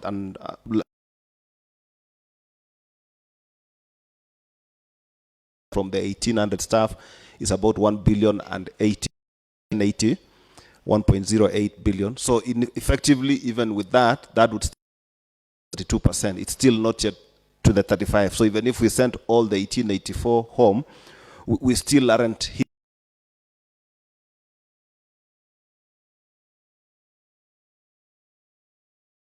Remember, there were certain cadres of staff that we had felt should not be treated just for the purposes of meeting the wage bill, because the 35% is too tight.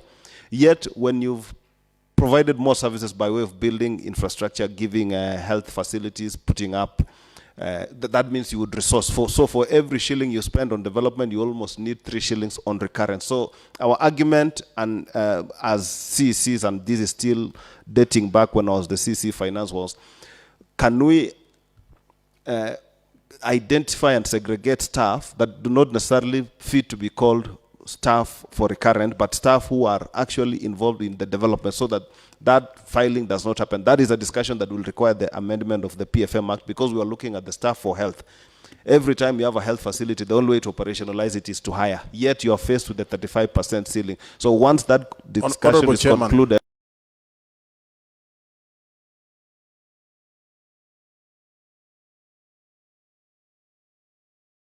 enterprise development, and ideally we were supposed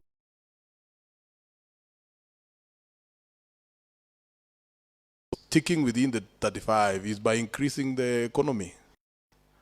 And so if you just come and say now, okay, let's move this from recurrent to development, is it standard practice to classify them as development?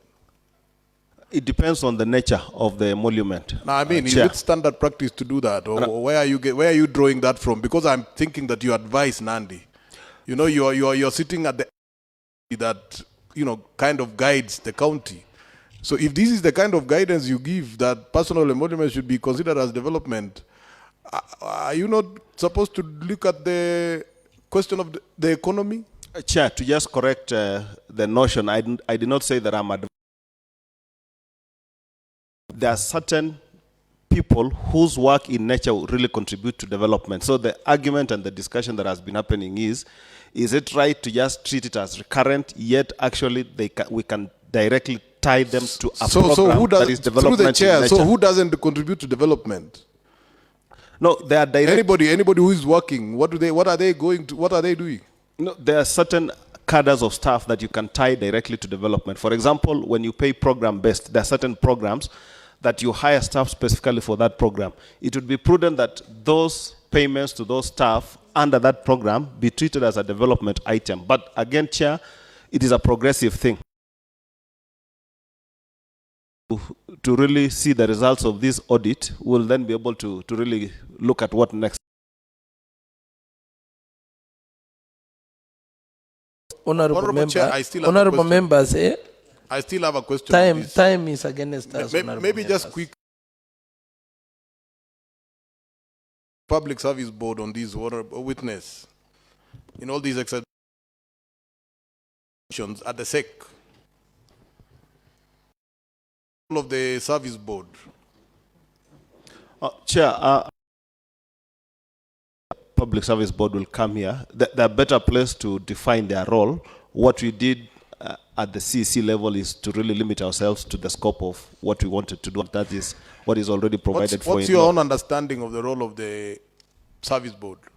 They're in charge of the overall human resource of the county, by way right from identification of staff, recruitment, and managing and ensuring that they comply with the applicable human resource policies, and of course advising the government even on how best to utilize the human resource for optimal benefit.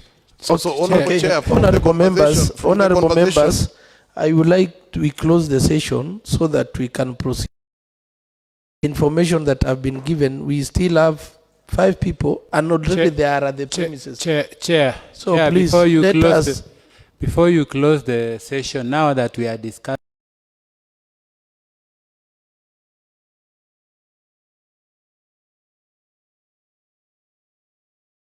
are you aware that you have lost a lot of money on this licensing of lease due to collision within the department and some people from SAM that they without the approval of the department, and as a result of that we have lost so many revenue. Are you aware of any fake licensing being going around with the statement? And so that if you know any, what action have you taken? Because you must have know the process, if indeed you are not part of that conduit. And on addition, I went through the Nandi County Alcoholic Drinks Act.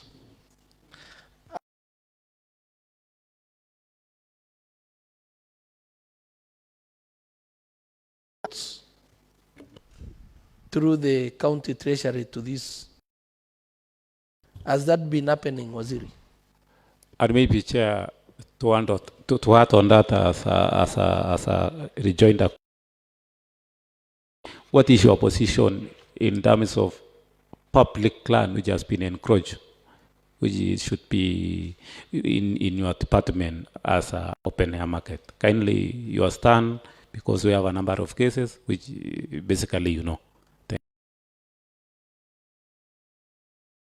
Go through this is on the issue of the fake license.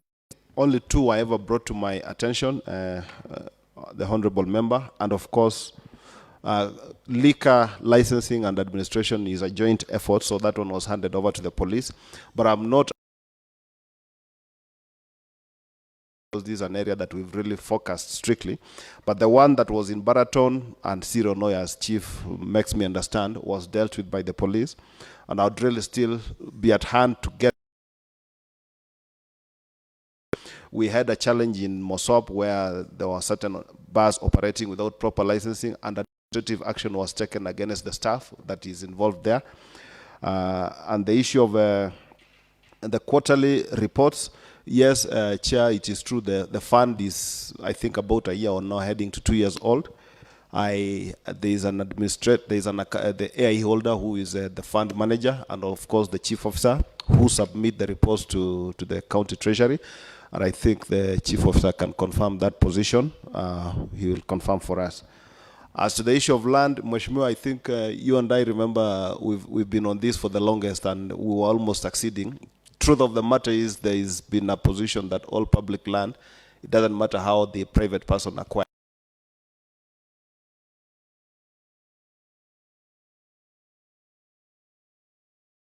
Position is that as Supreme Court actually pronounced itself that it should revert. There is no proprietary right to a private holder, irrespective of the process that followed. So maybe that's something we wait for the courts to advise us. And the case in point is Mheshimiwa's open air market, that we needed that aspect of encroachment. So we wait for the courts to pronounce itself. Regard licensing, the fake one. What other evidence does the Waziri need to have so that this thing can be prosecuted? The fake license is still running the same premise, it is still running the same business with the fake license, and the court was within the police. How long does it take the department to follow up? Because we want to know exactly if indeed you know we have lost a lot of money.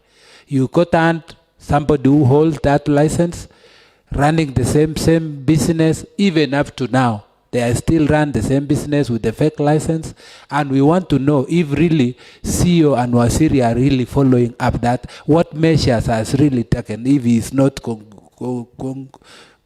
concluded in the same process. Waziri, there is a trade license that is being projected there. Is this the one that is fake? Yes. Or so maybe you need Waziri to confirm. Waziri, you can confirm the same. You will see now there we have separate dates.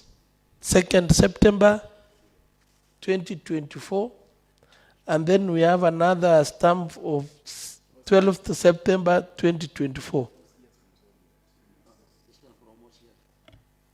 Waziri, can you? Yes, Chair, the chief officer confirms to me that he's aware of this license and he confirms that it is the fake one for the case in point, the Baraton. So the culprit was, of course, arrested, apprehended. He's out on bond, 50,000 shillings. Now, and I understand that he's back in operation. That is the position, right? So when he opened again, he was rearrested. So part of the reason that really we've had challenges, this being a multi-agency approach, is that our law, first of all, has been very weak. And the Department of Trade here, the Committee on Trade has been working with us to really beef up the law to have punitive fines, because we've taken people to court, they pay 20,000 and they are back at it. We rely heavily on police to enforce. So when we find it open again, it's the same police will tell. Sometimes there might be a few compromise here and there, but we work jointly with the police. But on this matter, I think, Chair, as the members raised, outside this session, I will still get my team to get to the bottom of it. Thank you. Honorable Chair, I have some few very quick questions. Kindly allow me so that we end the session. Just allow me to finish them because they are very quick. It's just quick. I wanted to I wanted to draw the attention of the CCM to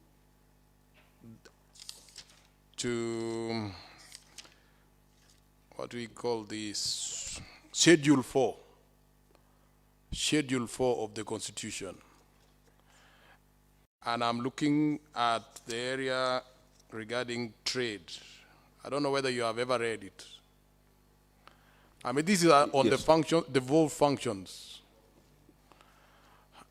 And that everything you do should be tied to the mandate. And the mandate is here.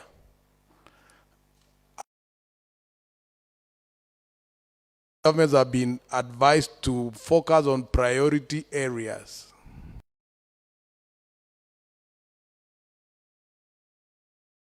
This committee quickly, the tie-in of the mandate with the NATEX, looking at what is here.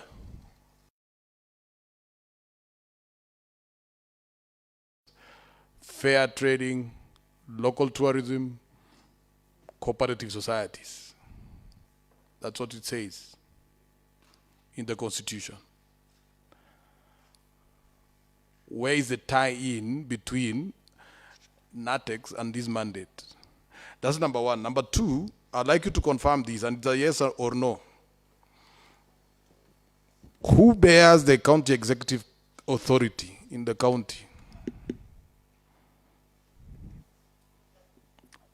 The county executive authority of the county, on whom is it vested?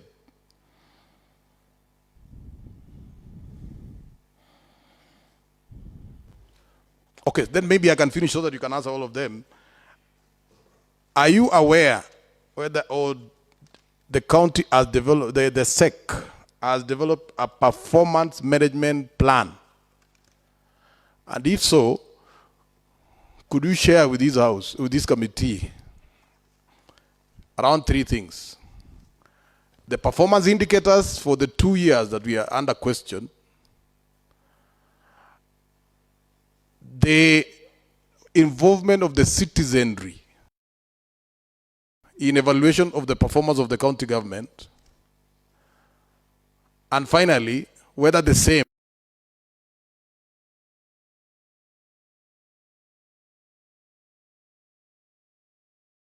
you just sitting as a member of that high body. Those three things. Okay, thank you, Honorable Maina. I'm seeing the mic of Honorable Mosbey. Yes. Since Chairman, you had requested that we wind up.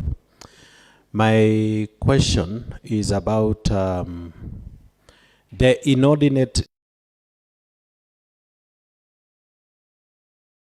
procurement processes in this Department of Trade, so that has ended. If there is any, if there is a single project or two or three that this department has made a tender, has issued a tender on, let them tell us? Because the first quarter, Honorable Chair, is gone. And I'm sure these senior officials of this department have been drawing salaries. Okay, thank you, honorable members. Finally, Chair. Yes. As I close, Chair, I understand when the two officers took office, there was a moment when the governor organized a ceremony where they signed a performance contract and resources were utilized. So if there is a way also the members can submit to this house the performance contract they signed on the material day. Thank you. Okay, thank you. To start with the Honorable Tarbey, I will direct that both Waziri and the CEO copies of the contract on the performance contract you signed. Together, that is on Wednesday before 10 o'clock. Secondly, as I directed earlier, this chief officer, the file that you have it, you will leave for us so that we shall have copies and it will be surrendered to you before the end of business today. So Waziri, I will request that you respond to the issues, and immediately Waziri finishes, we shall. Chair, could he also answer something on, there is a place I went in Serem, and I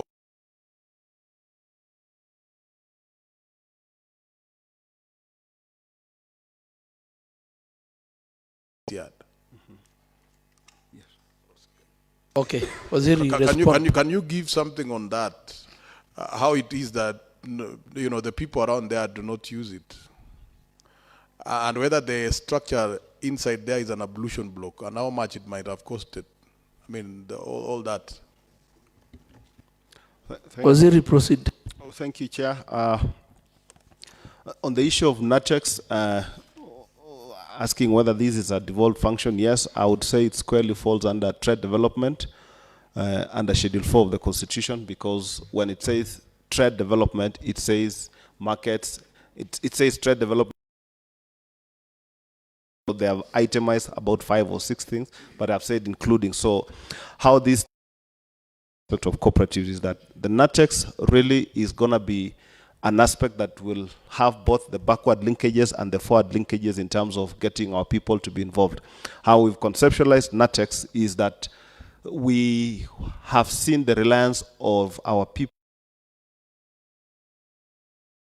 in terms of clothes and apparels, and therefore having our own apparel enables us to get our people to be empowered to be both, first of all, venture into that business,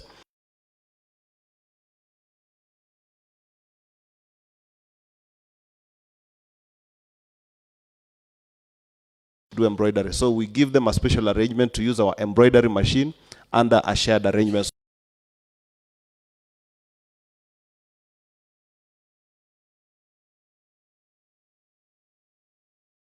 Development is that some groups in some churches approached us and asked whether we could be supplying them with certain uniform for either mothers. This is actually like the Catholic. I want the chairman definition of us. Us as the department now involved in the NATEX. This is the Department of Trade. And they wrote to you something? No, we did not. They did not write to us. These are engagements, because I wish I'd found a time. I wish I had an hour, Chair. Chair, could I just request for 1 hour we deal with this issue of NATEX, because there's so much we've done. No, and we've 1 hour from now? Yes. No. Honorable Chair, probably all he needs to do is to give us the feasibility study. Order, honorable member. Anything that you might feel that you might not cover right now, you can have a write-up and you submit to the committee later. Sure. Okay, Chair. Okay. So I was tying the aspect, for example, as the Catholic, the Anglican. In this case, we said we are going to empower the women groups there. We are not going to supply directly. They are registered orders, we give them a good rate, then they'll go and sell to their members. So that ties to the Schedule 4 Constitution role of trade development. Honorable Chair, please let these things be. I'm talking as NATEX now. Remember, NATEX chair will be a corporation soon because we've sent a bill to this house. So NATEX, the corporation now. I'm speaking about NATEX, the corporation. So there's a whole array of activity, including getting cooperatives to be organized so that they're able to then benefit from this service. So I really can't do justice in 2 or 3 with the Schedule 4 function of trade development, which is what, and we have an administrator who's been involved actively in it. He's here. On the issue of who bears the responsibility on the sea, it depends. The executive authority of the county. On whom is it vested? The governor is the chief executive officer of the county, so it is vested on the governor. Okay, can you confirm? Yes, that's your position, that the executive authority of the county is vested in the governor? Yes, the executive authority is vested in the governor, which he discharges his mandate through a CEC. Is this something you're guessing or you know? No, I know it's somewhere in the County Governments Act. I am asking you a question. Do you know it? I know it, yes. So on whom is it vested? The executive authority is on the governor. That is why he has. Yes. Can I read something for you? Go ahead. With the permission of chair, definitely. You can be answering the rest of the questions. Okay, so on the solution block that was done recently, and it was done by the Department of Administration.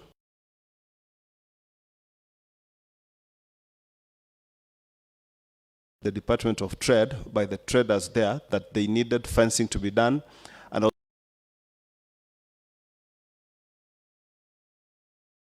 something that is under our consideration. So we are embarking as a department on now looking at the issues of Serem market, because stalls that have been built which haven't been fully utilized, we still need to do more. So there's still more to be done on that yard in Serem. Cost? I don't have the figures now. I can confirm that. Can I read to you then now? Okay. Article 179. Okay. 1. The executive authority of the county is vested in and exercised by a county executive committee. Have you read that before? Go ahead, keep reading. Because who signs on behalf of the CEC? I didn't talk about signing anything. That's Go what ahead. the Constitution says, it is finished. That's Article 179(1). Sure. Chair, I'm waiting for the point to come in. He's ready. The vesting. Okay. You said it was vested in the governor. Okay, then. But now, if you want some, and the deputy county governor are the chief executive and deputy chief executive. If that's what you want, but I am talking about the county, the executive authority of the county. Thank you. Yes, Chair. I'm educated. I'm waiting for the point. I had asked you to answer, but you did. The point was here. The point is the county executive is vested in who? The authority. Yeah. Yes, it is CEC. And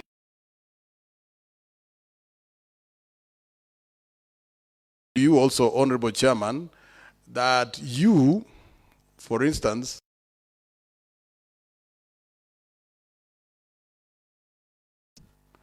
because that is your role as the SEC. Any services in the county is the direct role of the SEC. Clearly, in again the Mother Act. So, you've been thinking that it is the governor alone. It's good for you to know that you are also involved today. Thank you. Waziri, proceed. Chair, I think I was done with the questions that I had, but I'm well educated. Thank you for Mr. Miner's, Honorable Miner's confirmation. Is it? Okay. He is my friend, you know. Okay. Honorable members, I want to appreciate for the session. I want to thank Waziri and the team and the secretariat and the honorable members. Now, honorable members, Honorable Chair, maybe before he goes, can he confirm to us whether he hires a vehicle? And the question of hiring of vehicles and other things, what is his role? No, I think I just can confirm that I use my private vehicle. I also have a double cabin allocated to me, 212, with the registration number of. In a position to answer because I'm not the one responsible. Thank you, honorable members. Maybe I will call a proposer and a seconder so that we can adjourn this. What is Kogo? Just asking if they have final remarks. Oh, there was a question he didn't answer. Whether performance management plan. Oh yeah, thank you. I think, Chair, you directed that we submit the performance contracts that we signed. That's for the county. Yes, that is for. Which is developed by the SEC. Yes, they were related. Yes. Are you aware whether you have any? Yes, we have a performance management plan which cascaded to the performance contract, the individual performance contract, which as CECMs we sign with the governor, and then he keeps track. And then there is a performance management directorate that had been set up, tasked with ensuring that the whole aspect of performance management at the county is really upheld. So that's what I can. What about citizen involvement? That was another question. Are you aware whether citizens have been involved in evaluation of the performance of county government? And whether you are aware that it is a requirement of the law? Well, I think the citizens are always.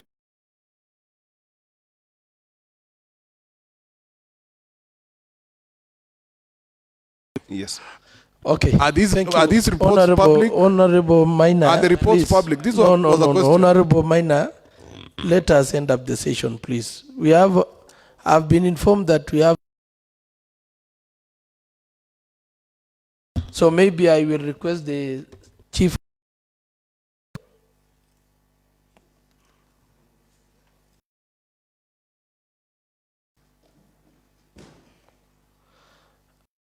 Maybe I will give the CEC and his team to. I don't have any remark. Honorable members, thank you so much for seeing the. We've learned a lot, and we are here to learn a lot. Thank you, and may God bless you. Thank you, Chair, and members. I think for me is to really be grateful. This is one committee of its kind, and I must say, really, there are some projects that, courtesy of the committee being formed, there could be other projects that will actually be speeded up. So I look at this committee as complementing our role where we've had challenges. We will actually find good recommendations from this committee. So we'll submit whatever papers that have been asked in time. And should we be called upon any time, we'll be available to provide further information. But I want to say I'm most grateful for the engagement. Thank you. Thank you, Waziri and your team. Maybe, honorable members, I will call upon a proposer and a seconder so that we close the session. I, Trufosa Kuto, to propose for adjournment for this session. I, Honorable Josephat Bet, do second. Honorable members, the session stands adjourned.